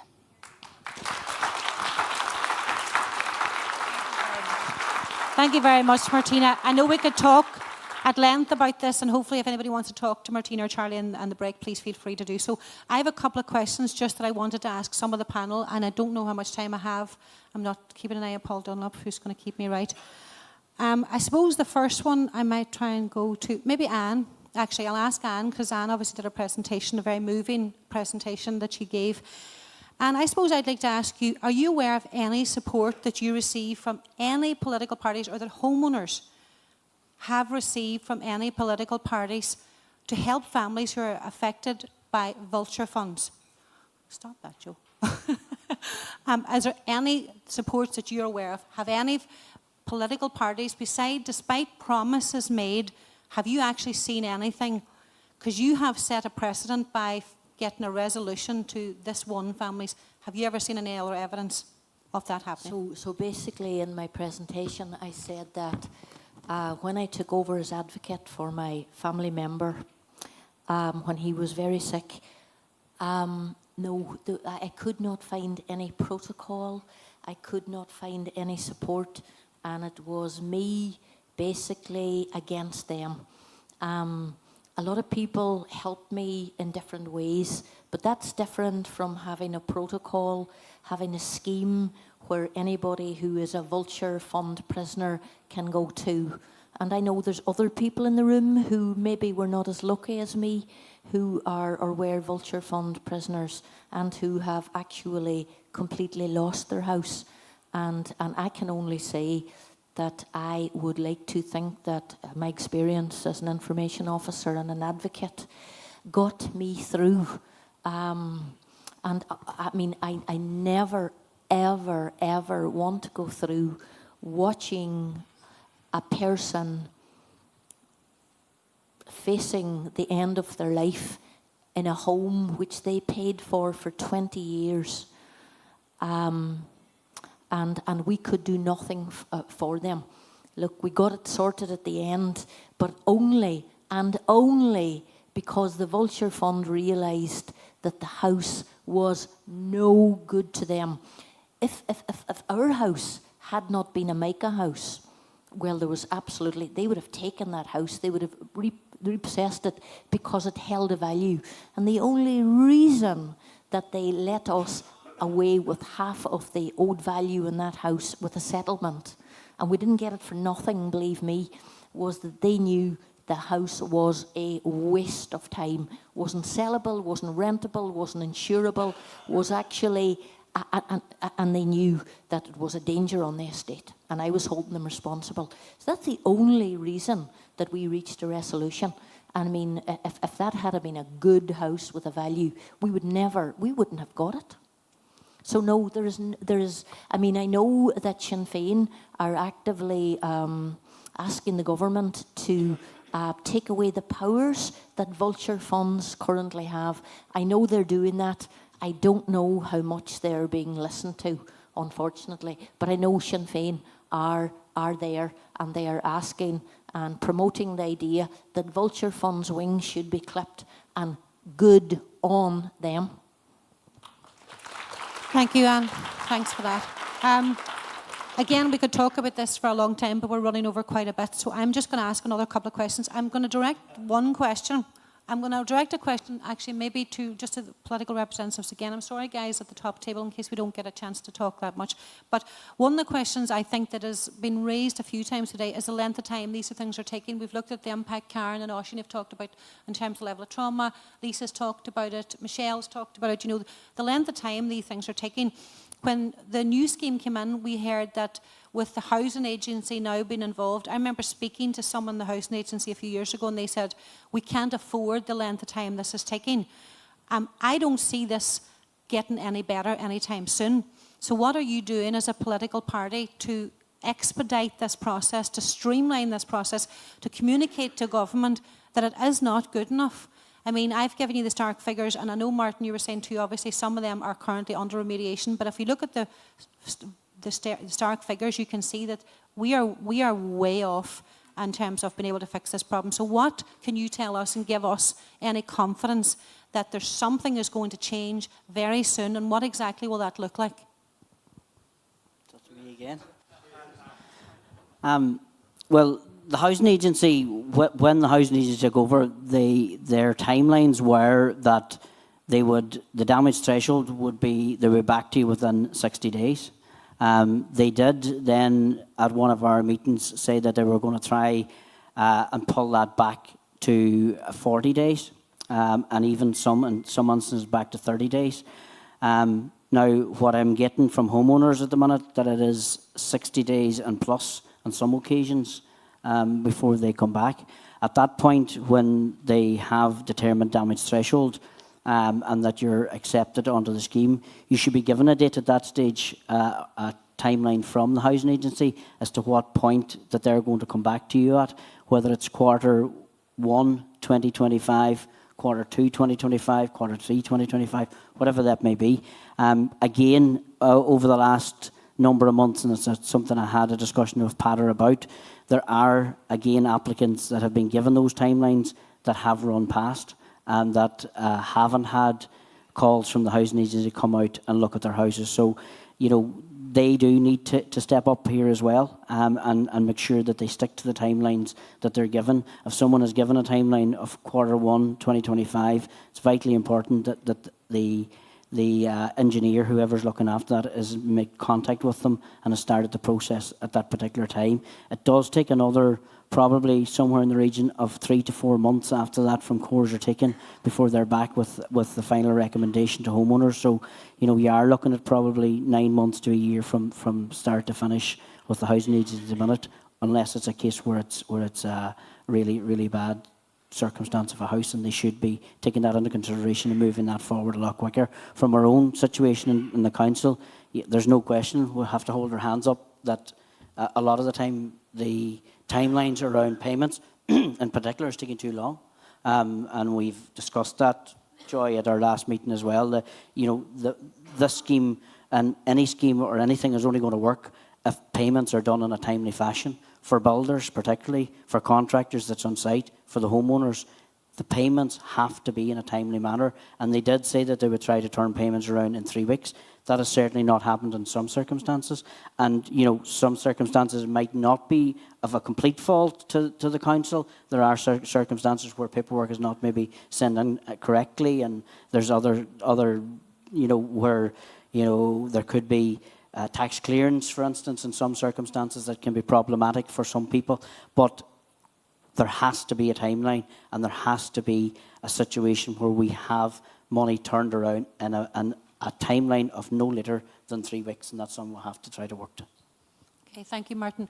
I suppose when I hear what you're saying there, we're saying that anything from 6-8 months to a year for the housing agency. I mean, do we all accept that that's just not acceptable? I mean, how are we going to get through 3,100 applications if you're saying the housing agency? And that, by the way, that's after a complete, verified submission is made to the council of all the documentation is checked, and then it goes to the housing agency, and we're saying another year for each homeowner. It's just not good enough. I mean, guys, we need to highlight this, and the scheme is never going to work unless that is seriously addressed. So I'm asking all political representatives who are here today to make that a priority, to get this scheme streamlined. It's not going to work the way it's happening at the minute. It just isn't. And I know we could bring this to lots of other people and get the responses. We don't have time. We can talk about it maybe later on today. But anyway, I think that's an important issue to raise. To be honest, I think we probably have run out of time. Joe and Paul are looking at me. I'm sorry for anybody else at the top table that I didn't get to ask you any additional questions. But I'd like to ask if in the break, we're going to take a short break, if anybody would like to maybe speak to anybody here that have spoken on the presentations today, maybe just find out any more, ask them questions, and hopefully we can keep moving this forward. So thank you everyone today for participating. Sorry that we ran over a little bit. Yeah, we're going to do a 10-minute break. And by the way, the last thing I'm going to say, see when you come back, can everybody make sure their phones are switched off, because we're just getting a few bit of interruption through the phones. 10-minute break. Okay, see you then. Bye.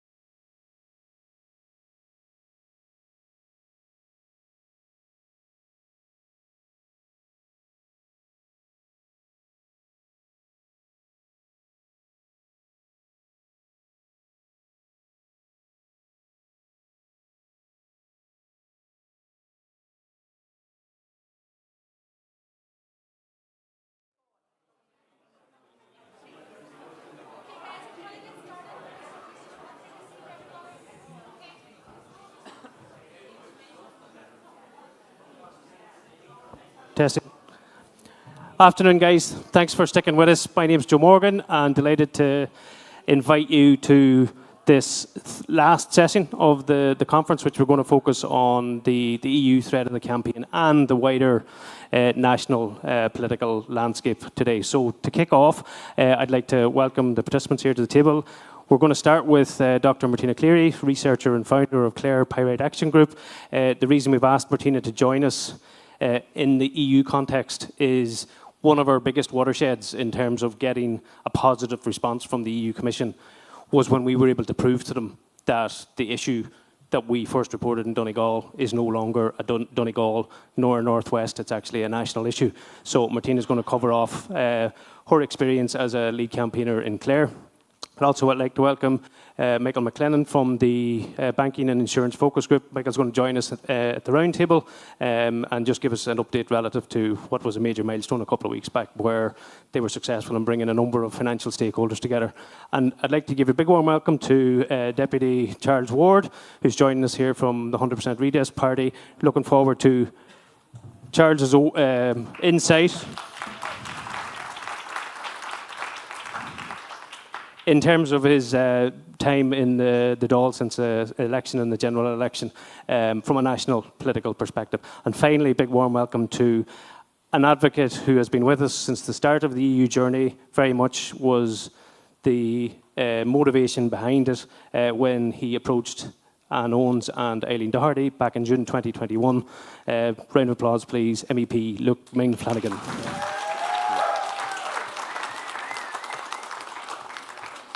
Actually, just to Luke's left, you're right. We also have Mr.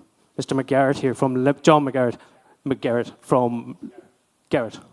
Thank you, John, who is from the Limerick Action Group and will give us some insight there in terms of what's happening in Limerick as well. So, without further ado, Dr. Martina Cleary, I'll hand the floor to you.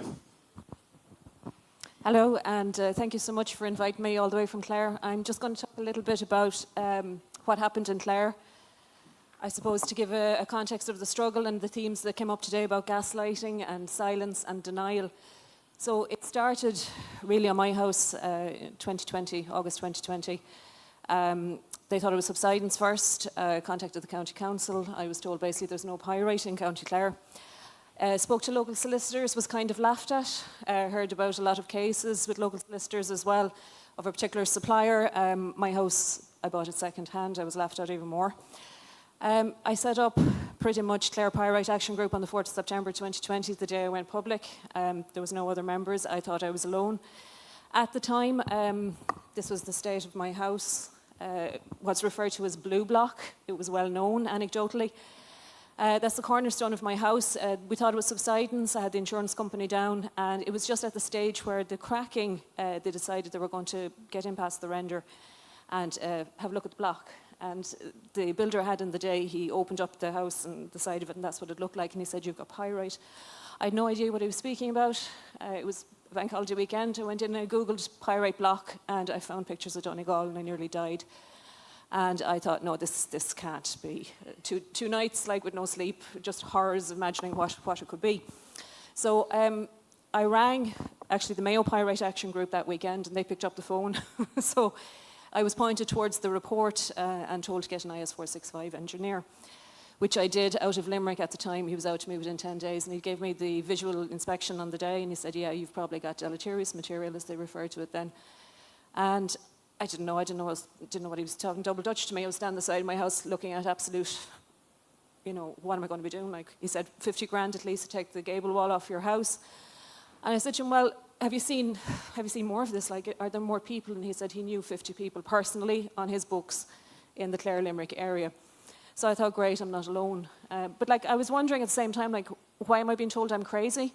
When I was ringing the Clare County Council, I rang every TD's office in the county. Nobody called me back. So I'm a researcher. I'm based in Technological University of the Shannon. I'm also a documentary photographer and filmmaker. So I decided, right, I'm going to go get some evidence here. That engineer, when I set up the group, he'd sent me out the report. There was a clause in it where he said it couldn't be used for legal purposes in any way. I immediately picked up on that and thought, well, why? And he said to me, it's a conflict of interest. So was totally naive. I said, what you mean? He said, well, we know the supplier. The supplier likely has built your house as well. He was in business with them. So I started going around that autumn around the county basically looking for other houses. Now this was the first house I went to in Partine, and the minute I drove in here I went, Donegal. It is Donegal. And when I spoke to Geraldine Kennedy, she told me they'd been trying to figure out what this was for a number of years. Now the chimney had been taken down in her house. You can see I started documenting the visual evidence. This was exactly like Donegal. It was unmistakable. So why was it not known? And this had been going on for years. That autumn, I documented 25 houses. This was the other thing that we were noticing was this horrible residue, which we discovered that's from the sulfates coming down across the windows. This is Eileen McMahon's house up in Fenora. You could literally take the house away with your hand. This is Anthony McLaughlin up in Milltown Malbay. Now, obviously at this point, I was saying, well, this didn't happen overnight. You know, my house was relatively mild compared to what I've just shown you. This was years. So where were the engineers? Where were the reports? And why was it not already known, you know? So we started lobbying. By November, we had 25 members in the group. We started really actively. We lobbied every single one of the 27 county councillors in Clare, and a letter was written into the department. Very naive at the time, thinking, yes, you know, we're pioneers on this, you know, it hasn't been discovered. The letter went in, and by January, we were into it, I suppose, about 5 months at that point. Clare County Council said, right, we will put forward 35,000. The department want it proven definitively that it is in Clare. We will core test 5 houses from Clare Pyrite Action Group. We will core test 5 houses from our own holdings. So we went ahead with that. By July, we went up to Dublin. Around the time we supported the huge protest, that was the first time we kind of realised what we were in. At that point as well, in July, the government sent in, they asked the County Council to not only qualify it, but quantify it. And Clare Pyrite Action Group put 53 dots on that map. The Clare County Council put 2. So we were, you know, still a little bit naive as what's going on here. Like, why are we doing all the work? We waited until December. They kept us waiting, and from July until December to come back with an answer. In the interim, like, I think we'd had the minister down. He said, oh, we'll have a decision for you within a couple of weeks. I just put up there because the 5 properties, like, this is what the block looked like. This is property A. And they were coming up with every single description other than what was right there in front of their eyes. Like, they were saying the concrete was sound, it was the render. On my own house, like, this is my own house, the pyrite. Now, these were, the big thing, like, I was very, at this point, I realised what was actually going on. So I was very careful that the engineer we picked was somebody with extreme amount of experience. He was based in Mayo. He brought 200 houses onto the scheme. This was the old testing regime of IS 465. So I thought, well, if they'll accept 200 of his reports, they can't not accept 5 from Clare. They wouldn't accept them. So they totally denied what was right before their eyes. Like, they were saying, perhaps it's the motorway. This is what came out of my house. This house, the concrete was sound. This house, the concrete was sound. So that was absolutely horrendous. We were being gaslit, denied, lied to, completely covered up. The letter that came back that December, we were absolutely devastated. We were in, I think, about 14, 15 months at that point. We didn't know what to do with it next. So the council said, right. The other issue that came up as well, like, there was this kind of deflection going on that the department were asking why had Clare County Council charged them for €85,000 when they've only tested 5 houses, you know. So there was this kind of constant moving the goalpost, changing, like, the parameters of what. We were more rigorously tested at this point than Donegal or Bayo in getting into the scheme, you know. Sorry, there's a bit of a jumble on there. What the council actually decided to do was then they go ahead and they continue this extra rigorous testing. What they were actually looking for was the sulfates. They were looking for oxidation in the block. And I remember having conversations with Paul at that point, going, what are they looking for? We've already proven this, you know. Sorry, no, that's a bit jumbled. So while the council were doing this, they went back to Petrolabs again. Our engineer went back across to Cornwall. He spent a month with Petrolabs, and they found Thomosite. They found exactly all of the things which they would subsequently later emphasise for Donegal. So I went ahead anyway and continued the, I suppose, the quantitative research. And like this was the spread. The other narrative that was coming out was this was limited to the Celtic Tiger period. The houses we had in Clare Pyrite Action Group that I started surveying with detailed interviews and visiting the houses, by spring 2022 we had 90. So they ranged from 1970 up to 2013. This wasn't a 5 or 6 year issue, and this has been going on a long time. They were also spread right across the county.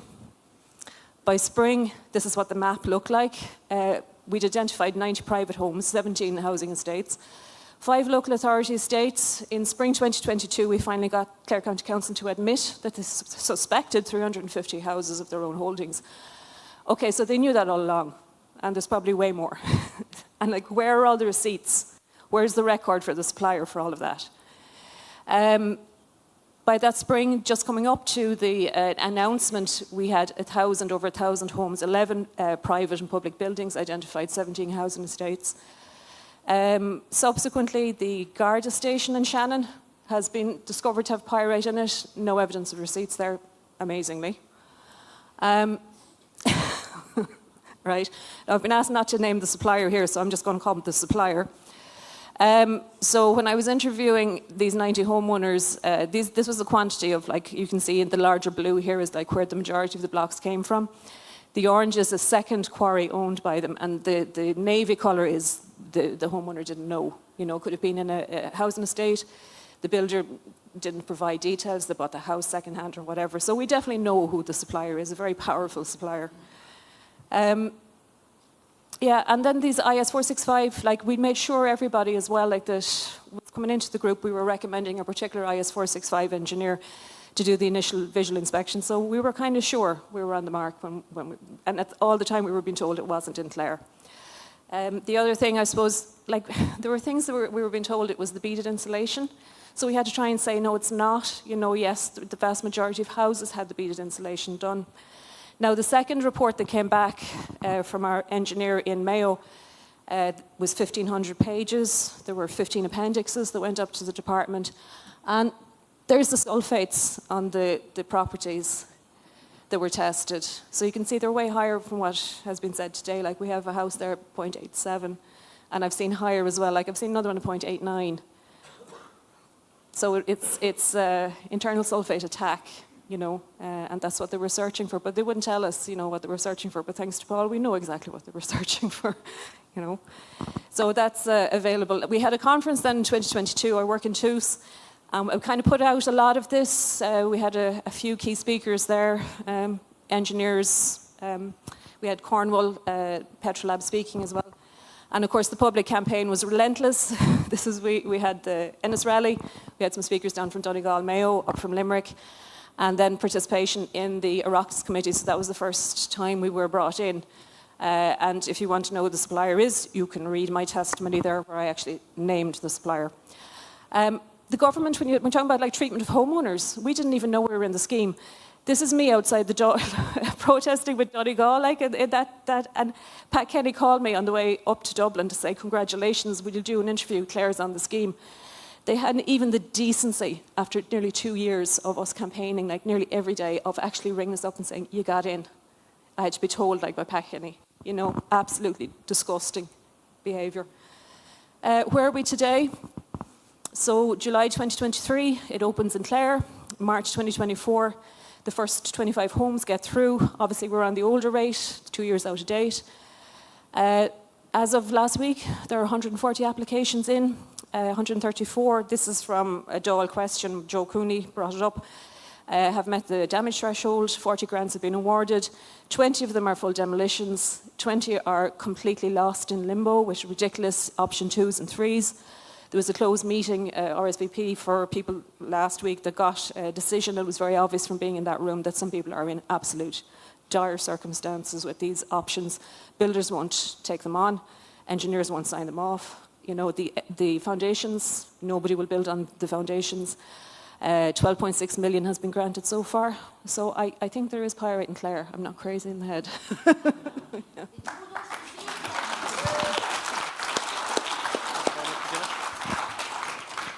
Thank you very much, Martina. And without further ado, I'm going to hand over directly to Deputy Charles Ward. How are you getting on? Can I get a wee, see how this works, Kelly? Okay. Technology. I'm a 1970s kid, so here we go. Yeah, so I'm from the 100% Redress Party. Our party is basically about a year and a bit old now. We were formed to be a voice for defective homeowners. We've seen down the line what yourselves have all gone through and the battle you have gone through. We went the political route. I'm a former member of MAG with Lisa. My wife and myself were active in the campaign. I got to the stage where I was contacted by Mary Connors to come to a meeting because they couldn't get defective concrete on the agenda. So, being the contrarian that I am, I showed up at the meeting and I heckled down Charlie McConlogue and Niall Blaney, and I got it to put up on the agenda. So, thank you. So from that, I received the phone call from Ali Farn and Eamon Jackson, and my exit from MAG was confirmed. And here I am now, an elected TD. In 1 year, we've created history. And all the homeowners that got behind us have now, we've got a message out to the government that we're no longer taking this. We're no longer taking this rubbish. They have to listen to everything we say, and we can break down stuff, which I will be breaking down. So the formation of the party was basically to do with the fact is that we felt we were voiceless. We had no voice. We had seen 2 schemes come and go with failure at the heart. People's good intentions. People had put their heart and souls into campaigns and burnt themselves out to try and get this scheme across the line. And now we were going to do a different approach. Joy, the hardest working councillor in Donegal County Council. Okay? The mammy of the group. But with that, she is tirelessly working, and we're trying to always tell her, you're burning yourself out. We are 24/7 operation, basically. But we're ordinary people. I'm a healthcare worker who specialised in dementia care and providing palliative care for people with dementia 6 months ago. Now I'm in Dáil. We've got 4 councillors. We're making statements. We're here to make statements. So I'm going to get on with it. So basically, what I'm here to tell you is that in Donegal, it says I'm a figures man. It's all about the numbers. There's 7,000 homes officially registered. But if you go into Inishowen, I know what's in Inishowen. There's over 10,000. In Letterkenny, there's 8,000. In the Finn Valley, nearly 3,000. In the west, there's hundreds in the west. We went into Dunlow nearly a year ago. There was 5 people. We went into Dunlow a few weeks ago. There was nearly 50 people. That's what we're facing now. So we've got public buildings. We've got nurseries. We've got our leisure centre where we were elected that's fallen down around us. And the irony is that when they hold Charlie McConlogue up high and they think it was a great victory, what it was a complete embarrassment. Charlie McConlogue, and I'll safely say this, has done nothing in his own community or in Donegal to help anybody. He will not engage, even in the floor of the Dáil, he will not engage. He has done nothing. The tide has brought more to Donegal than Charlie McConlogue ever did.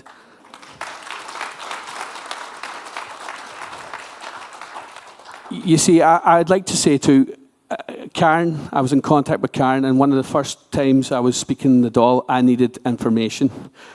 And she provided me with information. So now when we're talking about the mental health aspects of it, I'm going to be beating them night and day with the facts. Facts and figures are what gets us out of this. We've got to realise too, if we're talking about facts and figures, 69 houses. We had a meeting on the 2nd of February with Padar Espy, and we were given the figure of 69 houses, okay? 69 houses. I asked for a breakdown. I want a complete breakdown of these houses. We've been waiting years for this. Just continued. No problem, I'll get them figures to you. 1 month later, I got a phone number. I phoned them up several times, no answer. I left a very, very discouraging message on his phone. We got the numbers. 69 houses built, 15 completely that's the number. Only 15, the rest are remediation. So when they say the scheme works, only 15 houses have been completely rebuilt. 15 houses in 3 years. Another thing we've got to look at too, going forward, we can see the review of IS 465, and there's a number of things in it. I'm just going to go into this real quick. The standard sulfur limit levels of 0.3%, okay? We know that this is to do with the fact is that they're going to try and justify the decisions of the downgraded and continue along this route. We are not going to allow this to happen. Under no circumstance can we allow the government to do what they've done in the past. The days are over. I know that the government sit there and the civil servants give them the message. Well, the civil servants now need to realise that we are no longer going to be victims. If we don't stand up and fight, and see when it comes to the submissions for this public consultation, everybody has to put them in. We have to realise the urgency of this right now. And we have to realise that if we do not do this, and if we do not fight, this is it. When the Defective Concrete Bill goes in and it's passed and legislation goes in, that's it. The game is over. The fight is done. But we have that opportunity. We've got to fight tooth and nail. People do not like the fact is that when we're talking about this, that they're using words like we're intimidating, we're this, we're that, gaslighting us to make us look bad.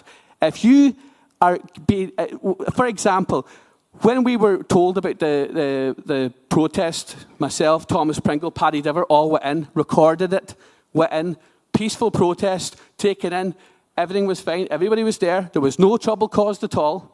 But the narrative put out amongst the media and the government that we're thuggish, we're doing this and we're doing that, it's untrue. As Damien was there, you know yourself. We are homeowners who are battling night and day to try and preserve our lives and make sure that our families are reared in homes that are fit for purpose, currently not. But I'm just going to move on quickly to another thing. We need to talk about the fact that Donegal County Council are trying their best, but the scheme, as we know it, is a complete failure. For the scheme to work, we need a private entity construction firm to come in. This is the only way this works, because if we're struggling with 300 houses now, what's going to happen when it's 1,300 houses? What's going to happen when it's 3,000 houses? We have tens of thousands of houses that need to be rebuilt, and right now, the scheme is failing, and it's going to fail spectacularly in the next 2 years. So I keep on saying it. I said it at the People's Document launch. We need to engage with a major construction firm to come over and take it over from Donegal County Council. Donegal County Council are doing a fantastic job. They've been forced into position, but it's time over now. If this is the biggest scheme in the state and they want this to work, why would you not hire a construction company to come in and make it work? The reason, because they want it to fail. They want it to look like everybody's getting 460,000. Everybody's getting looked after. It's absolute rubbish. We have got to realize one thing.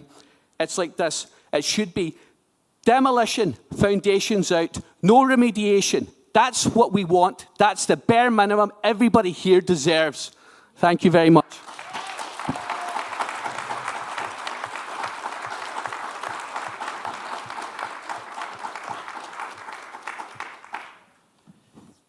Thank you, Deputy Ward.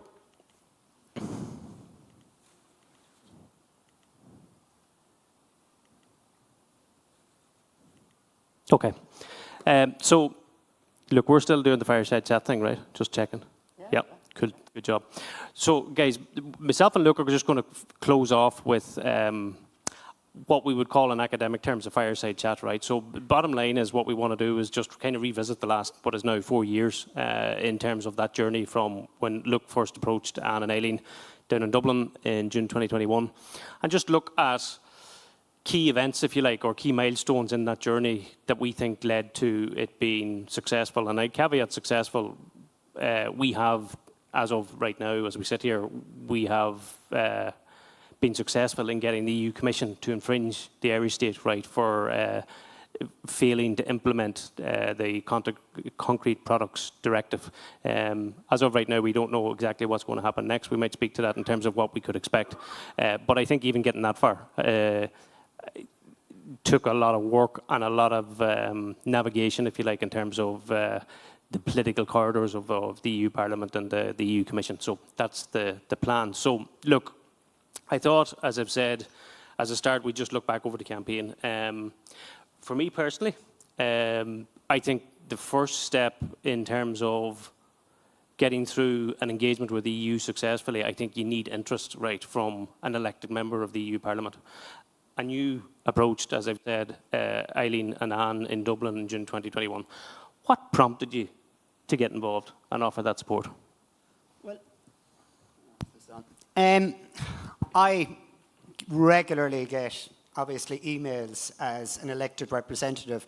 And when you represent a constituency with 15 counties, you get a lot of representations.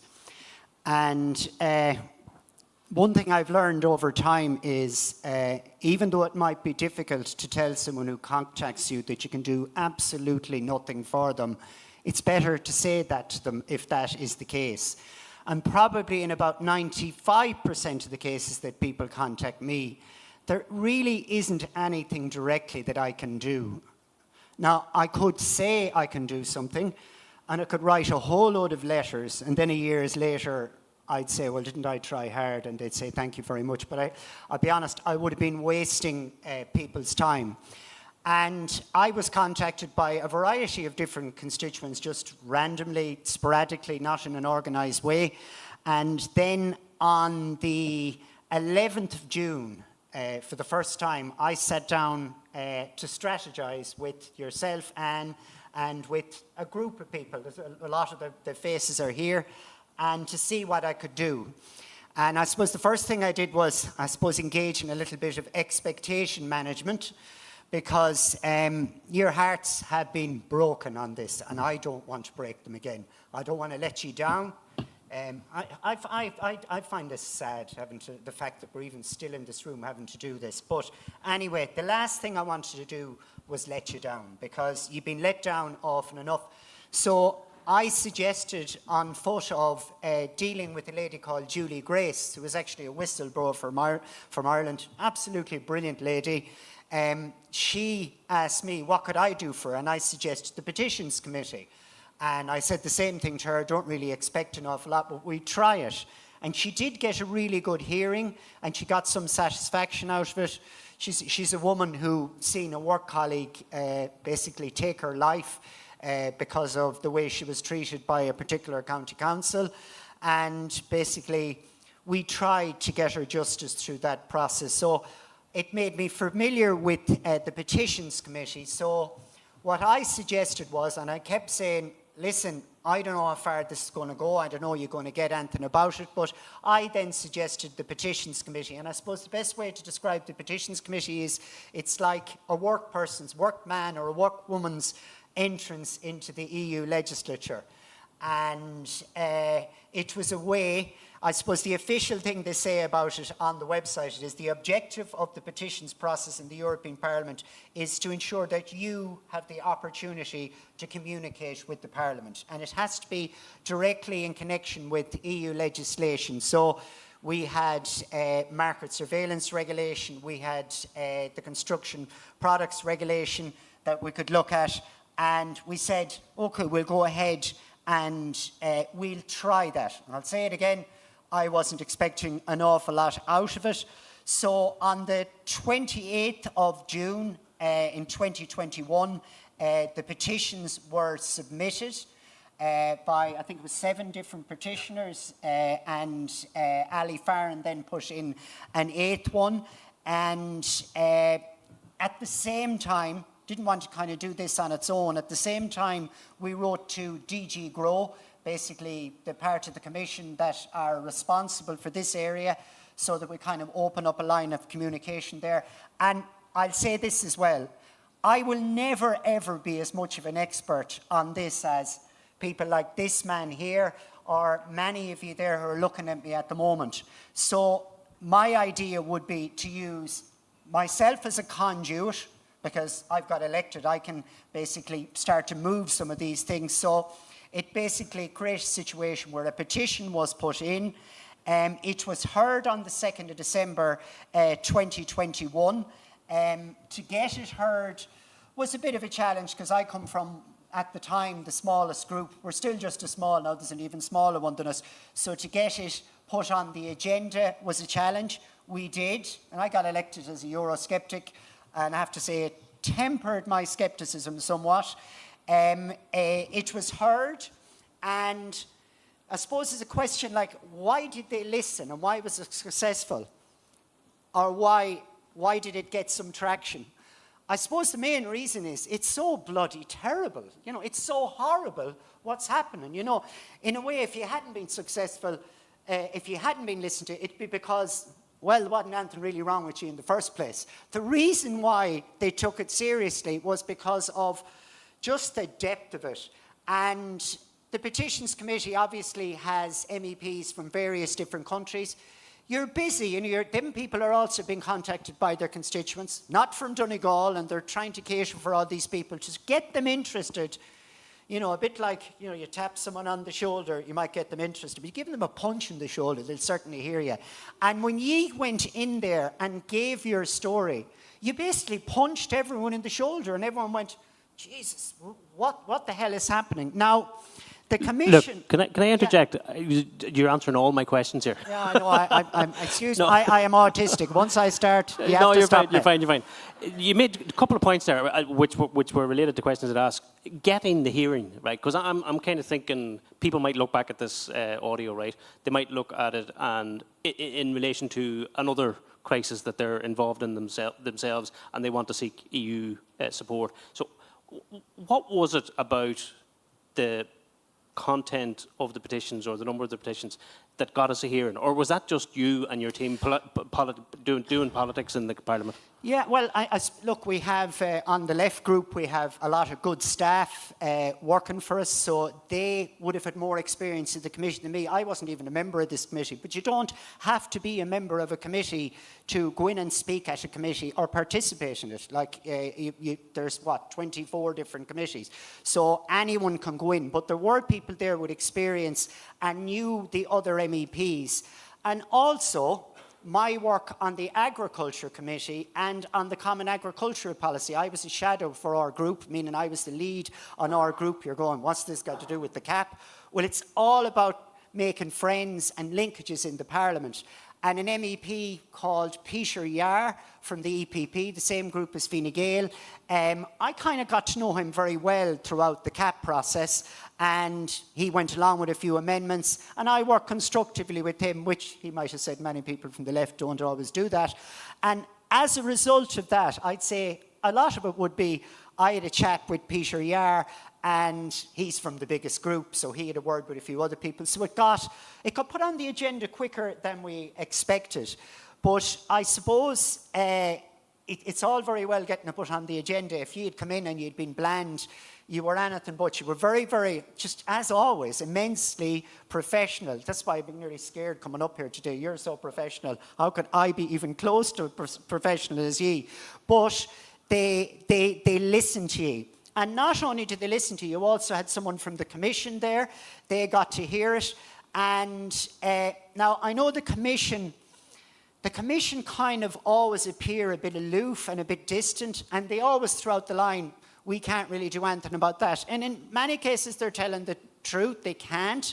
In many cases, they're not quite telling the truth, But when they leave that meeting, they're doing a bit more investigation on it, and they're having a bit of a word with people. They mightn't necessarily tell you, but they were definitely having a look at it. But I think the big thing that changed was, and we definitely didn't think this was going to happen, was to, it's one thing to hear it in words and hear people passionately speak about it, but it's another thing to actually come and actually see it on the ground. Look, I know where you're going with the response, right? So you're going to talk about the mission in Donegal, and I'm going to bring you back in on that. But before you move on, just one point I wanted to make in terms of the engagement with the Petty Committee itself. So you alluded to it. Look, off the back of your initial discussion with Anne and Eileen, Eileen delegated the responsibility of getting the petitions into the Parliament to myself, right? So, and I worked with 6 other petitioners, and as you've already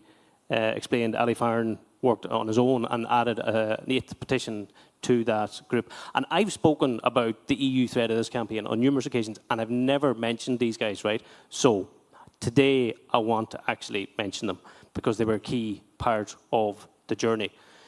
So the 7 petitioners, right, that worked along with us to get this story started within the EU Parliament. Mr. Chris Duddy, he's sitting over there with us in the front row. Miss Catherine Duffy, Miss Valerie Smith, Miss Maria Crossan, Miss Elaine Morgan, her good self, Miss Michelle Patton, and Mr. Ali Farron. Please give them a big round of applause. So look, to go back to where you were, so it took us over a year after the Petty Committee hearing to get a mission confirmed to Donegal to allow members of the Petty Committee to see the devastation for themselves. And this was by no means, I know from talking to you and talking from Emma on your team, this was by no means a guarantee. And look, I know there was a lot of navigation on your own behalf and members of the left group within the EU Parliament. So maybe just speak to the importance of that mission itself and then how it actually came about within the Parliament. Yeah, I'll be honest, when we suggested the mission, it was the same way as you go in and buy a lottery ticket. You don't genuinely expect to win, and if you do win, you'd be surprised. But also, I think it was the old sweepstakes thing. If you're not in, you can't win. So we said we'd see could we get them to visit Ireland. And yet again, you're dealing with MEPs who have pressures back home. The missions are usually on at, let's say, for example, there was one due to come to Ireland from the Agriculture Committee next week, but it didn't happen. It collapsed at the last minute, and there's a reason why. People like to get back to their families. It was the Easter holidays. This happened during the midterm break. MEPs probably would have been out travelling 6 weeks in a row. So then to head off at Halloween again to convince people to go was always going to be a challenge. And then there was convincing them to actually have the mission in the first place. The mission actually came about because of a political event that was actually happening in Spain, and it got certain people's backs up, and then we got backing from people who really, to be quite honest, they'll probably never ever be to Donegal, decided to push for it, and then the mission happened. They decided they'd do the mission. Then we had to try and convince people to go, and a bit like the visit from the Agriculture Committee next week that didn't happen, this nearly didn't happen on a few different occasions, because we were trying to convince people, don't go back to Romania, don't go back to Italy to your family, or saying, I hope you're not heading off again this week. Come to Donegal for something that affects whatever. So in the end, we did convince them to come. We got the minimum amount to come to make it legally possible that it happened. And I have to give credit to Dolores Montserrat, the EPP chair of the committee, like not a group that would necessarily swing in my direction, very, very rarely, but she basically really put her back into it when she came here. And basically, the mission ended up happening. To me, it was a long shot, but it kind of shows you in this life, well, if you don't try, you definitely won't succeed. So they came, and there was an extensive mission. They came in and they listened to all of the actors on the stage, everyone who was affected by it. They went out, they visited the various buildings, and you could see it on Dolores Montserrat's face that this is politically awkward for me. The last thing I want to be seen to be doing is to be too critical of my own colleagues, But as the days went on, you could see it on her face, she was annoyed. And she seen that people were being treated very badly. There was people upset. There was women sitting in their kitchens. And I know my mother would be like, no matter how clean she had it, she was still going, I didn't get it clean enough. And what it would have done to her if the walls had been peeling off. And I could see that on Dolores Montserrat's face. So it was one thing, yet again, to get the mission. It was another thing to actually get people to come to it. But the next thing was to get a good report. Because the main idea of doing this for me would be that, sure, of course I'd be complaining about what the government are doing. Sure, I've no interest in anything else, only trying to make myself look good in theory. That's what opposition politicians do. I don't believe that, but that's what could be said. With ye going around saying our houses are falling down and the scheme is rubbish, the government could, not very fair, but they could legitimately go out and say to the media, Ash, these people are never happy. So the purpose for me really of this was obviously to draw attention to it, but the main thing was to get a third party who didn't know ye, didn't go to discos with ye, didn't drink in the pub with ye, wasn't running against ye in an election, had no other interest in it other than to go, this is what we think of it. And they delivered not a perfect report. You could say the mention of an ambitious scheme in the report, it might annoy you, but I've thought about it since. Yeah, I'm ambitious. I want to be world 100 metres champion. I'm ambitious, but I'm never going to get there. You can say that, and you can still say what you're trying to do is bloody ridiculous. Leave the word ambitious in. Other than that, the report hit all of what needed to be hit. It said the market surveillance system in Ireland, both nationally and at local level, needs to be significantly enhanced. I've heard that mentioned here today. It needs to be proactive rather than reactive. It said the National Buildings Control and Market Surveillance Office needed to be sufficiently staffed. Ye didn't say it, I didn't say it, the European Parliament said it.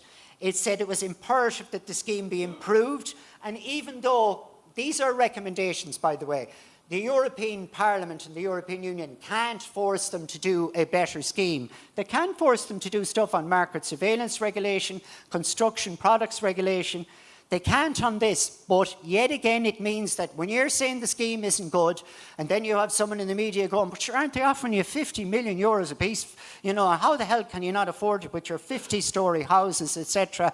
The scheme is good. Of course it's good. What are you complaining about? You can say, actually, a European Parliament committee doesn't think it's good, and the head of that committee is someone who is in the same group as Fine Gael.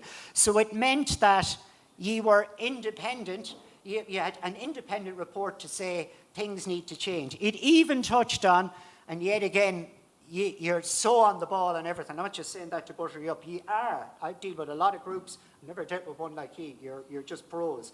It said the emerging scientific research contradicts the report published by the government expert panel in 2017 that led to the development of, God, I know it off by heart now, this IS 465. Get your bloody submissions in, without doubt. That has to be said. But it listened yet again to what you were saying.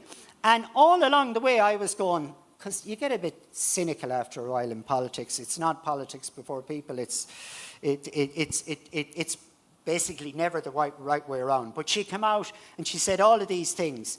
She said there needed to be a public inquiry. Can't force the state to do it, but that's someone else saying it of authority. And the big bit of language she used, she said there needed to be a seismic shift.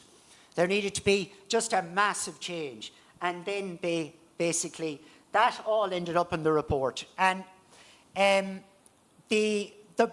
didn't just magically end up in the report. There had to be a draft version written, and then the MEPs got a chance to contribute to it, to improve it, to disimprove it potentially, and we faced that battle, which to me, we're on about a process here, Joe. Yeah. What I would like to see change about this process for anyone else in the future is that if you're an MEP from a party in government, in the state, that's been looked at by the Petitions Committee, you should not be allowed to put in an amendment. Because there was attempts to put in an amendment, to put in wording like force majeure. And back to the cap again, I wouldn't know what force majeure was but for that. But it means an act of God. And to suggest that somehow this happened by bad luck. And we had the mother of all battles and rows not to get people to put this into it. But yet again, and it's the only thing we have, democracy, and I'm glad it's working on this one. It ended up passing, not perfect, but in a satisfactory way to say, you're not just saying it, I'm not just saying it, because of course you would, the European Parliament are now saying it. So look, long-winded answer. No, I think you've covered everything else. Come here, just finally, right, because I know we are tight on time here. I'm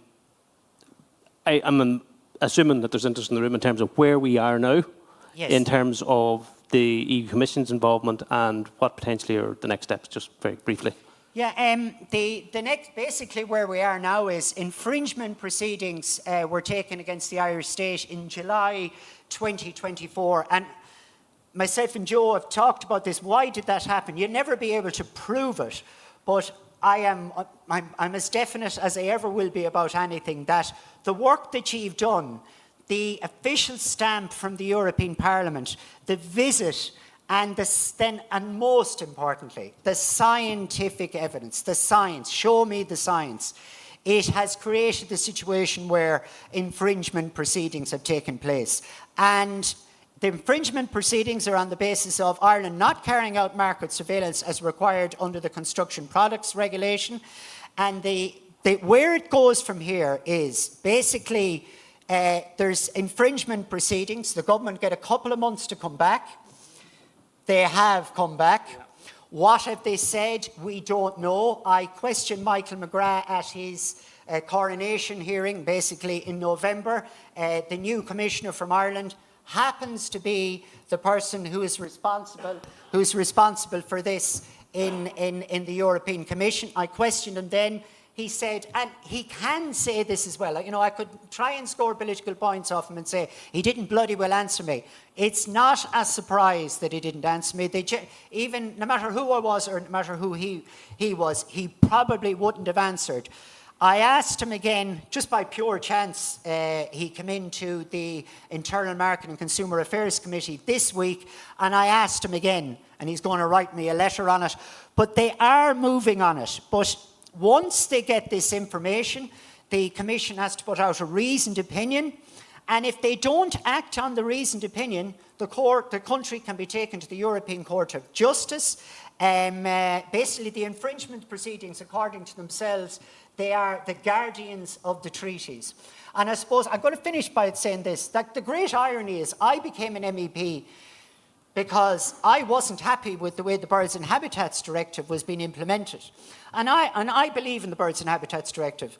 I believe we need to go down that road. But I also represent turf gutters, people who basically tried to keep warm in their houses, and the country faced infringement proceedings for doing that. And it's actually right they do. It's not our fault. It's what the government did. So here I am thinking to myself, I end up getting elected to the European Parliament complaining about the fact that they're taking infringement proceedings against us.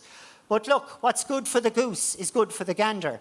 And now let them take this as serious as they are in trying to get us to implement the Birds and Habitats Directive, because if they're the guardians of the treaties, that's what they've got to do. But look, I'd like to leave it on a positive. This has taken too bloody long, way too long, and it must be torture for you. But the positive for me is that in this case, democracy is actually working, and please don't lose faith in it. It could go quicker, but the alternative is bloody worse. Just look across the big pond. Thanks, Luke.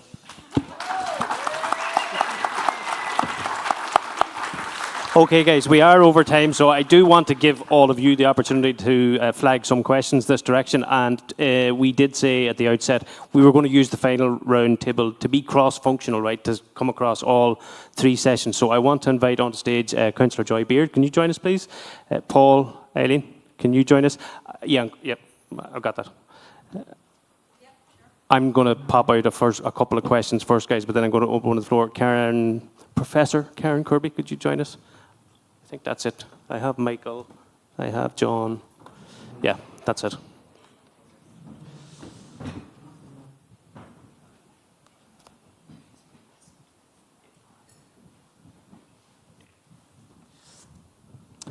Okay, so I'll try and facilitate here, guys. I wanted to kick off just with two questions because we had a couple of late additions to the table here.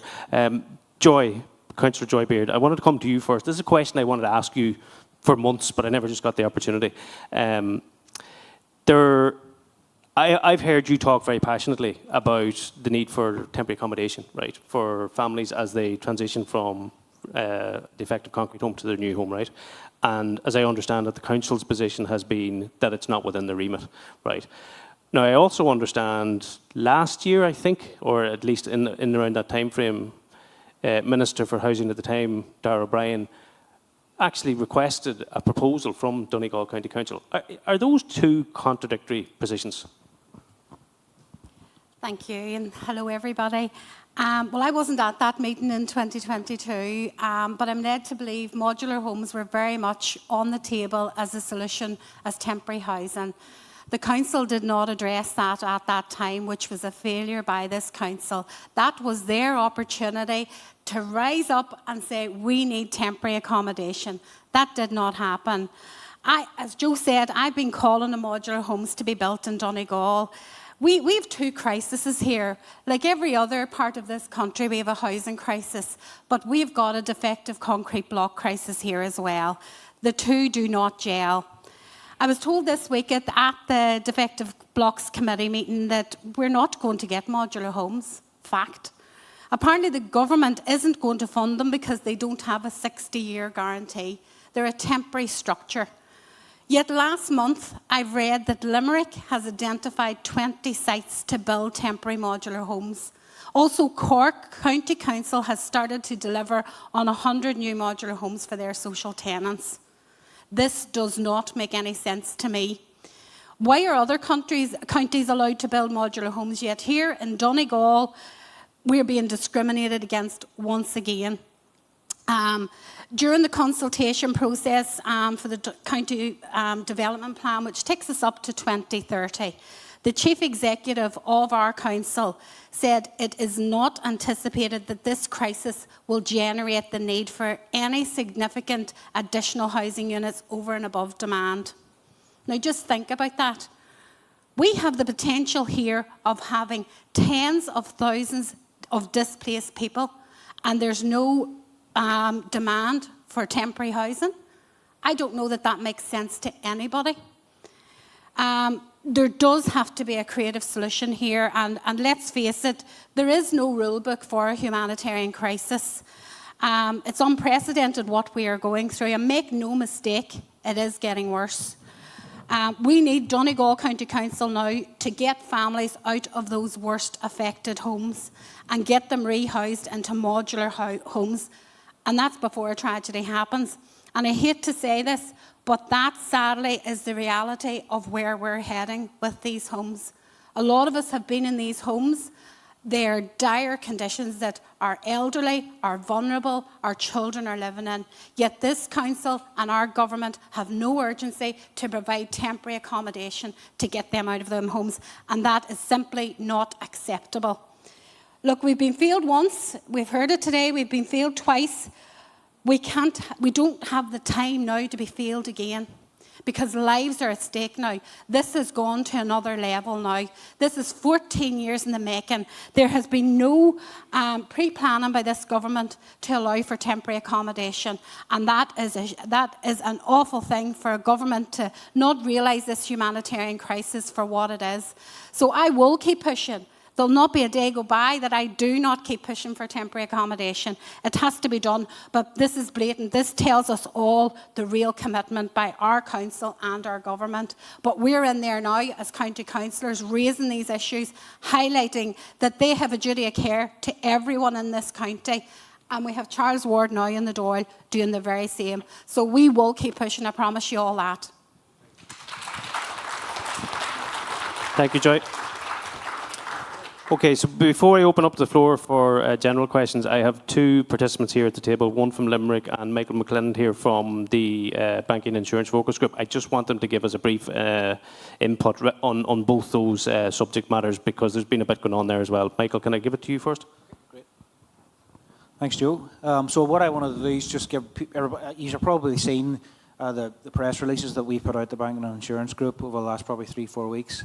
And just to bring more reference and more focus to the new stakeholder group that's been established. It's been led by BPFI, and particularly a lady called Michelle Byrne has done an amazing job bringing together a number of the banking and insurance and those type of groups. So the Law Society's in there, the auctioneers and valuers are in there, Engineers Ireland, Insurance Ireland, so they're all part of a group that with a focus to try and help influence the scheme going forward from a mortgageability, insurability and conveyancing standpoint, because there's a lot of gaps there, right? Myself and Sean managed to get to the first meeting they had there a couple of weeks ago, so we brought a number of issues to the table. So we talked about remediated homes. So a home gets remediated, is it mortgageable? A lot of question marks around houses going through the scheme. Whether they're complete demolition or they're partial in some way, are they mortgageable or not? Are they even insurable? We talked about the lack of letters of assurance coming out, because houses are coming through there and people are not getting a letter to say that the house is good to go. The 40-year guarantee, what about that? Are the banks or the insurance organisations going to take any heed to that? We talked about semi-detached homes. I know, Charles, that's one thing you've highlighted a lot, semi-detached homes. Are they mortgageable if the dividing wall is still defective, in theory, with their neighbours? We talked about the IS 465 review, and it's actually great timing that group has been established, because those guys now can get their questions added to the review, and obviously what we've asked them there is to make sure that they all put submissions in there. Now what we're going to do is we're going to feed our information and our knowledge of it and what the issues are, all of this information. And I obviously want to take the opportunity to ask everybody here, if you've got any issues around mortgageability and insurability, tell us about it now, so we can form some sort of a consolidated input into that. We obviously brought the attention about downgraded homes and what does that really mean, because if a house does get downgraded, obviously from a T's and C's of a mortgage perspective, you're obliged to maintain your home. If it gets downgraded, what does that mean? Is that house still mortgageable? Is it still valid? Have you invalidated those T's and C's? We talked about investment properties, the second legal charge on that, and will banks consent in the context of the 20-year clawback. We talked about high mica only homes and no pyrite, so those houses that are undamaged, 20-plus-year-old homes in great shape. So that essentially, what do we do with the Group 1s? Because the expectation now is in Donegal, for the most part, if you're going to sell your home, you need to get it tested. And where are we going to go with that? We obviously brought reference and we pointed to the Mundic standard in Cornwall, and that's a good template. So BPFI are even trying to contact them about that. We talked about the process and reliability of insurance policies. Then we need some sort of a step-by-step, from initial damage right through, because you still need to insure your house to some extent. We talked about the increase in premiums, taking the defective block piece out of it, contents. We're starting to see a lot of premiums going up. We're starting to see people getting quoted, well, not getting quoted actually. People have got house remediated, maybe option ones, foundations are still in there. Where we're seeing now people aren't getting quoted for insurance, which is a big problem, because they're looking for this letter of assurance, back to the previous point. And then obviously, what we did there as well is to make sure that all of those institutions are, talking to their members on the ground, day to day, the people that are working with people on trying to get insurance and mortgage providers and all the rest of it. And, it's, again, like I just put another note down here, is that, we'll do our best to try and collate all of the information from everybody here back into that stakeholder group so they can feed into 465, because they're going to be key going forward from an insurance and mortgageability standpoint. So just... Thanks very much, Michael. And best of luck with that. I think it's important and for all impacted homeowners. Just to close out the EU section, guys, I just want to give Limerick an opportunity to give us a sense as to what's happening there, because again, it's been quite important, the national scale of the issue in terms of influence in Europe. John. Thank you very much. Most of you don't know me. John Garrett is my name. I have an engineering firm along with my wife in Limerick, Anne, and it was in 2016 that I started to be introduced to the problem in Limerick. I had seen the prime time in 2011 or 2012 where there was a problem up in Donegal. That wasn't on my patch. I didn't give it much thought. and I just worked away in Limerick. But in 2016, the father of a young family asked me to take a look at his house, and he had concrete block tests back to say that there was high compressive strength in his blocks, and he had all this vertical and horizontal cracking. Quite frankly, I'm in business a long time. I qualified in 1977. We set up in 1985, and I hadn't a clue what I was looking at. But then I started to learn. In 2017, there was the expert report prepared. In 2018, IS 465 was developed. In 2019, there was the training course, and I swallowed the training course hook, line, and sinker. Pyrite was the problem over in Mayo, and mica was the problem up in Donegal. However, time passed on. In 2000, I continued to learn. I got put on the IS 465 Register of Engineers Ireland. In 2020, when the grant scheme was announced for Donegal and Mayo, I made contact with the then Director General of Engineers Ireland, and I said, look, I think we have a bigger problem than Donegal and Mayo. She took, Caroline Spillane was her name. She's no longer with Engineers Ireland. Damien is the Director General now. And she said to me, we'll do a monkey survey of the engineers on the IS 465 register. Arising out of that, it transpired that they had knowledge of the problem with defective materials, deleterious materials in concrete blocks in 9 counties. Then what happened after that, Engineers Ireland did a document called A Case for Extension of the Scheme to Other Counties. It's available to view online if you want to just Google The Case for Extension of the Scheme, Engineers Ireland, it's there. And so then I started to talk. I had already been talking to Clare County Council, and I had an opportunity to tender for the doing of the report for Clare, but I rang them and said, I'm not going to tender for it. I said, I have a fair bit of knowledge myself, but I have no team in place. Around the same time, there's a Limerick man living in Donegal. He rang me. He said, it's going to take me between 6 and 8 months before I can even get an engineer out to look at my house. Will you come up? And you know how we are in Limerick. We look after our own. So up I came to Donegal anyway. Before I did that, though, I made contact with somebody in Donegal County Council. It was a lady, and I said to her, who's the best laboratory to test blocks?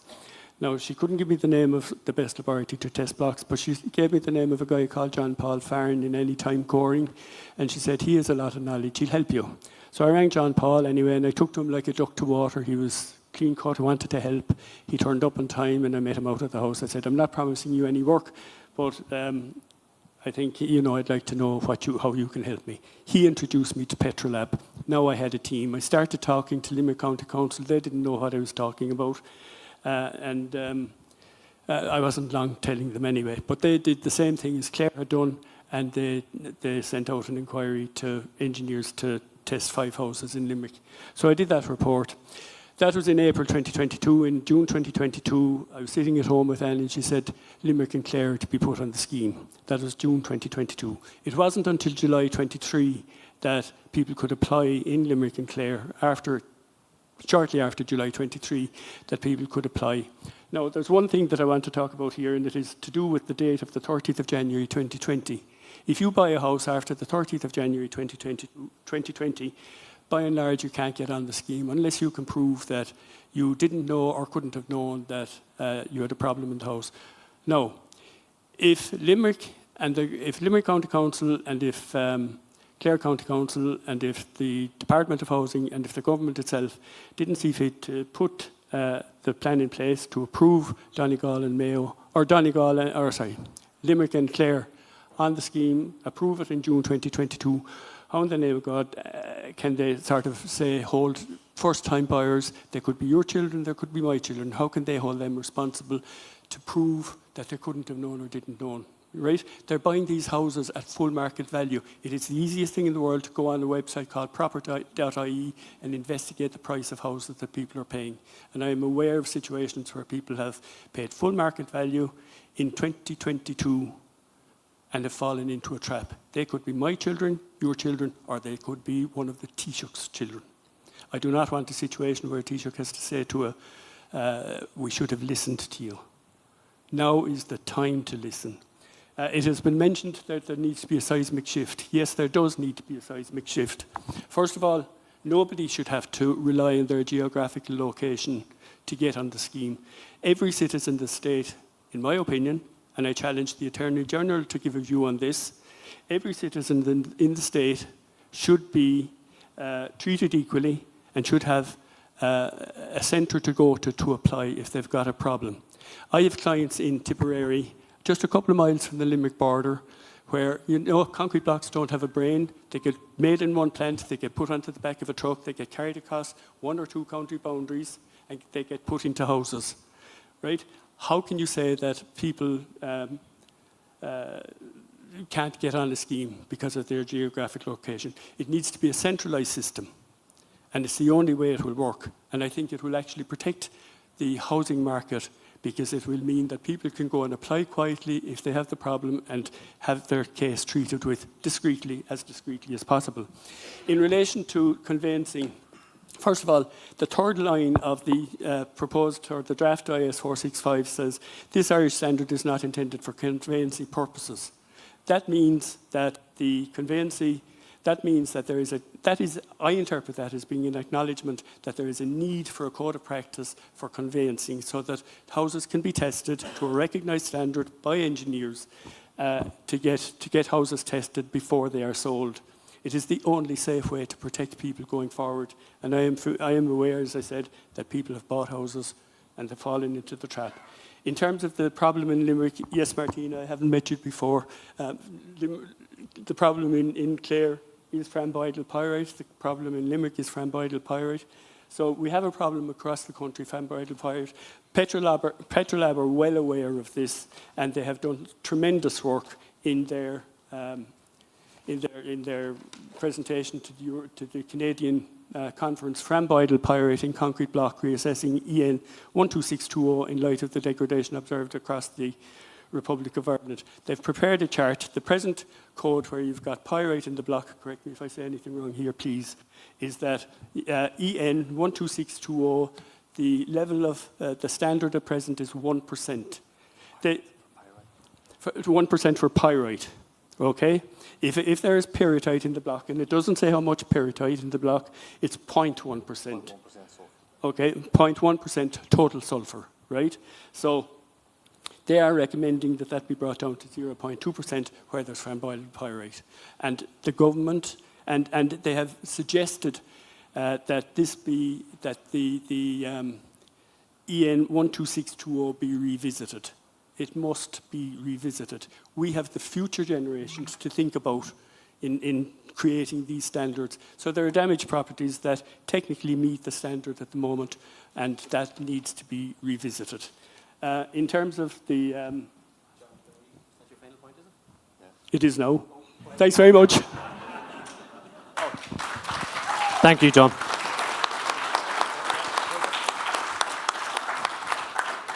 Okay, guys, that kind of concludes in terms of the presentations from the EU session. I just want to say one big final thank you to somebody that's not with us today.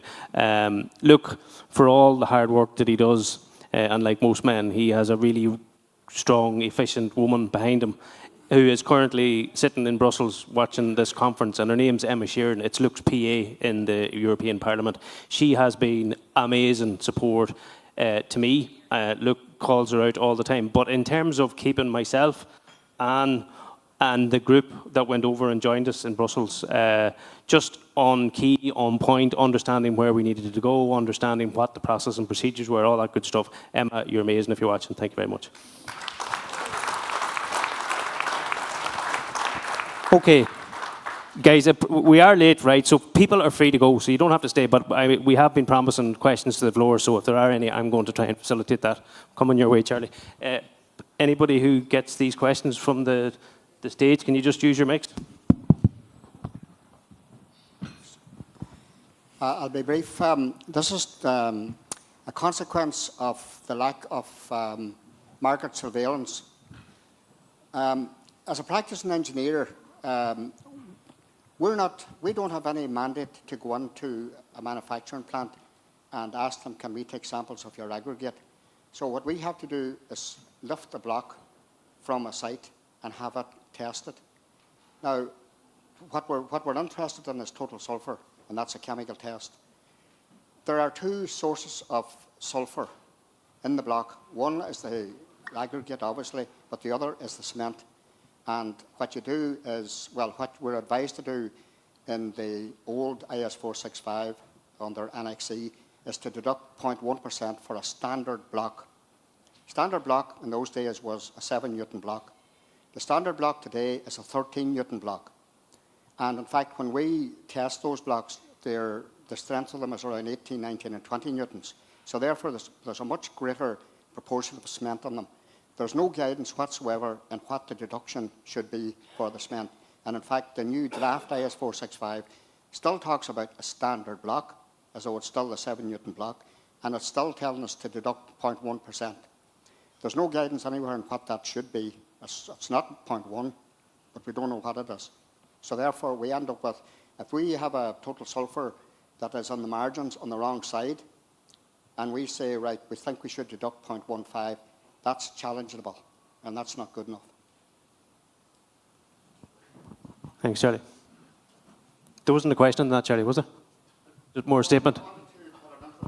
Okay, perfect. Good question here, guys. Thank you all for today. And it's great to see all these people coming together. I wonder, is there any room or is there an overall group that comes together that nearly a people's cabinet that keep, we have people from academia, legal, politicians, lobby groups that will work on a coordinated basis, because I really think this is a big challenge that needs a coordinated approach going forward. Would be my first point. And it's great to see the progress in Europe, but I think I was reflecting during St. Patrick's Day, we had the Burkes and we had Conor McGregor in the States kicking up a fuss about Ireland and so on. And this is a far bigger scandal and it may take embarrassing our politicians in America next St. Patrick's Day to make things happen possibly. And it's just a suggestion. Any comments from the stage or nope? More questions?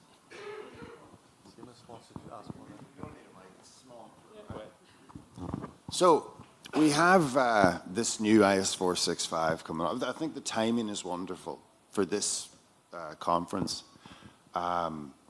It's out there, it's sitting, and everybody sitting on a seat right now should be getting onto NSAI website, registering themselves, and having a read through it.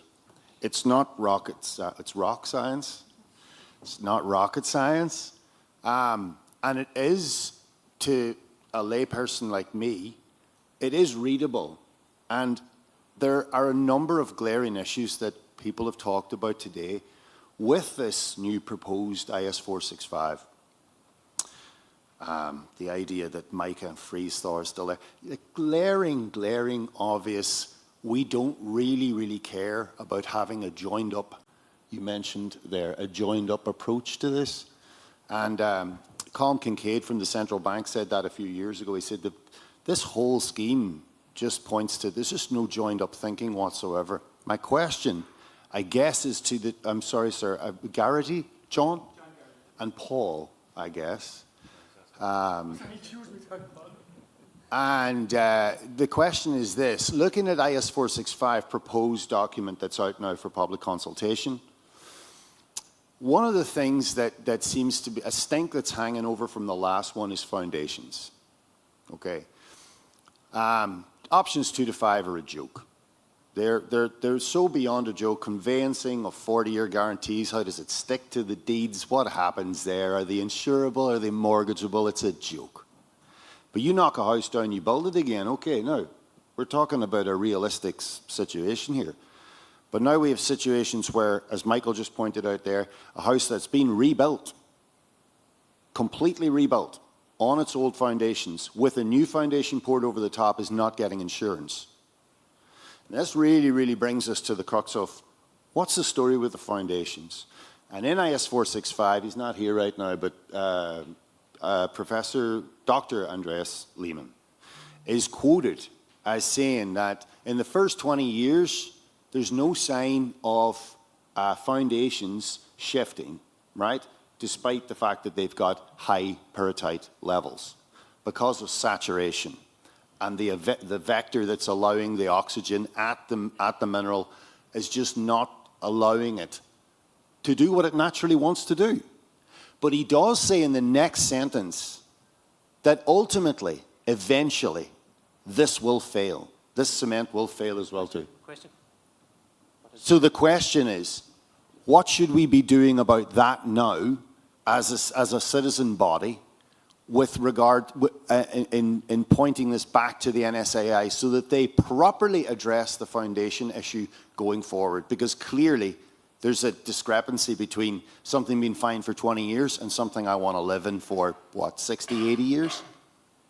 Thank you. What should we be doing? Talk as an engineer, and I'll talk as a scientist. I mean, I'll talk from a science point of view, because that's basically my role in this whole scheme of things. So we were asked to look at 3 defective properties and 1 non-defective property, and we were given a number of samples from those homes. So that was a number of 4 homes. So we have a small data point to work with. The data points that we did have from the defective properties showed that there was pyrrhotite there in the concrete, so that's the main ingredient that's causing the problem. And that after 20 years, it was at an early phase of internal sulfate attack. So basically, it's starting to oxidize and it's starting to release sulfur. Now, we published a paper in Cement and Concrete Research about we included the foundations and also the blocks and the different exposure conditions in the home, because it's the exposure conditions that are driving the reactivity of the reaction. So we talked, Andreas clearly pointed out that the outer leaf has got the right conditions for full-blown pyrrhotite oxidation, internal sulfate attack, and then the other walls are protected in some way by different conditions. So the foundation concrete is protected because it's got a higher grade, so it's a better quality concrete. You saw from the pictures that Andreas showed, there's less pores in that, and it's also buried beneath the ground. So if the ground is wet and saturated, and the homes that we looked at were, then you're not getting gas diffusions. You need oxygen to get into that pyrrhotite crystal. Now, that's in the 3 homes that we looked at. So all we could determine was that there was a risk there. Now, the other group that looked at the foundation concrete was a group called RSK. And Owen has already said this morning that all of the reports that we did and all of the reports that RSK did on this issue are publicly available, so people can look at that and read that. Now, we weren't allowed to look at RSK's reports at all until last week, until they were published. They kept that blind from us. But they found thaumasite forming in the foundations. So, you know, they found a little bit more than we found. They had different samples from us from the same homes. So they found a little bit more reactivity, but only at a sort of surface level. It's not deep in the concrete and it's not field. So all that the science could say with what we were given was that there is a risk. Now, my opinion and the opinion of our group was quite clear. It looks from the IS 465 that's been revised, the shift towards moving towards internal sulfate attack testing, and the test, although they unfortunately, for some reason unknown to me, have left mica causing freeze thaw in that standard, the testing is not testing for it, it's testing for internal sulfate attack. And my reading of it at the moment, and I think it needs to become clearer in the coming weeks, is that these houses are being demolished. So if your home is damaged and you're above the threshold level set for internal sulfate attack, your house is coming down. They're not remediating it. There is no options 2, 3, 4, or 5. So if the state is in a situation where we're demolishing houses that are undergoing internal sulfate attack, down to a foundation that has pyrrhotite that has been shown to be oxidizing and releasing sulfur, so there is a risk there, then they should be taken out. I think that it's wrong to pass the full burden of responsibility back on the families again, because that's what's happening. We need to be moving into a space where we're building sustainable homes. And it's a really critical thing that not many people talk about. I mean, we're talking about the state giving people lots of money to build on a foundation that technically might fail. The ground conditions could change. They could dry out. You could get gas diffusion then happening further down the line, and then you get a higher reactivity rate in under the ground that you can't see.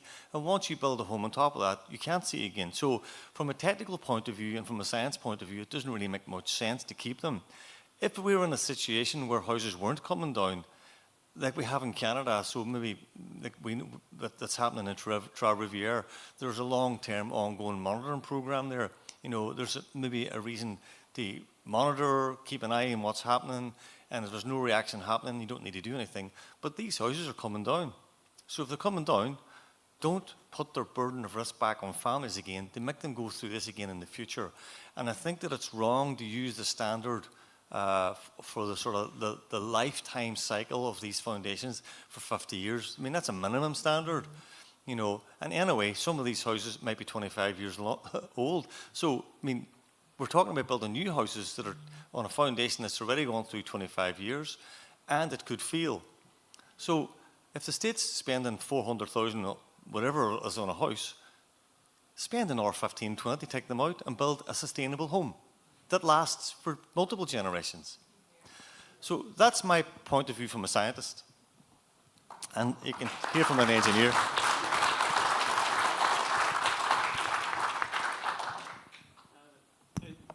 Just use that one. Oh, yeah, thanks. In 2023, it was June 2023, your questions answered had a question about foundations. And I said it in the Oireachtas. I spoke in the Oireachtas on the 1st of May and the 14th of May last year about this. And I said that the answer given in your questions answered was highly inappropriate. What was said there was that the foundations should be built on, and that was the recommendation given in the your questions answered document. And I said that that was highly inappropriate.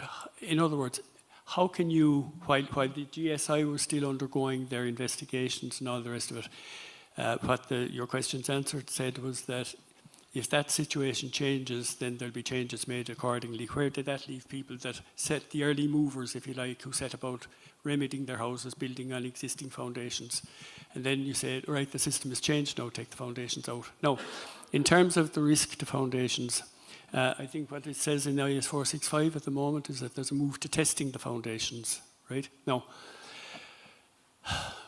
in terms of, I know a bit more about pyrite than I know about peritite, right? Because it's part of it's the same thing. It's internal sulfate attack, right? You've got a stronger mix of concrete, maybe 30 Newton concrete, as opposed to 7.5 Newton in a concrete block. That's number one. You have a tighter mix of concrete. Now, if they're showing that it's early indications, first of all, in terms of the age of a foundation, like I think it's wrong to be talking about 50 years for a foundation. What about George and Limerick? What about all our cities that are standing on their foundations for hundreds of years, right? So we shouldn't be talking about foundations. Now, if somebody said to me, look, this foundation will last a minimum of 100 years or thereabouts, then that might colour my thinking, you know. But can I certify a foundation knowing that there's an internal sulfate risk, attack risk? Am I going to put my head on the block when other people won't put their head on the block? When the insurance companies won't put their head on the block? The answer to that is no. I need certainty, and we need a code of practice that brings certainty to buyers and house owners.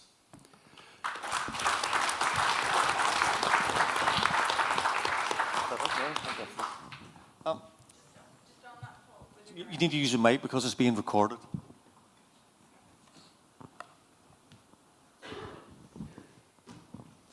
Just on that, from the technical point of view, correct me if I'm wrong, but you sampled the foundations when you did the test houses for the research, didn't you? And am I right in thinking that when you did the total sulfur tests on all of those foundations with regard to the affected houses, they were all way above 0.1, 0.2 that we've been talking about? They were way above that. And so all of those levels are being reported in the reports that are available for download. Mm-hmm. But they're also reported in our last paper in Cement and Concrete Research, which is fully open accessible. So if people want to find that, if you Google my name, it'll take you to Ulster University. You can go to my research page and you can download all the research off that anyway. But yeah, they were quite high margins above what would be compliant in Yeah, EN it was 12620. very clear cut in terms of the total sulfur levels versus the regulation. So, you know, the question would be then, why is it okay that IS 465 should basically condone the retention of potentially defective concrete? Because that's what we've got defective blocks and we've got potentially defective concrete, and we understand the science in terms of the matrix being stronger and and the reaction could be slower. But basically, that product is still defective. And we need to be rid of all defective products from these homes, because you're quite right. How are we going to get the engineers to stand over the PI insurance? How are we going to get in, mortgage companies and insurance companies? We have to get rid of all defective material because it shouldn't have been there in the first place.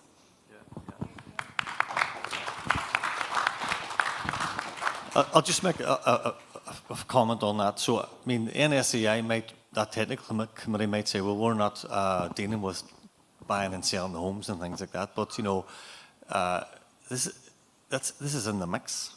It's whether they like it or not. IS 465 has implications for people buying and selling homes. Particularly if you go through a scheme and you're mediated and you're left with an issue and you can't pass it on. I mean, I guess the work that Seamus and that's been talking about, and Michael on their sort of redress focus group looking at the banking and insurance issues can sort of tease that out. But I mean, again, anybody who has a problem at all whatsoever needs to get engaged with that public consultation. So we're going to go for one question, then we'll wrap it up. So there's a gentleman with his hand raised there, Lisa, if you can. Okay, yeah, well, you go first, and then you go next, and then... The room's booked, you see, we've got to leave, but we can continue afterwards. So 2 quick questions. Yeah, mine is more the 2 observations, I would say, and that's I mentioned to Joy earlier about the homes, the modular homes. If the government is suggesting that in Dublin that they should be allowed to put modular homes in the back of their houses and possibly without planning permission, then the same must be put in place here in Donegal. We are not going to be left behind. That's number 1. The second thing is, look, maybe if I can address it to you, really. I see a legal issue, a legal problem. And it's more because of the fact that if we talk about the government and the EU and the fact that they've been able to charge the VRT on vehicles, which they're not supposed to charge, but we are supposed to be holding them accountable. The EU is meant to be holding Ireland and the government accountable. We have got to have them being made accountable properly for these homes, because they have been allowed to charge the VRT on the vehicles. They're still getting away with doing that. I think that is totally outrageous. But how, from a legal perspective, how can we possibly get them and hold them accountable to this, that they cannot wrangle their way out of it?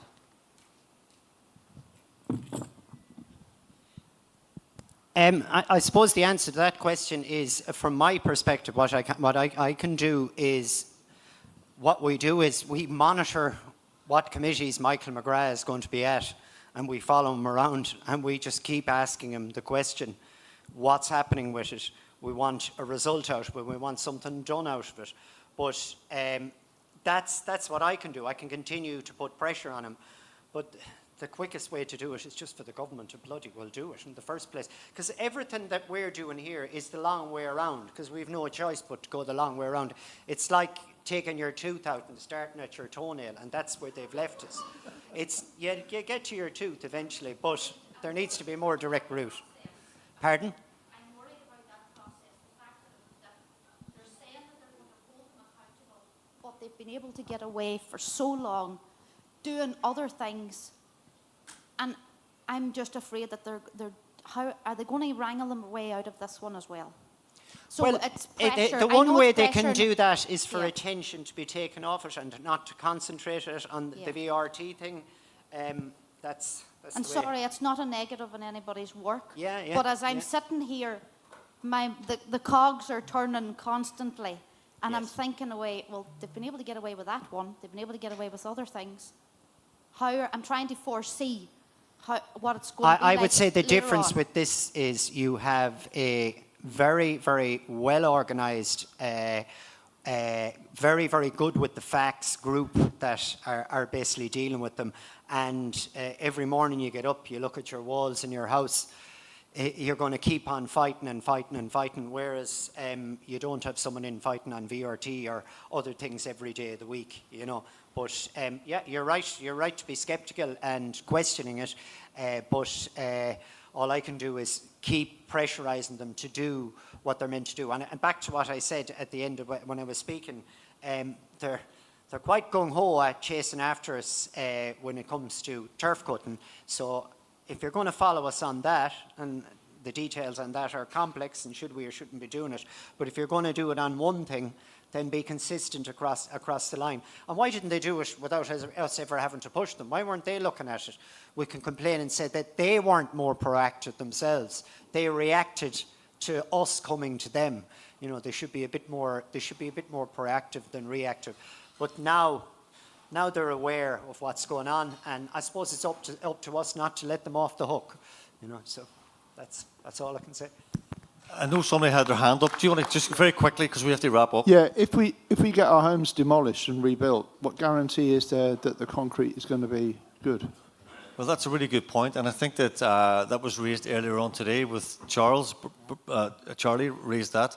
I mean, there is a real great need for market surveillance across the board. I mean, the National Building Control Office, that's their main job down in Dublin.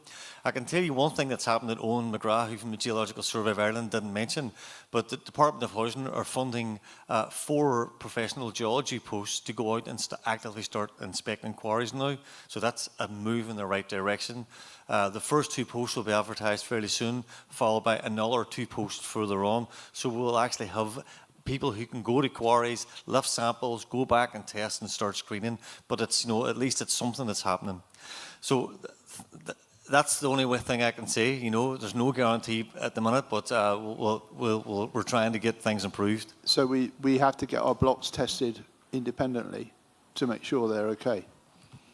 Yeah. Yeah, I just want to come back to you on that as well.